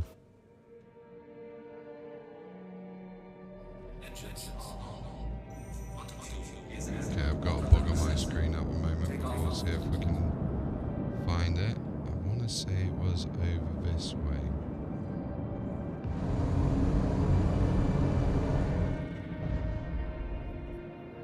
There it is, yep. Okay. Probably want to slow down a little bit as well. Now, I'll get you to zoom in with the turret, right? So you see the two sections, you got the right and the left hand side of it. You'll see there's like NPCs just laying around places. So we normally have a couple on the right hand side. Yeah, there's one there just in front of the box on the right hand side, you see it? If I just move the ship up a bit. There's one on the turret, so if you look visually where they all are, because we can get down on the ground and kill them basically.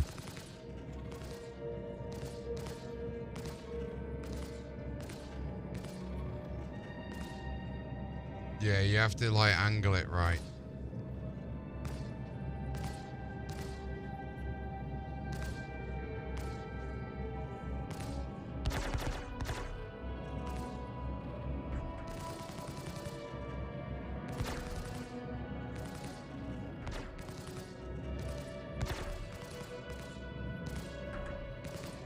So what we can do is we can get down on the ground.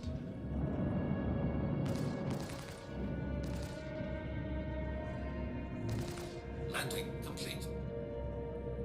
Engines now off. Now you need a gun, don't you?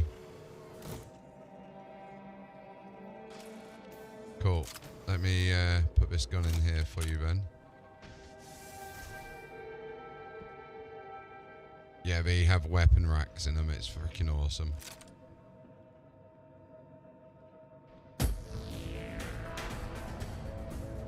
Alright, you ready? Q and E to angle your aim. I'm just going to take this one down on the top here. Yeah, he's down. One on your right hand side as well. I'm going to just use the ship's legs as cover.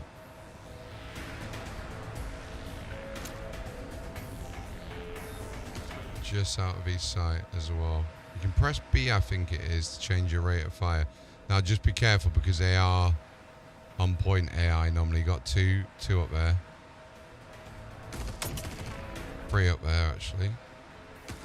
One on your far right. I'll see if I can get him.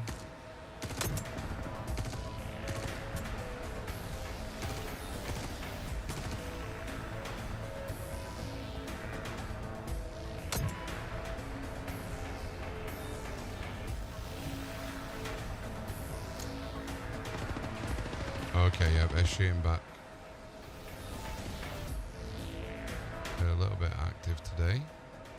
Right, remember you've only got 40 bullets as well, so I'm going to go see if I can find the other guy's ammo.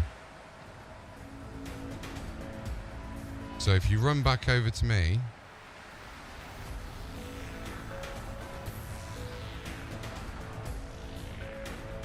There should be some boxes around there somewhere with ammo in them. Yeah, there's a guy here. There's a dude here that we can grab.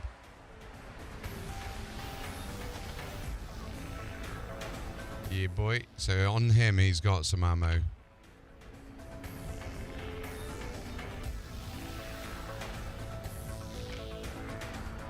Sweet.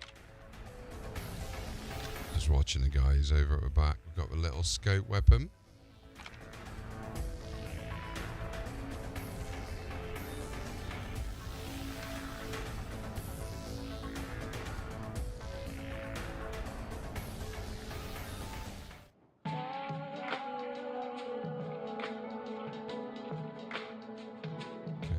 See him there. Oh yeah, I see him.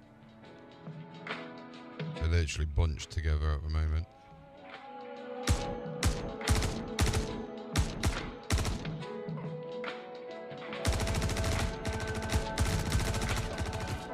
Yeah, I'm bleeding out. Shit.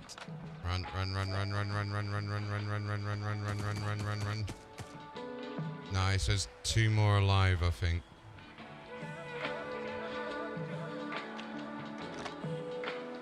I want to say there's 2 of them, yeah. Oh, there's no module on that. You got a med pen on you by any chance?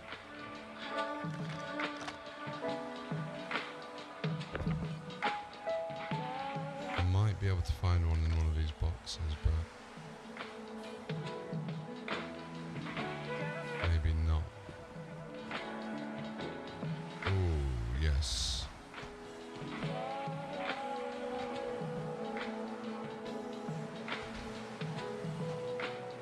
Oh, there's someone behind you, by the way.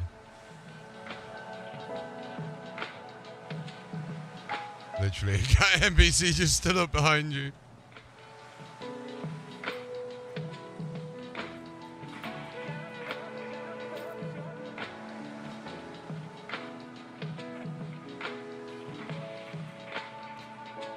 Oxypen, no. Oxypens. Yeah, I'm gonna die. So what you can do is you can use that to go on your what do you call it?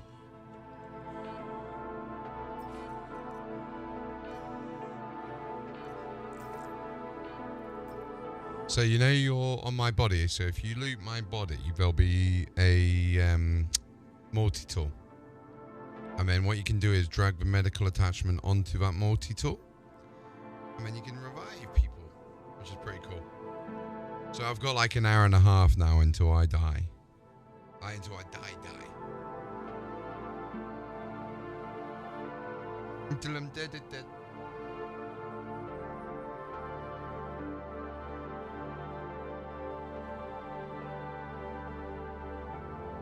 This memory's gonna help so much, I reckon. I got a sneaky feeling that my 8 gig sticks are suffering from like memory leaks and shit.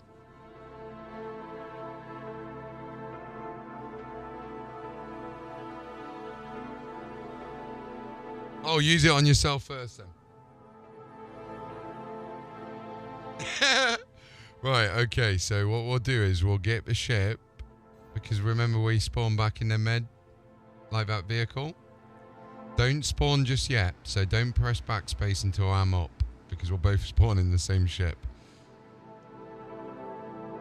So I'll let you know when I'm out of bed, and then we're good to go.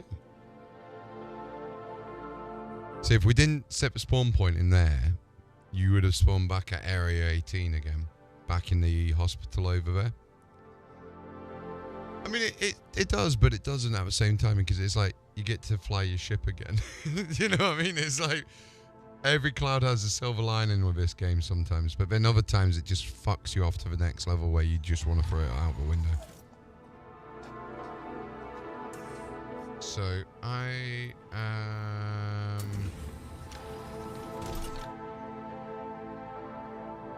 hopefully getting out of bed. Yes, I'm out of bed. So you can now hold backspace.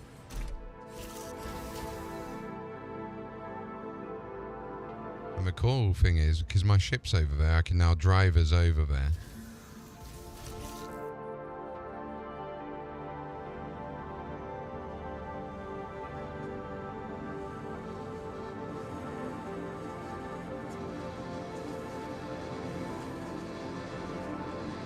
Oh, rock!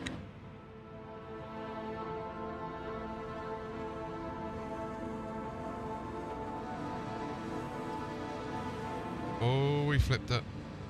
Boom. She's tough though, she can take it.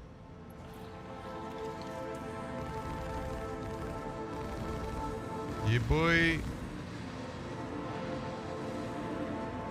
That's why I like this. It's got like a little laser bit. It's like a proper trauma response thing.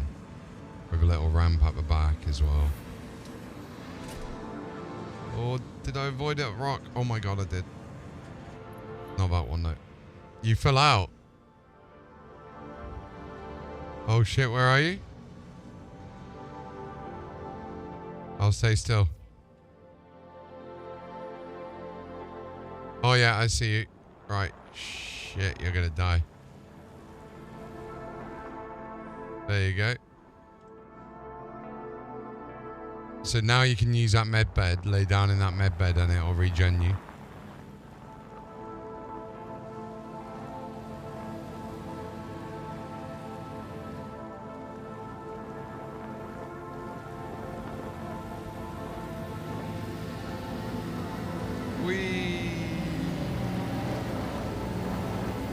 Oh. Okay, that looks cool.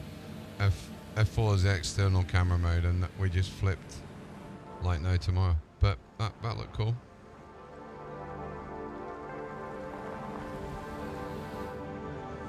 Right, let's see if we can see that person again, and I'll...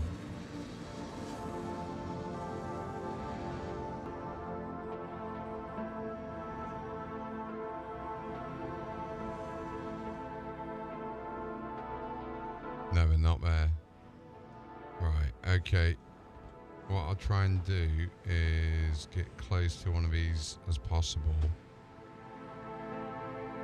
I can't remember which one was which, but we'll go for it. Right. At least if we die, we're right next to it. Yeah. Now, when you interact for the loot, what you can do is... I'm going to probably just see... It's not that one, is it? No, not that one. Not that. Yeah, this one. You drag on your undersuit, so basically you have to open the inventory on the right hand side and then just double click the undersuit and it will basically drag everything else on. Oh, that was close. 47% health. So on the top right, there'll be like a...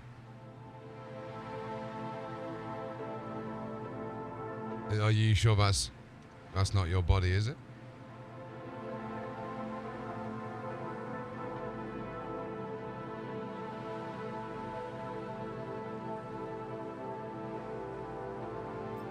Let me just see if there's a med pen, because you'll probably die soon.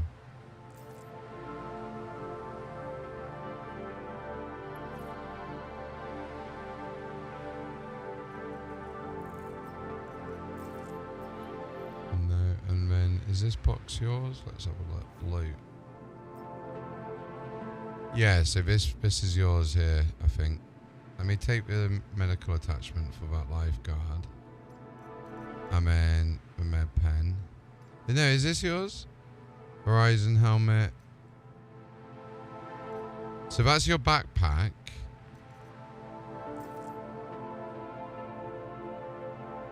But where's your body? Like, where's the actual... That is your body as well. Did you pick any of it up? I wonder if it's like sent it all back to...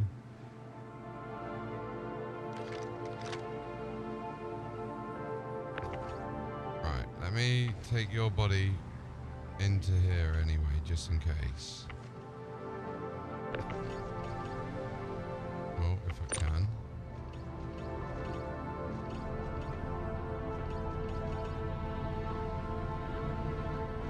So what you can do is you can just loot any of these other ones. I will probably loot this guy just near me at the moment. This one here.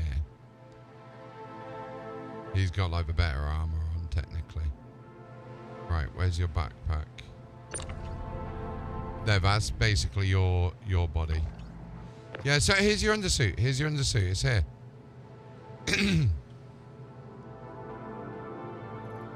So you see this box? Can you interact with that box, that floating box?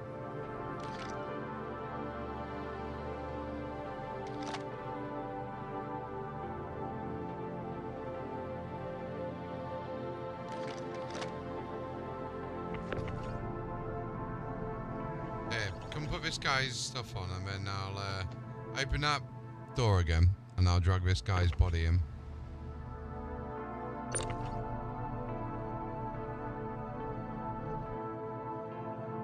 Me. There we go. Right, so you can take this guy's armor and everything off if you want. There you go. So when you loot that dude with the armor, you'll notice on the top right there's like a little arrow pointing up, so to say. That's the open inventory button. And then once you got that activated, that's when you'll be able to just double click your flight suit or undersuit. And everything will be equipped to you automatically.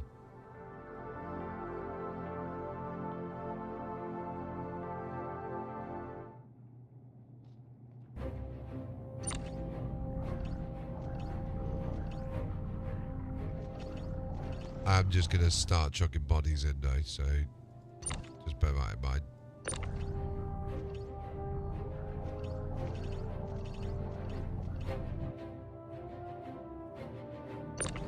Yeah, I'm thinking if you equip that, at least then you can use the undersuit to walk around and try and find your stuff here.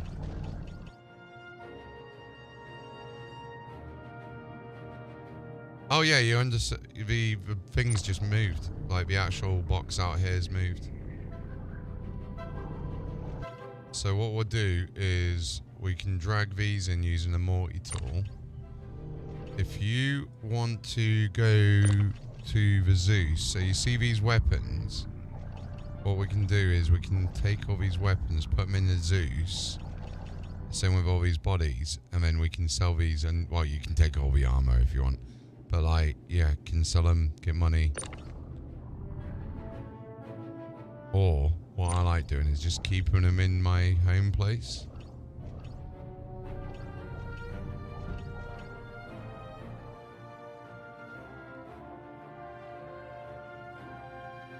Now, when you come back over here, I'll try and find the location, but there's little boxes hidden around as well.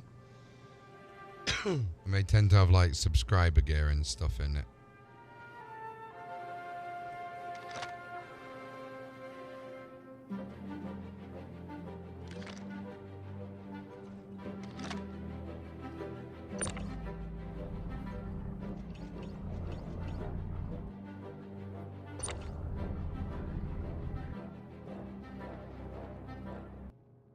Nothing in that one.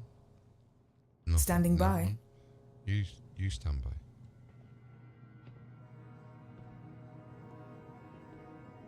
Anything up there? No, nothing up there.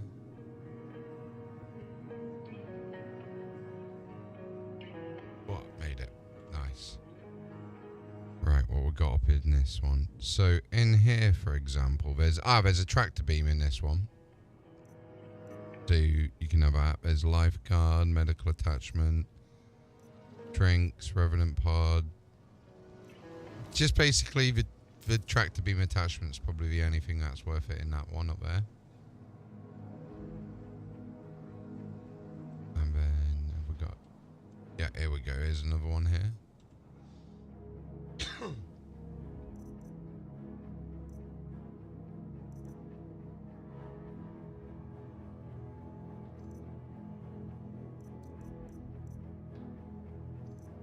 Do you want a core helmet?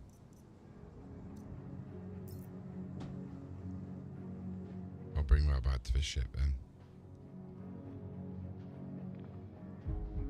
Let me see if there's any other... Oh, there's another one here. Another multi-tool for you. That's cool. And then just mining attachments.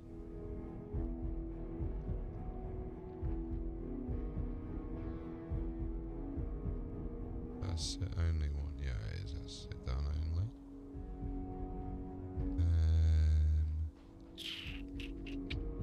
Did they have the other boxes before? I was trying to remember the locations of them all. Normally there's what, couple in here?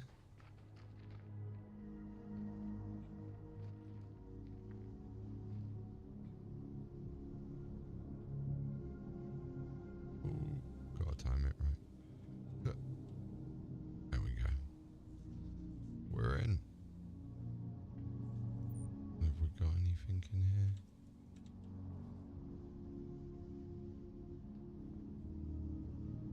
They stop putting... Wait, I think they stopped putting them in here. That's a shame. Oh no, there's one at the bottom. There's one here. What have we got in this one? So...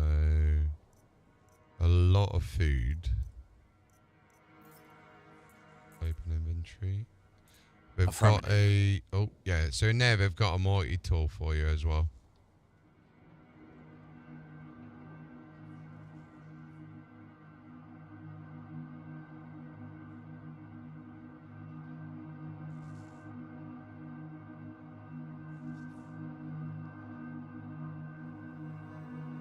Awesome. Right. So, yeah, you grab that multi-tool because that multi-tool's like got a special skin on it. I got another one that just in case that wasn't there for you as well.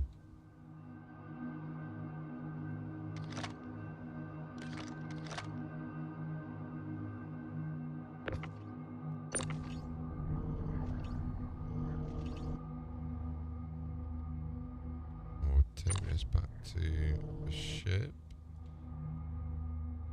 Yeah, so what if you want to, you can drive that little vehicle back over to the spaceship and it'll start to transfer the bodies onto the spaceship. I'm going to try and take this guy manually because the multi-tool's messing up. Set him on fire as well.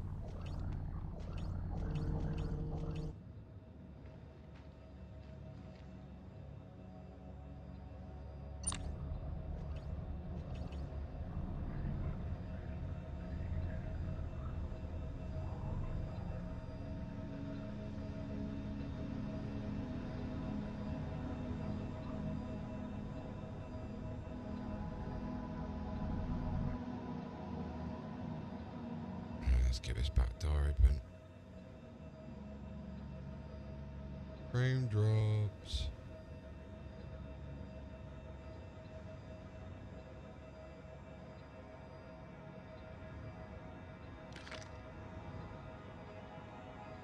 There's a few bodies in there, isn't there?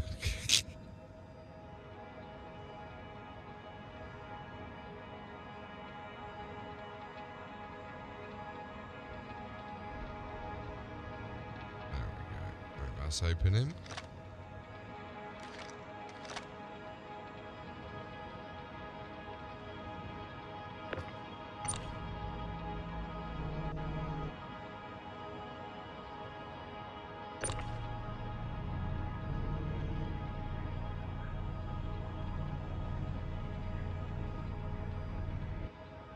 I wedged him under the... No, I haven't. That's good. Thank God for that. I thought I wedged the body underneath the actual ship. He's free. So what you'll need to do is you'll need to basically take off your helmet to eat it, but obviously don't do it while you're outside.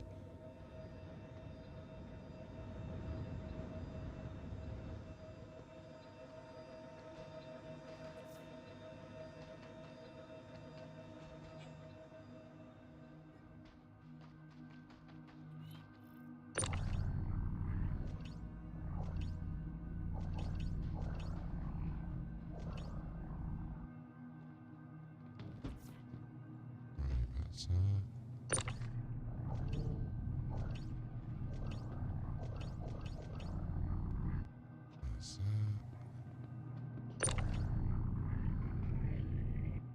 yeah, we're good. Right. I'll get any co-pilots. Oh yeah, do you want to close the doors actually? Just so in case any of them fall out.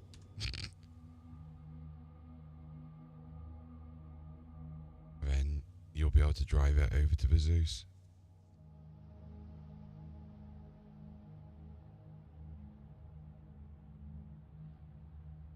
Sweet.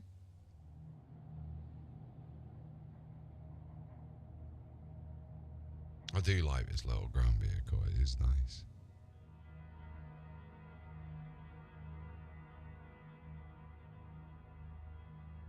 Why is IQ using all the memory it wants to?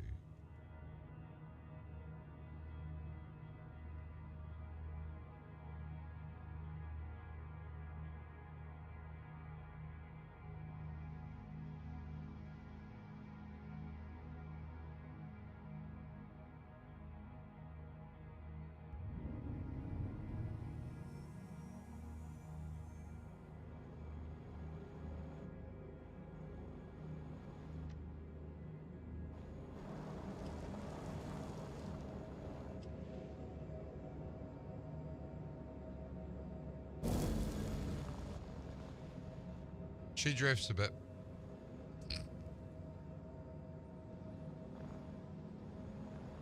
Nice.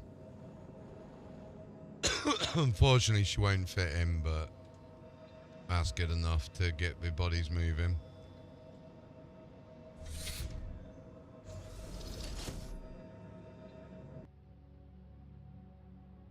Oh, come on, PC. Don't die on me.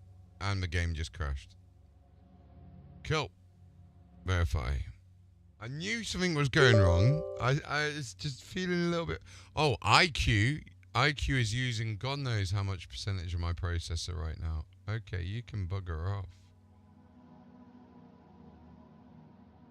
I'll be back in a second. I'll show you the persistent LT streaming and stuff.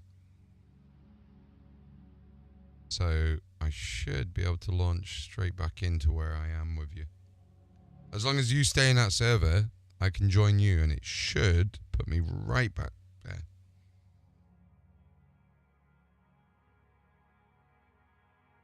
Oh.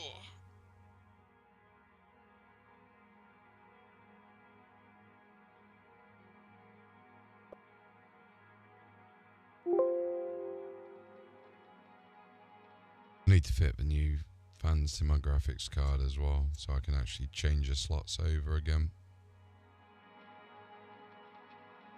Basically, my 2060, the fan just deplasty welded itself, and then the 3060, both the fans just seized up. So I've got replacement fans for the 3060 Ti. I'm hoping it's the right type.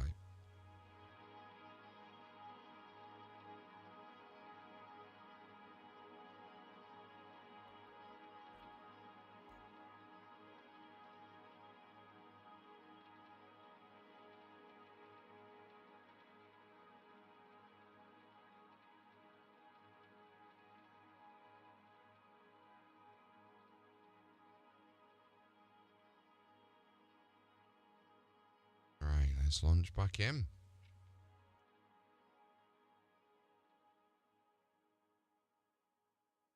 So you actually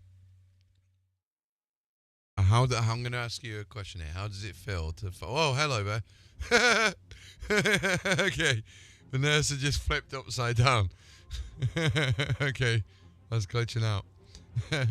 How are you finding the game anyway, considering you've obviously been following it for so long and now you're actually in. You're actually in, bro. Like, look. You seen this shit? Watch this. Did you know you can dance? And did you know you can flip people off as well?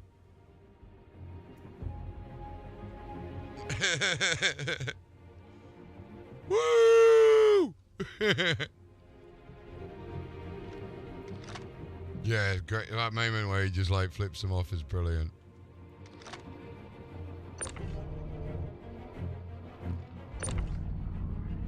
Coming through.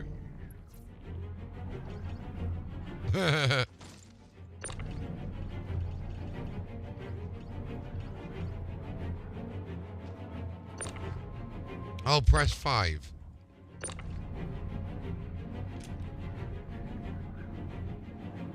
Did you get everything off your body? This is your body here. Here, we'll drag him over there just for you especially.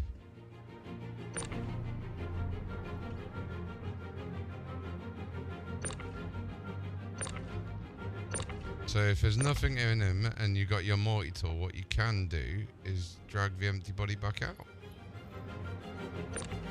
It'll be right click on the mouse for it. If you got the module. Oh, you haven't got the Tractor B module, have you? Hold on. I've got that for you. I also got this one here for you as well. You can have that one. Also check this helmet.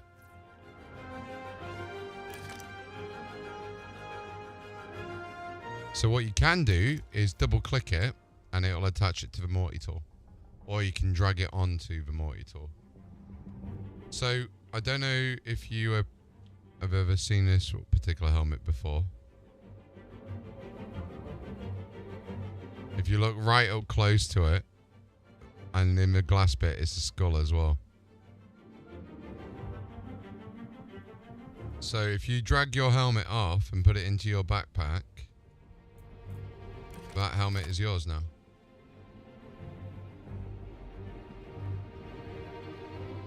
Right, I think the weapon's clipped out. Yeah, the weapon's clipped out.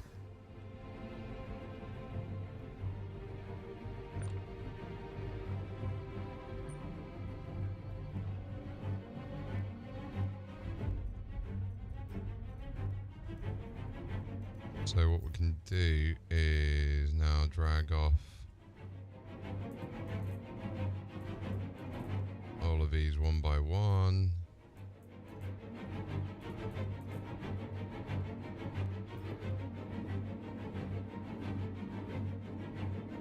And if you open the inventory with the arrow bit and then drag off and like click and hold and drag it towards the bottom of the screen, it'll come up with a little hand. Feel free to take any of this armor, by the way, if you want to like keep any of it.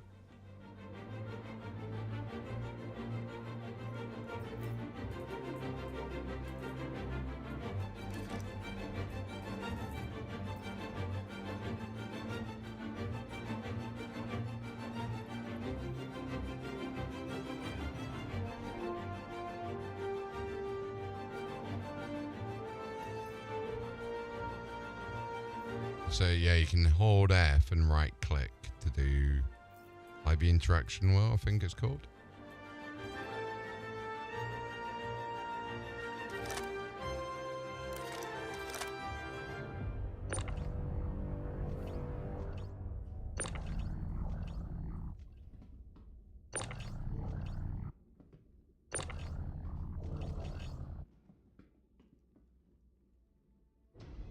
Fruit you won't need. If there's any fruit in there, you can get rid of fruit. They're pretty much useless. I think I just saw a gun clip through. I did. There was a weapon here. Nice.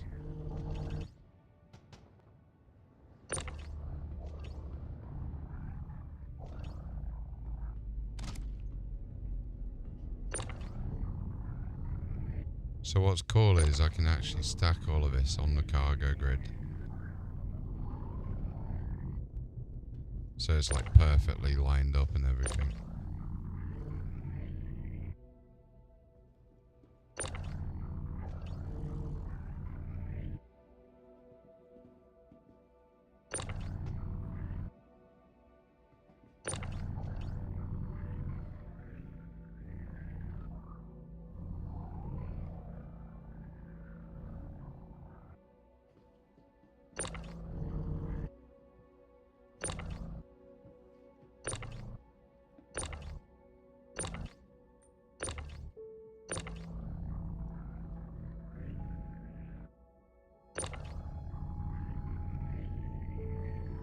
This is actually really cool. I didn't know you could do this with the armor pieces, to be honest with you.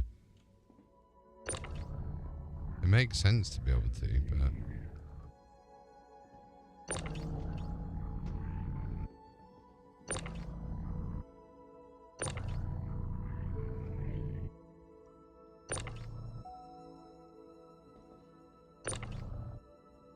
Right, I think that's everything laid out. Cool.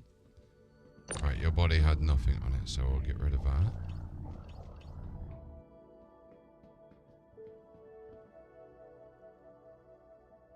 And then the last one.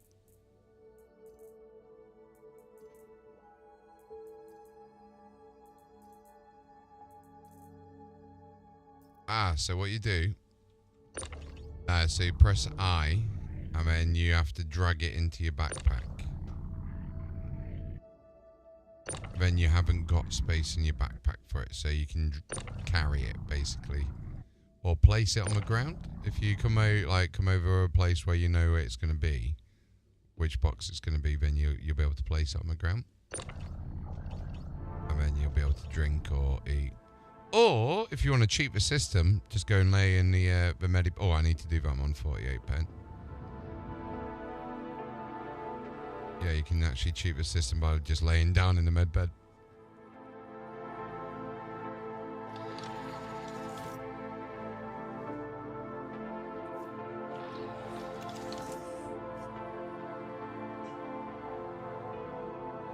Remember, you got two, didn't you? I dropped that other one for you.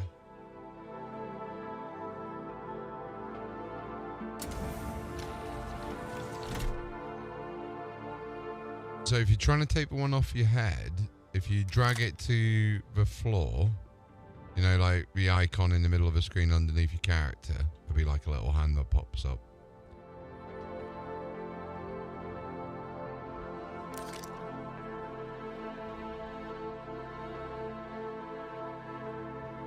And then while you're doing that, I'll get us out of here.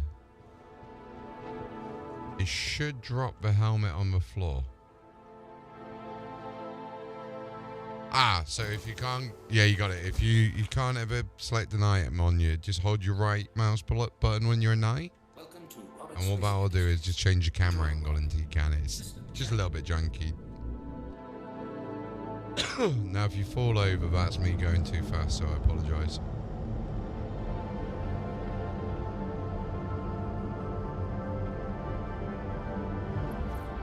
Right, now what I'm going to do is take us back to Area 18.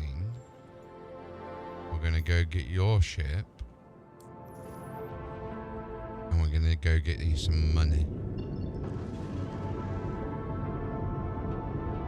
Engage jump on my mark. Stand by.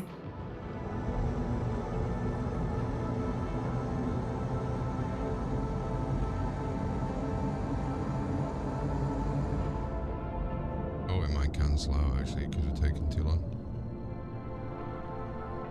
Engage. Cancelling. Just engage jump. Quantum drive engaged.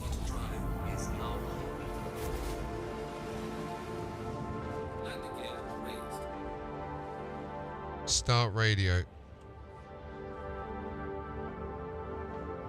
The radio is now on. You can tune in to pick up some chatter on open frequencies. Enjoy the sounds of the verse. Why is IQ using so much data?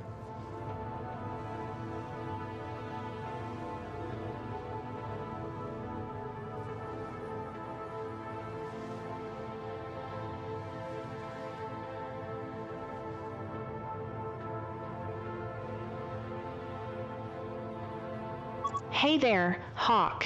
Did you hear about Port Olisar getting shut down?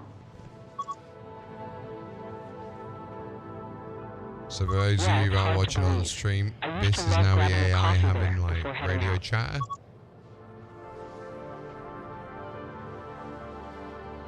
Right? The floating This is market quite was cool a with me, gem. man, actually, this is one of the skills I I heard put they're in. moving operations to New Babbage now. And it keeps it all lore accurate as well. Makes sense. I mean, they need somewhere accessible. But it'll never be the same vibe as Olisar. True, and don't get me started on the lack of open space. New Babbage feels so packed. They got that wrong though. Well, at least we still have Larvo and Area 18 to play around in after a long haul. Good point. I just hope the new locations don't come with more of those pesky hangar fees. Haha, true. Here's to hoping for no more surprises when we land.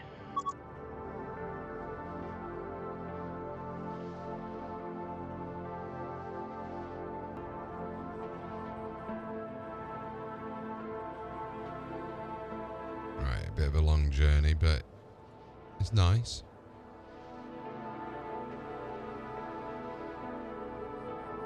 F4? F4 is for your camera, so when you're in F4, if you hold Z, that will move it around and stuff. And there's some other bits that you can do, like while you're holding F4, you can use your arrows, your plus and minus to zoom in and out.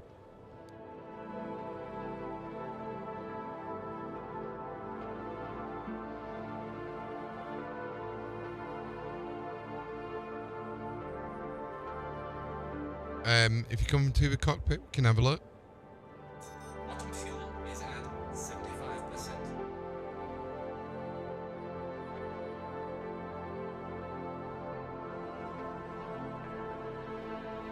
How good's your internet? And have you got a spare 130 gig on your hard drive? Sweet. Do you want to try something crazy called PTU?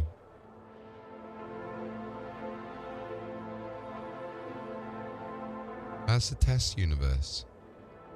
And they've opened it up to all backers now. So now that you pledge to the game and have opened it up to all backers, that means you get access to it.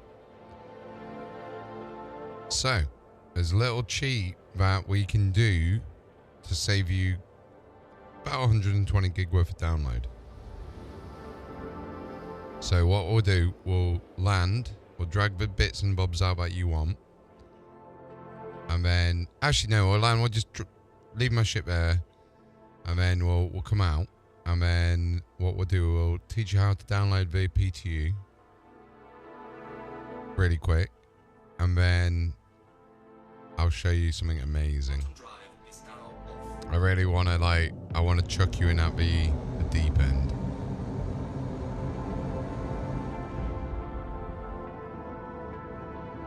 Oh no, don't worry about that. When I say the deep end, I mean the deep end of this is what you might be spending a lot of your money on in the future.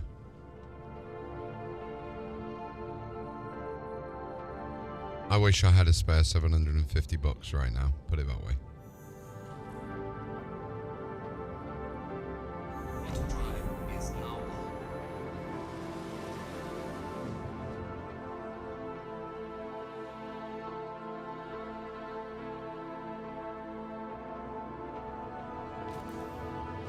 Buongiorno. Oh yeah, you got no helmet on.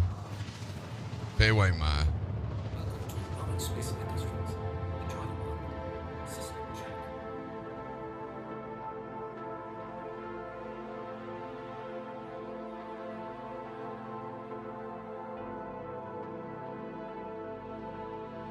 It's beautiful, isn't it, this place?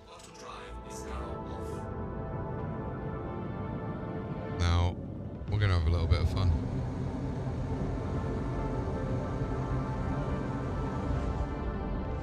Max power to engines.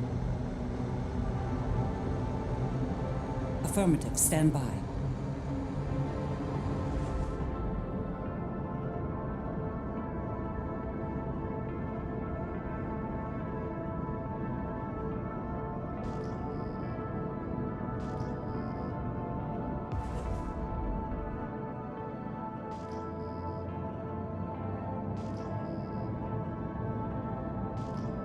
say we're going to chuck you in at the deep end. Enjoy the view.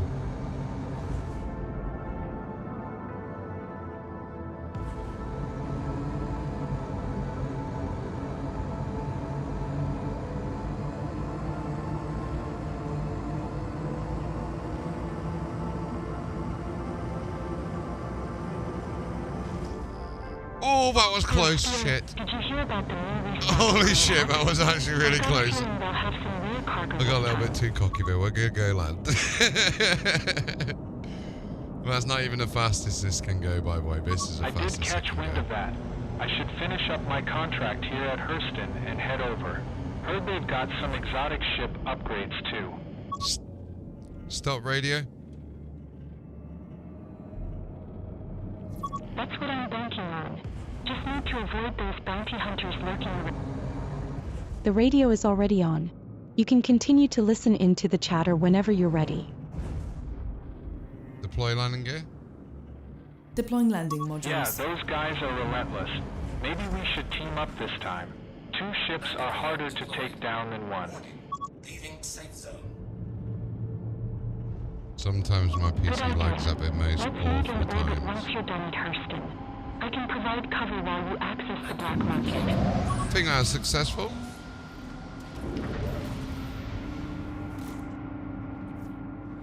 We're alive. That's a nice thing with this. Right, let's go and see which one of these helmets was yours then.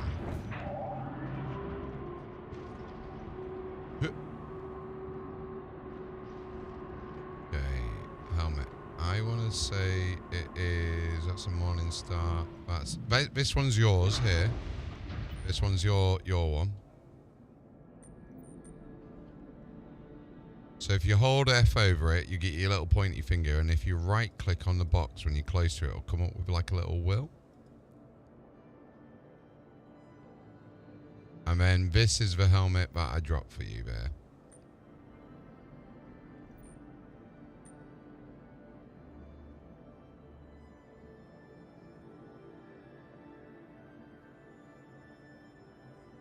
Oh, wrong one. You can technically get rid of that one. Walk over here and drop that one completely, because that's, you get that every time you die. That's like the most basic helmet, that one. And that's one that will be in your backpack, I guess. So what you'll be able to do now is, if you come to this one first, equip that one, and then on your one, when you open up the box, it should, like the little radio wheel, it should say store on it. And you can do the same with this. You'll be able to hold your F button, get your mouse up, and then it'll say equip store or whatnot. That was cool. I did not know that. So as I did that, the radio box like moved with you as you were like putting the box on your helmet, on your head. So ignore that one. This is your one here. Yeah, let me move it. This one here.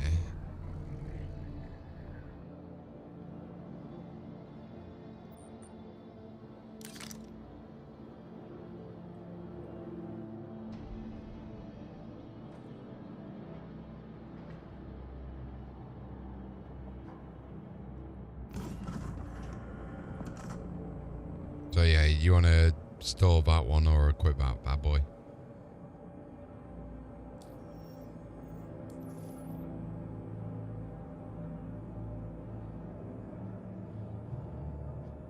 There you go. Sweet. And then what would... No, you might have 2 in your backpack.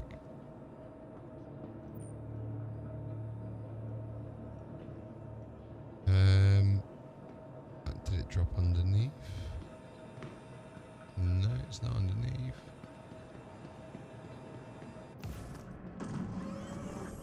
Could be glitching out, but... Right, so what we can do is... we can. Oh, is that it? Yeah, you got it there. Nice. There you go, now you got it on. So now what we can do is, literally, if you're Alt F4... and go to where you installed the game on your hard drive, Wrong one. Let me put my screen share on. There we go. And change up there. Right, so what you want to do is wherever you've installed the game, find that location.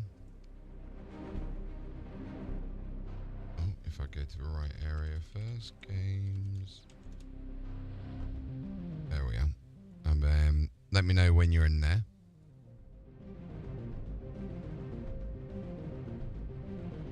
So a little cheat to find out is if you click the little settings cog next to your live and go to game settings, it'll show you there. So if you ever like need to help anyone find out where they've got it and it's not in a standard location like mine, you just go on the settings thing next to live, game settings, and it'll tell you there. So right, you got the location. So you see how you got the live folder? So if you go up one until you go Robert Space Industries Star Citizen,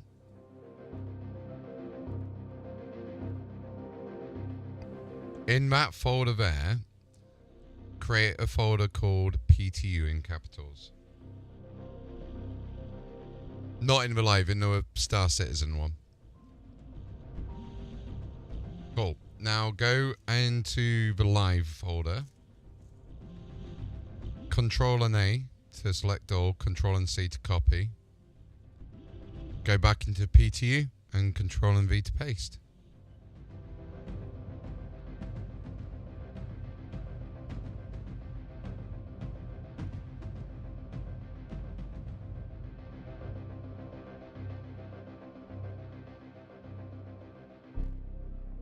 You got that done?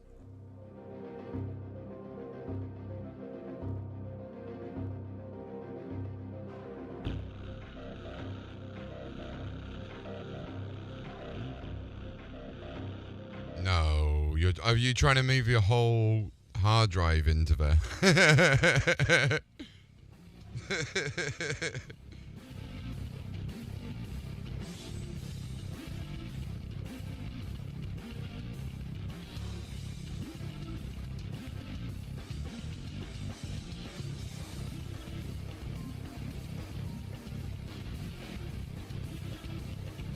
Ah, fair.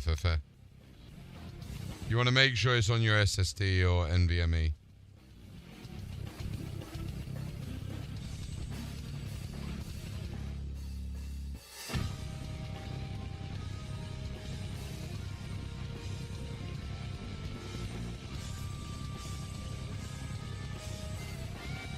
So yeah, I mean, you can always just like basically copy the whole folder over into it, and you have to just basically point it to another location or in the settings.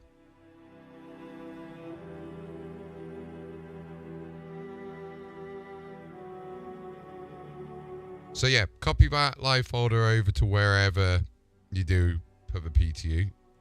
Then what you'll need to do is on the launcher, when you drop down and click PTU, go to game settings, and then you can browse for it. You'll have to click change on your main library though. So it might be worth seeing if you can copy what I would personally do is move something else from like your Steam apps library over there or something like that, from your main one to the other one.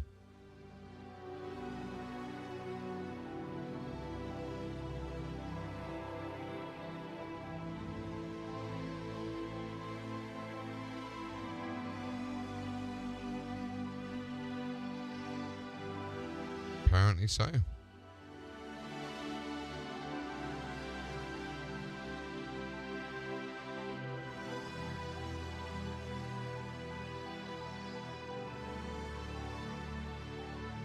So what you can do for the time being is rename the live folder to PTU. Delete the PTU folder and rename... Actually, yeah, delete the PTU folder and just change your live folder to PTU, and all you need to do is click verify when you select it in the drop down. When you want to get back into live, just click verify again. That's what I used to do when I only had a 250 gig SSD. There's a little cheat. I would have to download about, 20, 30 gig at each time, but it's a lot better than downloading the whole thing on a mobile phone connection again. Because it's back in the day when I was using my 4G mobile phone as a router. And now I've got like 2.3 gig. It doesn't run at that speed. Don't get me wrong with geolocation issues and all that crap. But like, it's better than 38 meg. I tell you.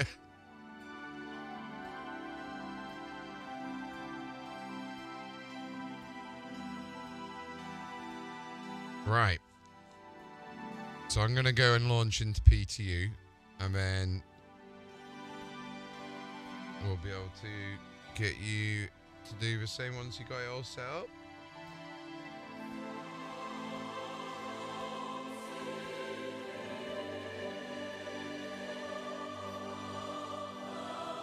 So what's in PTU at the moment is the new ships.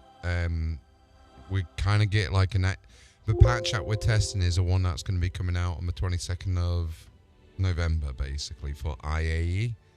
IAE's like Intergalactic Aero, like, I can't, IAE Expo or whatever it's called. That was it, Intergalactic Aero Expo or whatever it is. And it's like the biggest event in game of the year. It's where they do like most of the ship reveals. So we've got the Star Lancer Max coming.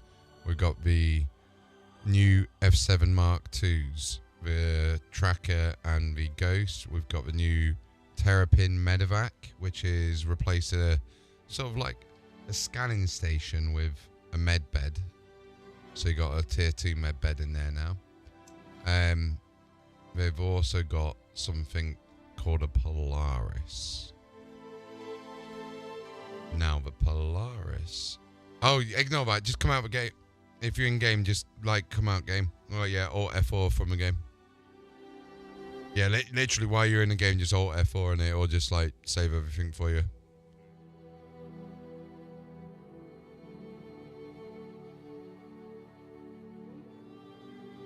Did you rename your live folder to PTU? Wait, I'm surprised it let you do that while you're still in game. Ah, fair.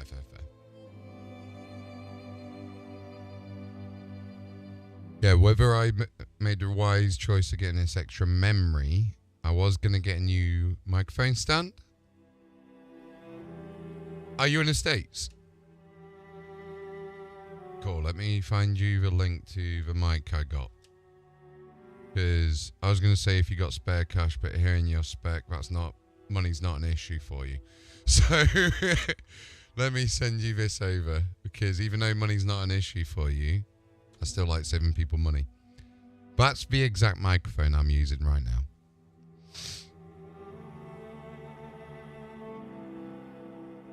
Hold on, let me edit that out, because why not make a little bit of money from anything you buy on Amazon over the next 24 hours for an affiliate link? Booyah.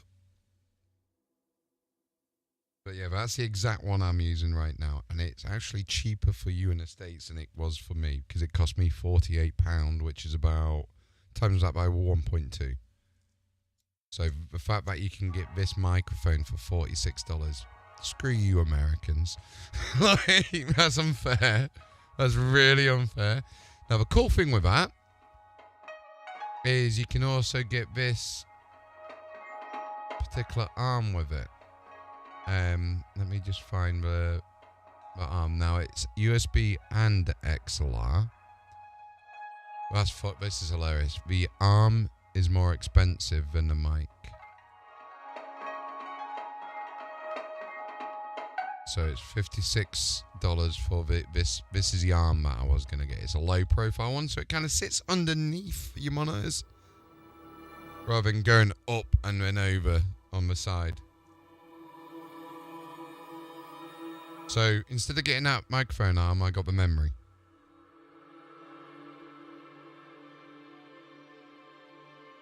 I know, right? I know. Now, here's the other annoyance. I could have also got an XLR mixer for this microphone, because this microphone is a little bit warm, I find. It's not as clear as I'd hope. The bass is amazing on it. Don't get me wrong. Bass is amazing on it. But, like, it's not as clear as I would hope.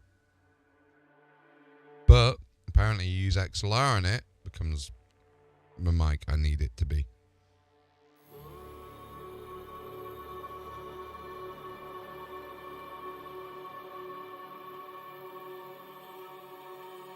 How's your verified going? Nice. So when you're in game, you'll have to change a few other settings again. Mainly the QR code one if it appears on the screen for you. But you'll also need to add me again. Because it's a completely separate database. Oh, wait, you'll need to do something way before this, actually. Hold on, I just realised. Yes. Completely. Probably the most important step. Hold on, I'll get you sorted 1 second. So, basically, all you need to do is go to your DMs again. In there is the link you need. When you click on that, on the left-hand side, it will say Public Test Universe. You click Public Test Universe. And then it will say Copy Account to PTU.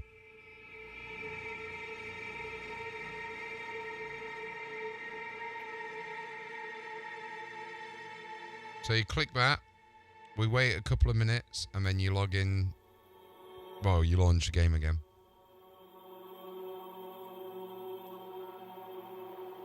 Normally they send you an email to say it's copied.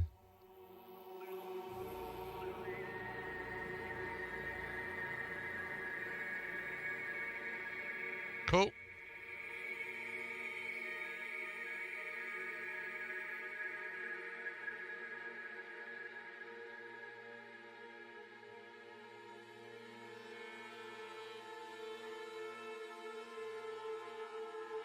It's nice to have both on because it is a lot quicker than having to download the 30 gig difference between them and both each time. Even with quick internet. And then when tech preview comes, there's going to be a third folder.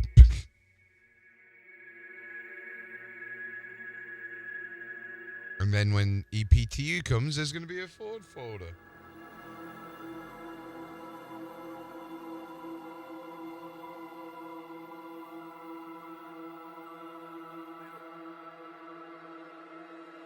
Did you not save it?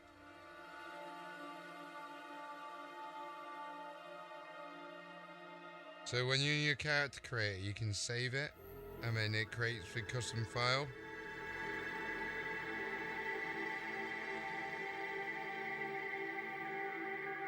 Yeah. Not every time you log in, but every time you go on a restart, like a patch or something like that. So for example, if you want, I can send you a... So go into your PTU folder. And then you want to go to... Let me just find the location of it again. Because I'm going to send you a file that you can use as a character. So yeah, you go PTU user, client, 0, custom characters.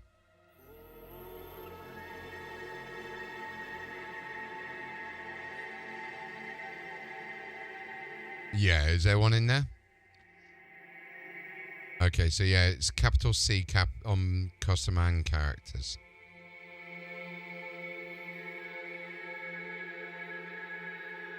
So Coaster, what you would need to do is to get into the... It's not launched yet, but when 4.0 Wave 1 comes out, the cheapest way to get into it is by paying for the monthly subscription for Star Citizen. That's your best way to get into it.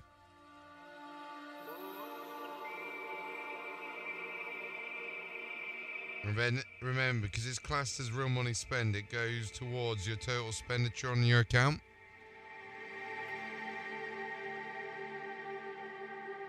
So you found out you got that folder created in there, yeah?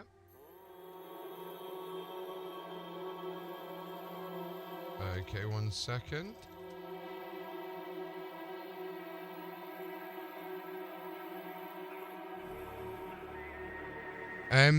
Do you have like a favorite TV show or anything like that? Like The Expanse or anything?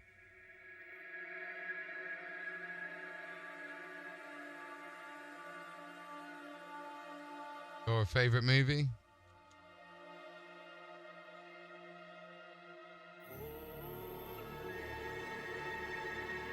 Deadpool. Let me see if there's one on here.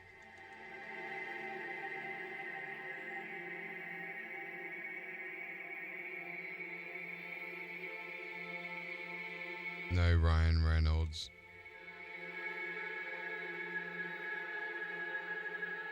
Let me send you Corbin Dallas. This one. So what you can do is if you drag that file, download that and drag that into your custom characters.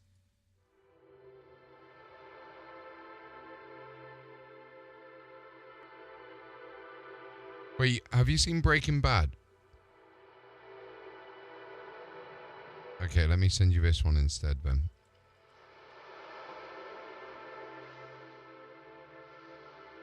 Yes.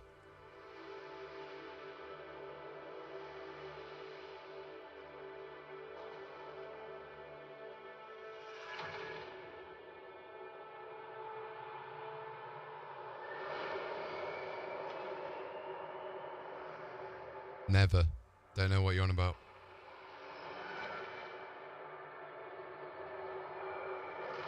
One second, let me find this file for you.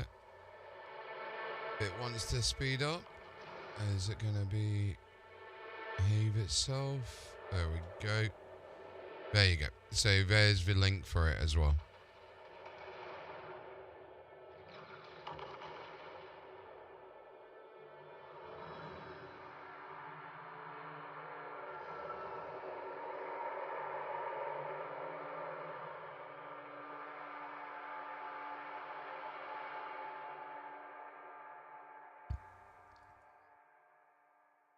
Now the ones with different colour skin used to work, as in like blue skin. So there's Grand Admiral Thrawn and Yondu from Guardians of the Galaxy someone created.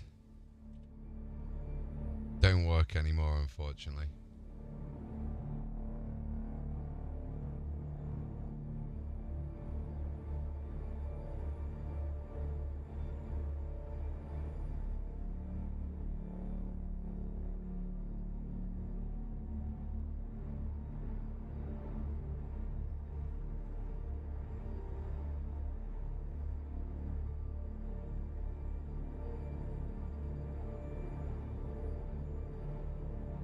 Oh yeah, there are not a lot of good ones on here.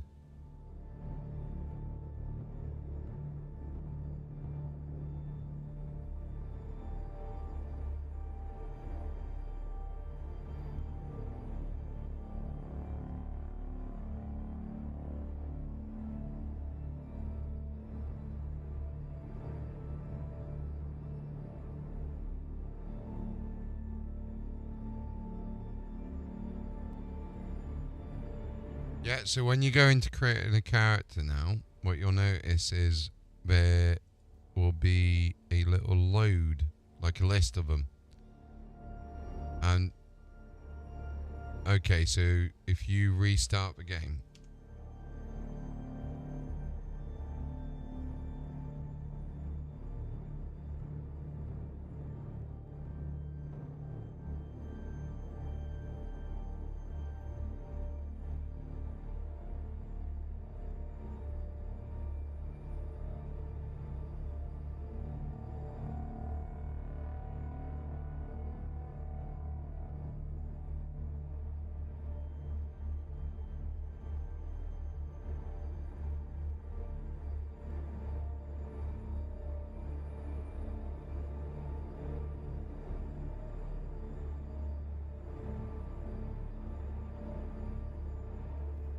And then there's a little save icon at the bottom, like you say, when you click that, it should now update.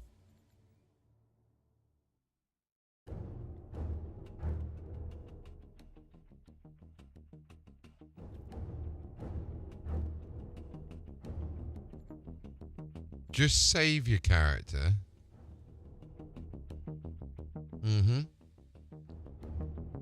And then go back into the location. You should notice if you're in the PTU because it'll say test version, blah, blah, blah at the bottom, right?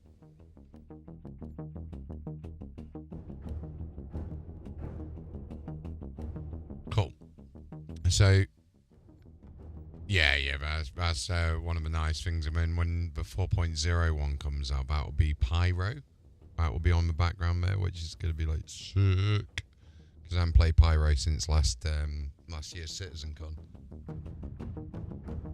So, what I'd recommend doing now is go back into that folder where you got, you know, the Star Citizen PTU user 0 client, blah blah blah blah blah, all the way through, and just see if it's created another folder called custom characters in there.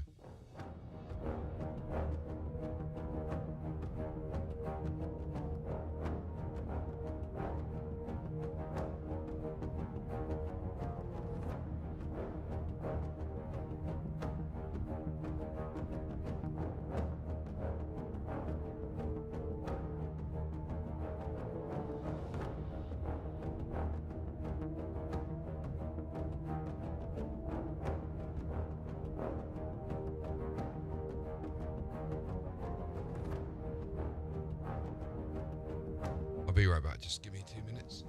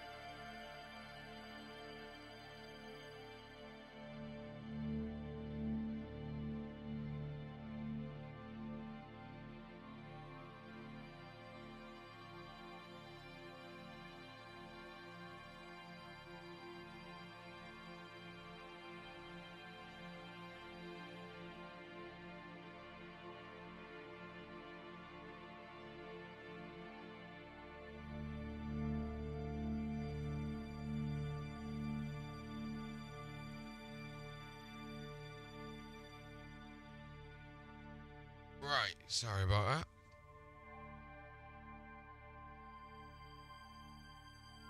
Alright, so you got that all set up now? Cool, so I'd recommend setting, if you haven't already done so, set your spawn location in PTU to New Babbage.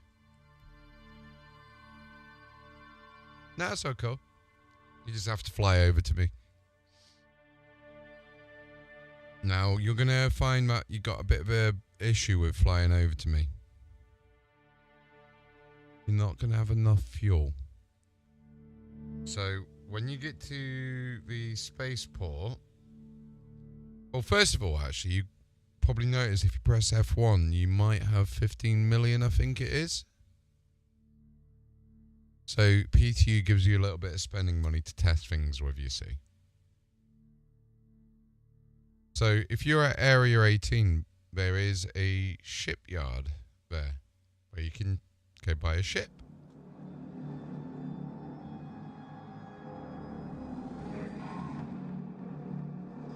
It's called Astra and Armada. So, if you look at the... Have you seen it before? Do you know how to get to it?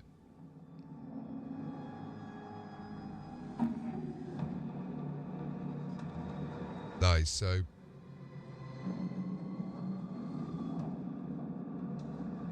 Head there and you can have a look at buying a ship if you want. Or the other option is to travel to somewhere called L5, HURL5, and buying an upgraded ship. Or waiting for me to come to you. Which I might do. Because it will be cool.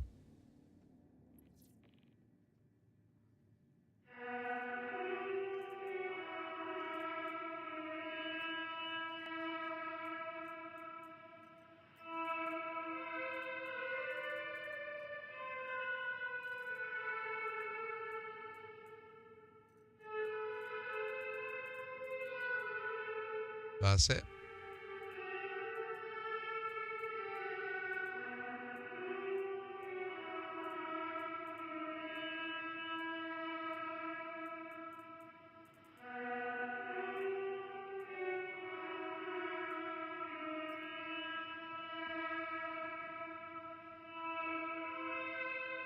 Alright.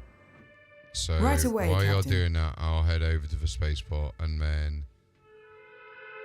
Yeah, have a browse.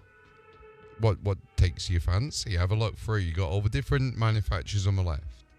I'd probably say, rather than going on the all category, get used to having a look at the different manufacturers, because you might fall in love with a particular brand, you see.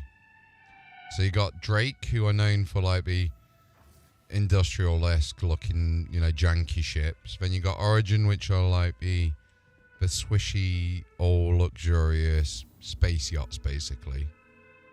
Then you've got Crusader, which speaks for itself here from Crusader there. But kind of nice ships as well, to be fair. Then you got Anvil and Aegis, which are the two military ones. They tend to be like the military guys. There's a lot of other little manufacturers in there. You got like Mirai, Misk, all of these other ones as well. Argo. But I would recommend probably getting, I don't know, Banu Defender's quite nice, which you can get from there. That's an alien ship. Yeah, fuck it, go for that one. That one's actually a good choice, because that one's got, you know, when you, earlier we quantumed, we had that like blue effect going around us. This is one of the ships that has a unique quantum effect. I'm not going to spoil what it is. I'll let you find that out. Capsule now approaching station. Stand clear of disembarking passengers. Well, the other cool one that's there is the Talon. The Asperia Talon.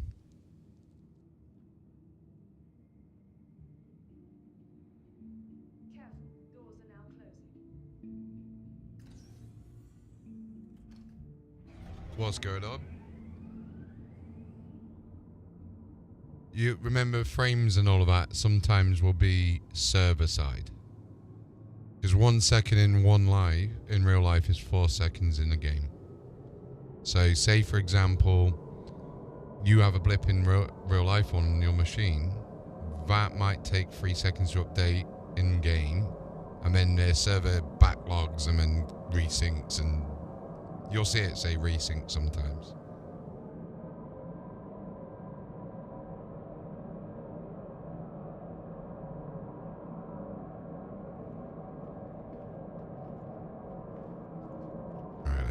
to the spaceport and then bring the...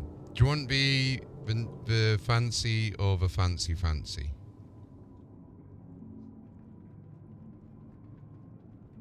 Now, I'll tell you what, I'll bring over the Star Lancer and then we'll call out the Polaris when I get there. But while I'm on my way over, buy a couple of ships, go to your hangar, like call out the largest ship and then go to the hangar and then you can see them, go inside them, have a feel for them and that. Because one of the cool things that you can do is you can, in the future, buy other ships for real life money and then do what they call the CCU game. So you know that $750 ship I was on about? Someone played the CCU game and got it for $250. Don't ask me how, I'm still getting my head around it. It doesn't make sense to me. It's like you upgrade ships to other ships when sales are on and that, and you build up this CCU chain, and then like everyone waits for this year event to happen, and then before you know it, these guys have got stupidly expensive ships for a really low price.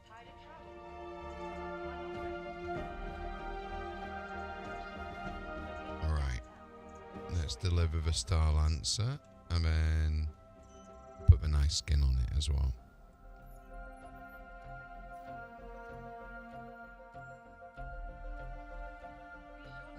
Bam, ba, bam, ba, bam.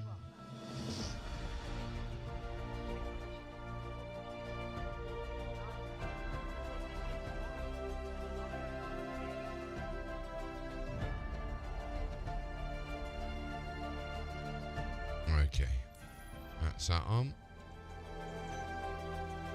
I love how epic this Star Citizen music is as well, like this. It's just like almost as good as Christmas music.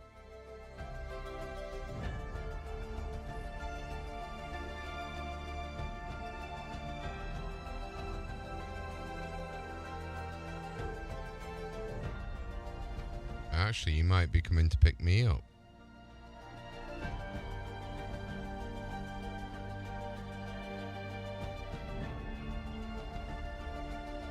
No worries. Hopefully I can get out of New Babbage. Yeah, I can, thank God for that. Right, okay. I got worried there. There's a glitch where sometimes you can't use the elevators. There used to be a glitch where the elevators, you call the elevator in and it would just fly in from behind you and kill you.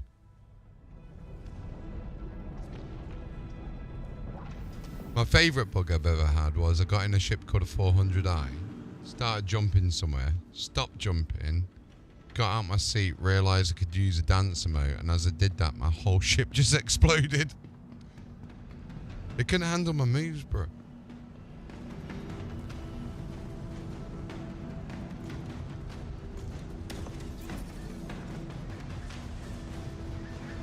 Oh yeah, you'll get that. The Medigown. Now what's interesting as well, they've updated the NPCs at the moment, so what happens is you'll hear them having a little chit chat. So when I went to the IAE Expo, they're like, yeah, I gotta admit, they've done a good job this year. It's better than last year, isn't it? I'm like, what? I thought it was a real person saying this, and then you'll just go around and be like, yeah, I'm gonna head out, and then the other person's like, no, I'm gonna stay around here just so I don't know if I missed anything. I'm like, what the actual hell? This is actually crazy.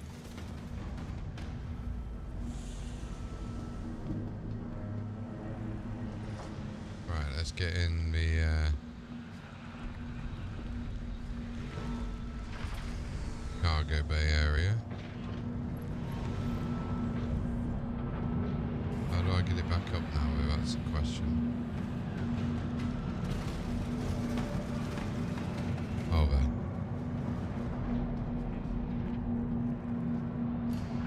Sneaky way in. Not the right way in the ship, but hey.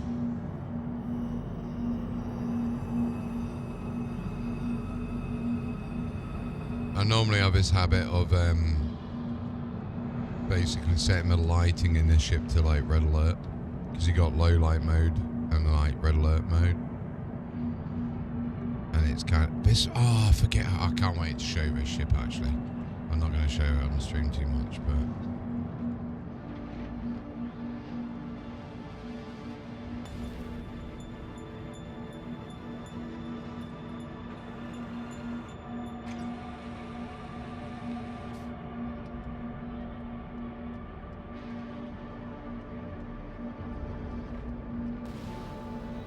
Oh, I got the bug.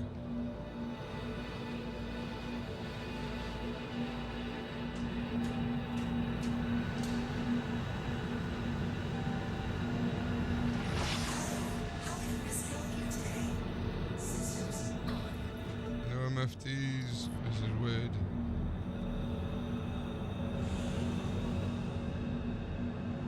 Retract landing gear. Gear coming up.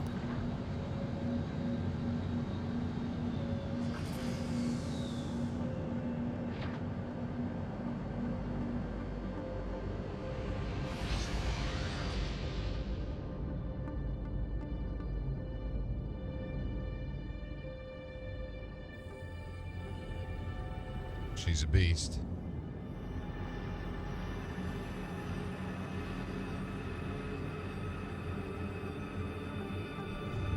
Alright, let's get over to you. And then we'll call in the bigger beast.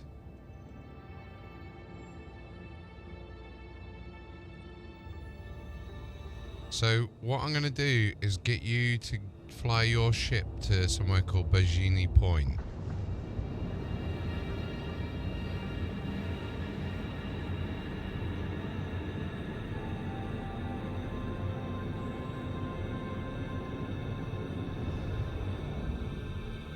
My frames.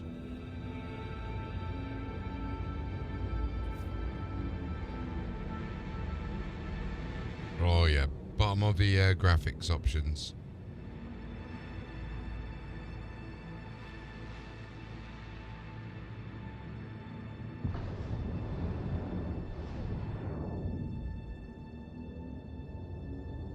Right, so that's the ship going up. I do like this skin. This metallic blue skin's gorgeous.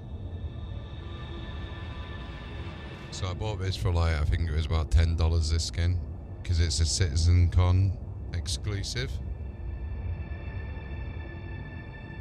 You can buy it, for example, even if you don't own a ship. If you buy them in game, you can still use the skins that you buy with real money on the in-game ships.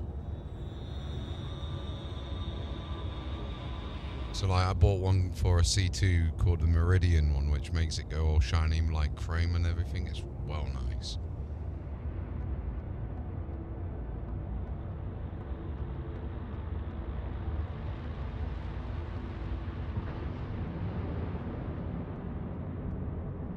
Right, nearly out of atmosphere.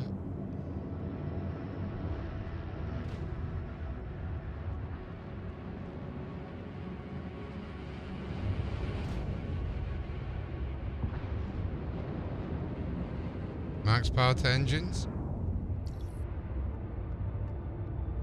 Rerouting power.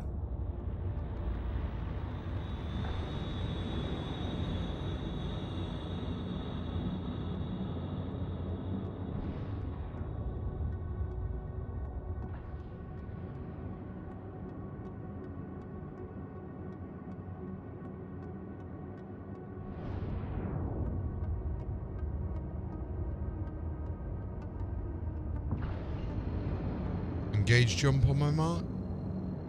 Awaiting orders. Engage. Quantum travel engaged. Oh, it does look good.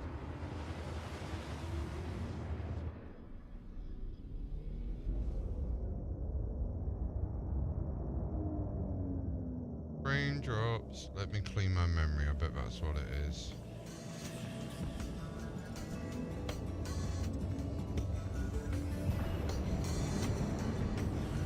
Yep. Looks like the memory might have been a better choice, but rather than the microphone stand.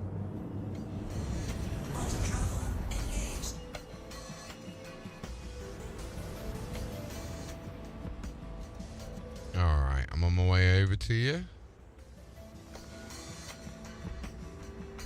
So on that one, that's a good point.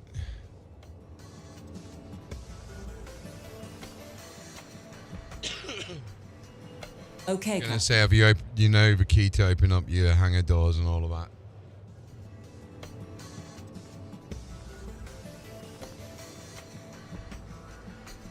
Ah, fair. It's really awkward when people are trying to help out and they're like, so what's the keybind for this? I'm like, I use my voice. Like, they're like, wait, what do you mean?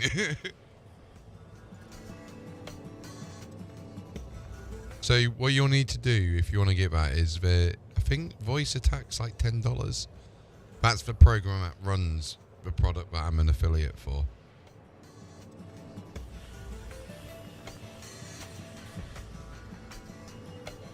Right, we got a slow jump to get over there, but it's a nice ship. It's a nice ship to go and do it in.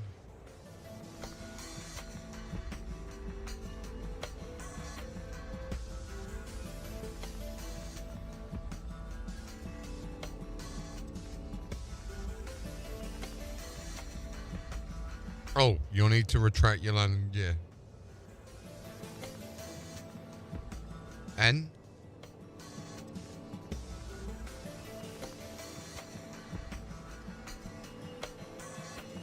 Now if you hold your left alt and scroll your wheel up and down while holding left alt, that'll change your velocity indicator.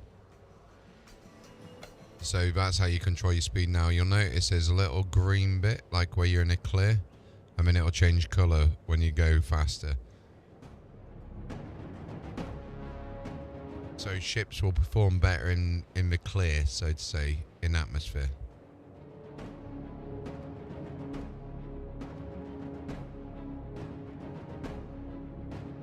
These are things that you'll learn over the course of you playing it. Like a big second nature. It's like there's so much to learn about this game. It's just easier to just chuck people in and be like, play it.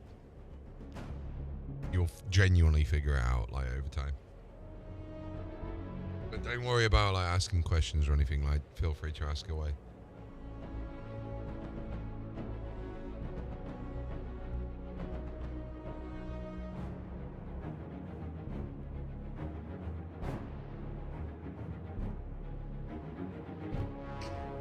Now, if you tap B, I think it is, that will change you to quantum mode. And then you'll be able to do the left alt, scroll your wheel all the way up to get even faster.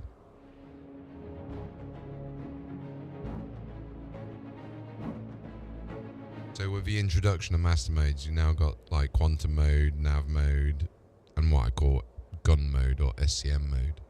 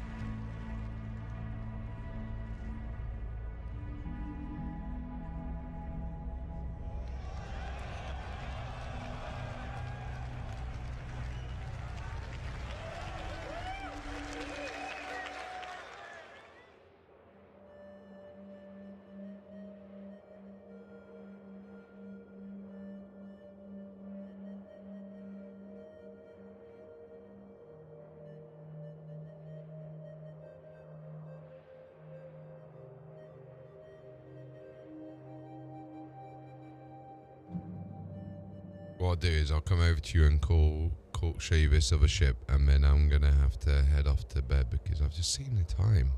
I didn't realise it's 3:20 in the morning. I love it. Yeah, 5 hour 28 stream. Not too bad. It's just timing. Now I went out with my dad earlier for a little bit of lunch. We was just gonna go get a coffee and like a panini and that.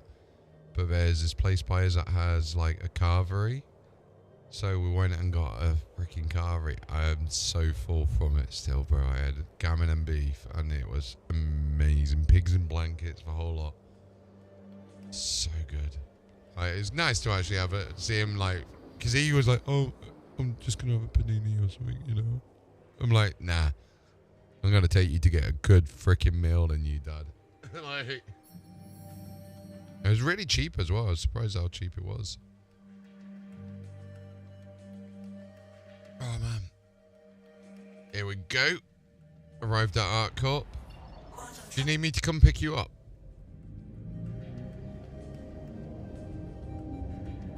Do you know where Bajini is? So if you press F2, that'll load up the map, and then you can use a search to type him. So it's B-A-I, I think it is. I want to say it's B-A-I. It's like Bajini. Yeah, that's it. And then you can set that route, and then what it'll do is it'll show you where you need to fly to and quantum jump to that area.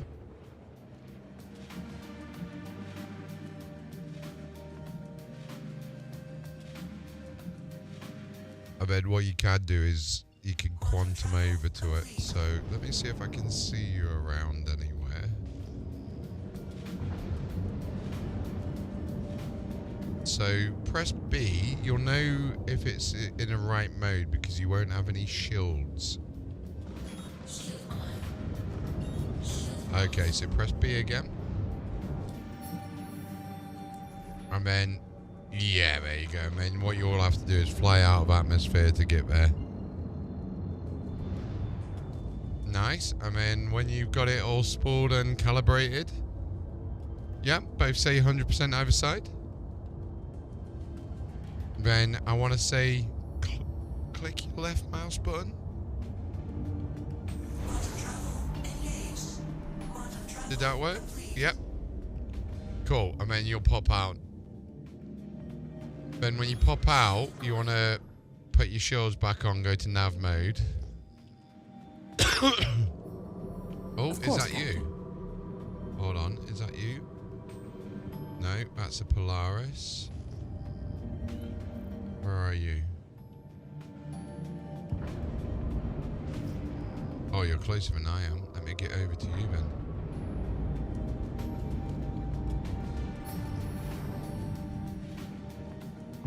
Where are you?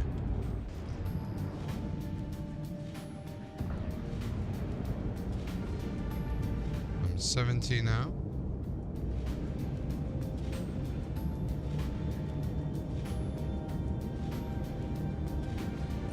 Yeah, that's it.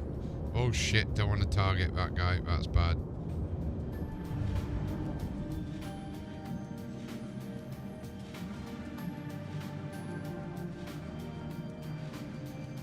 Oh wait, we were in different servers.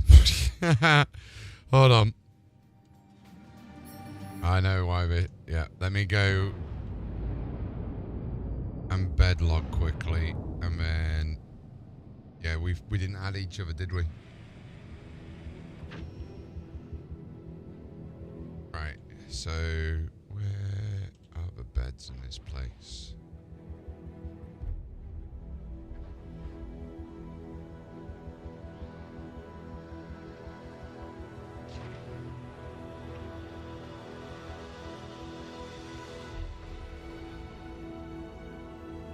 Oh nice, I got a double bed.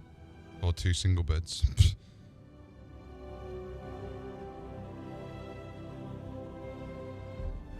I was for lay down in it first.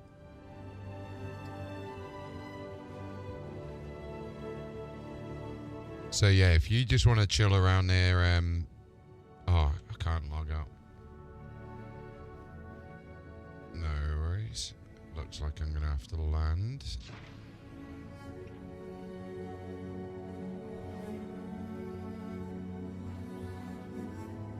It says I'm in combat, but I'm not.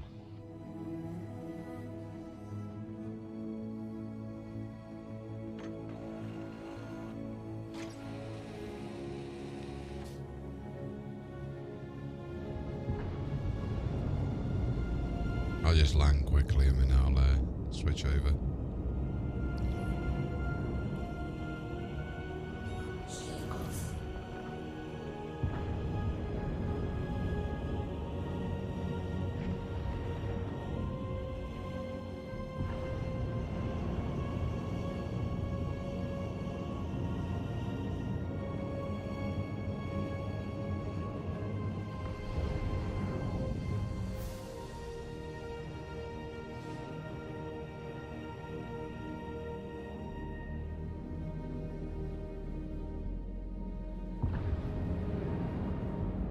Deploy landing gear.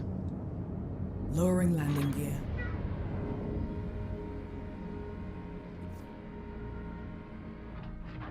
Landing gear down.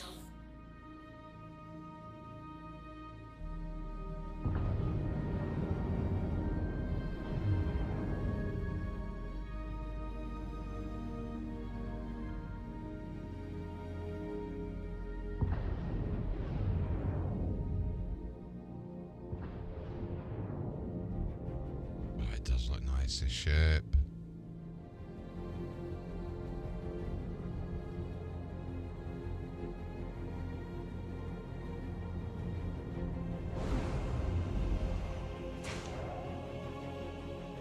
Such a lovely paint job on it.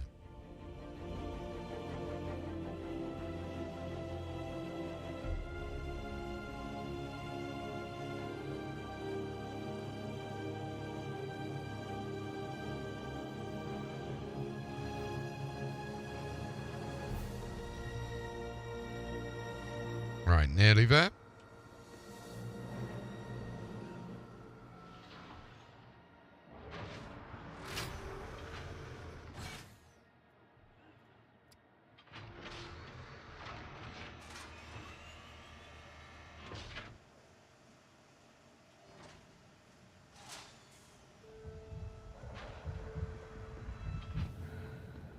Right, exit to menu, proceed.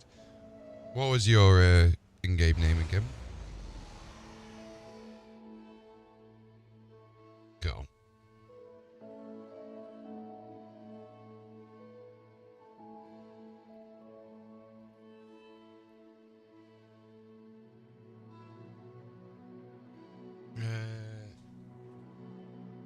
Not coming up, but I can see. Is your website one different? Oh wait, hold on. I think this is you.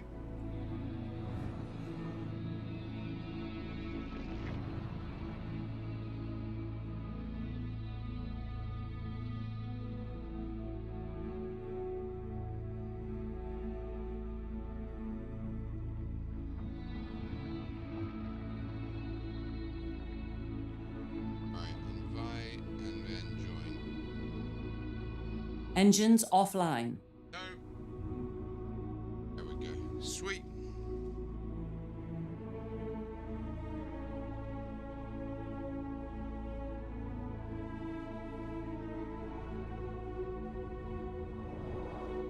That was weird. My thing went engines offline as you went. I mean, you went later, a second or two later. Yeah.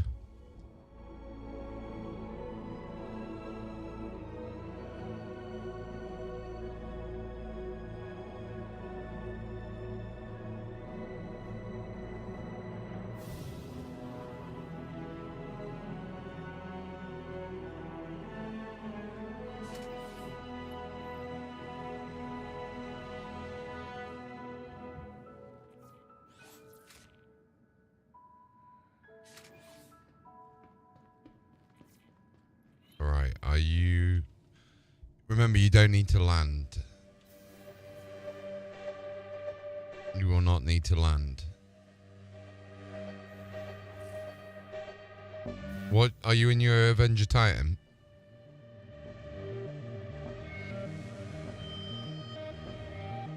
No worry. Oh, the Banner Defender.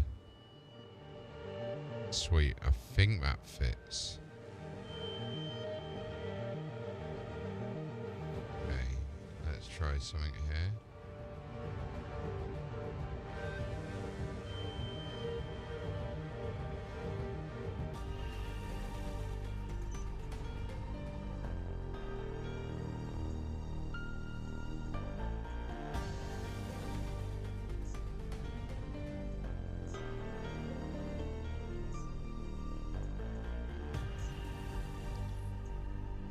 Oh no.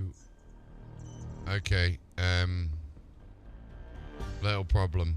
Can you land?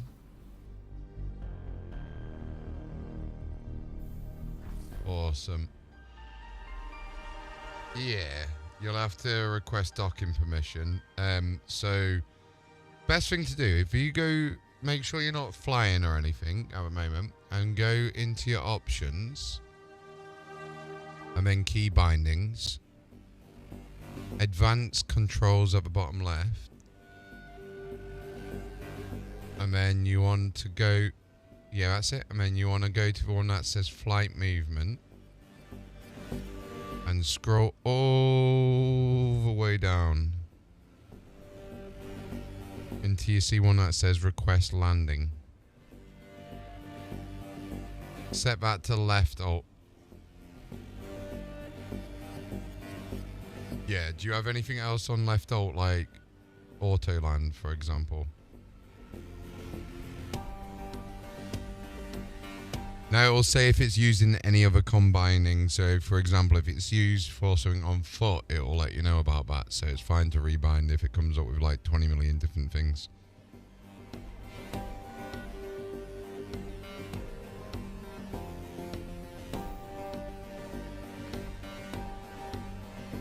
Cool. So yeah, just tap that, and then when you're close to the station, then it will contact ATC at the moment. We're getting rid of ATC in the future, but it will contact ATC at the moment. Cool. And then you'll get a little hangar pop up somewhere.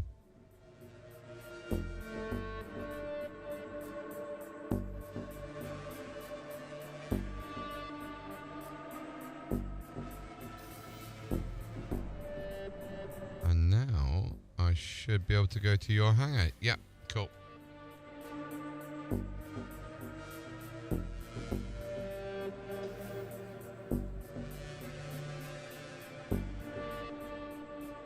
Hello. Whoa, that was quick. Wait, were you? Holy crap, that just freaked me out on my stream. If you watch that, you came flying so fast in, it looked like. Okay, so that's cool. I'll come over to you. You can stay in your seat.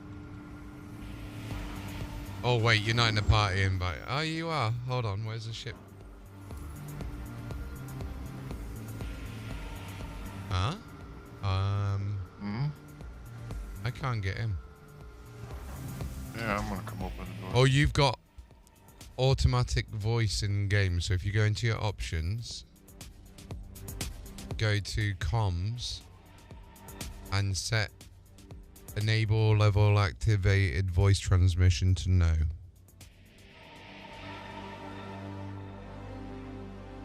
There you go. Nice. Hiya.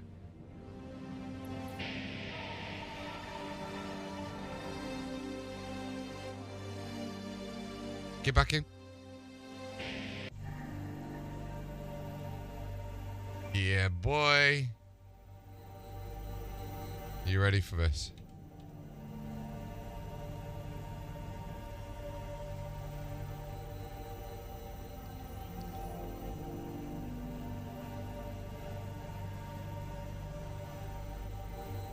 Systems activating. Retract landing gear? Landing module retracted.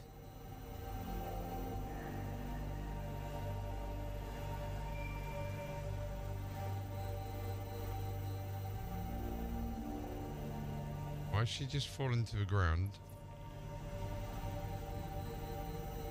I don't understand that. Can you request launch permission?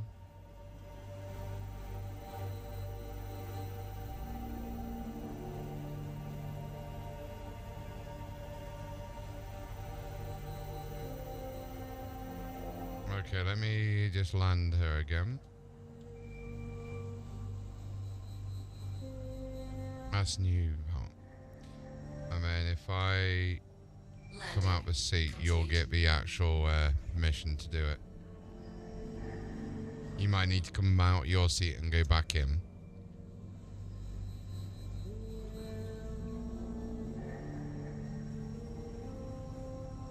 I love the look of this Battle Defender. It's like so like bone structured, like the way the doors open and everything, with the beds either side. It's just so sick.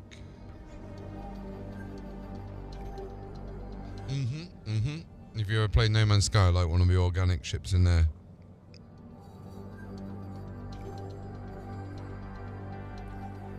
Right. You in? Cool.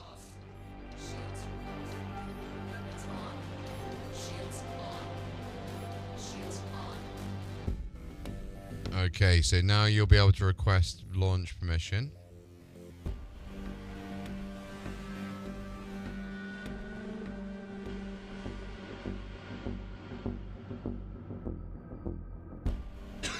So normally if you just keep spamming your left alt button.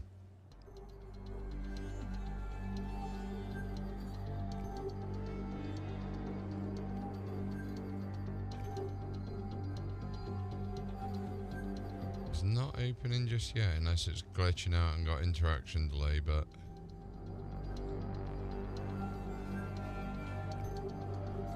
Systems off. Systems activated. Hehe, I did. It's weird having like either side of a ship a separate like. Nice. I had to get out of a seat. Okay. So now what we'll do is we'll get you to fly down to area 18.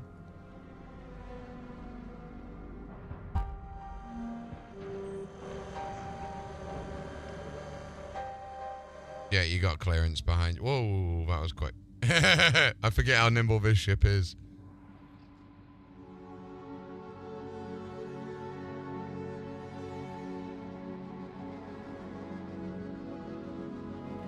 Wait.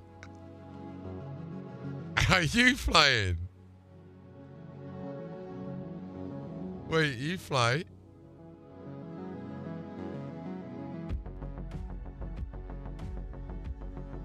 Wait, what the hell? Wait. I'm flying. But you were flying a second ago. What the? Okay, that's new for me. Learn something new every day. Alright, I guess I'll take us down to area 18 then.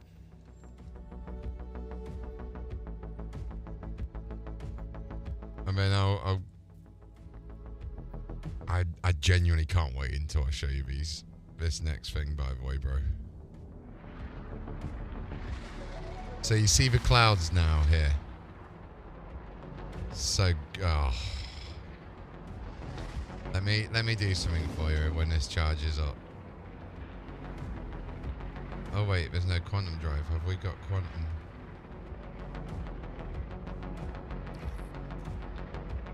It is on, yeah. Oh, too close, that's why. It shouldn't be though. Let me clear that.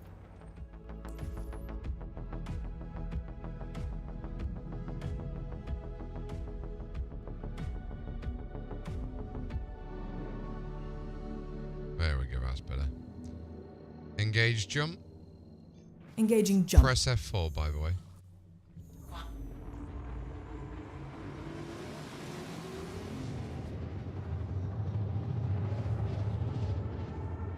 So here we go with the clouds, right?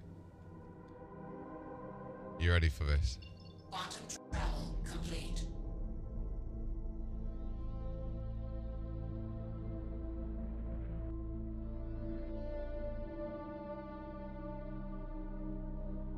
I've got to put this music through Discord for you as well.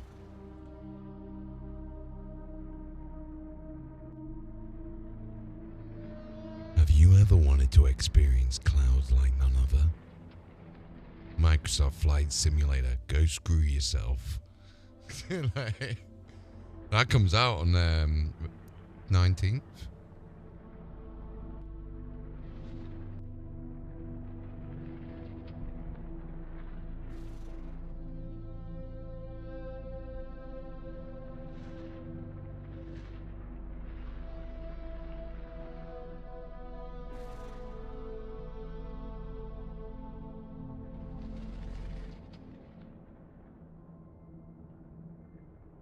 Watch rain come on the screen.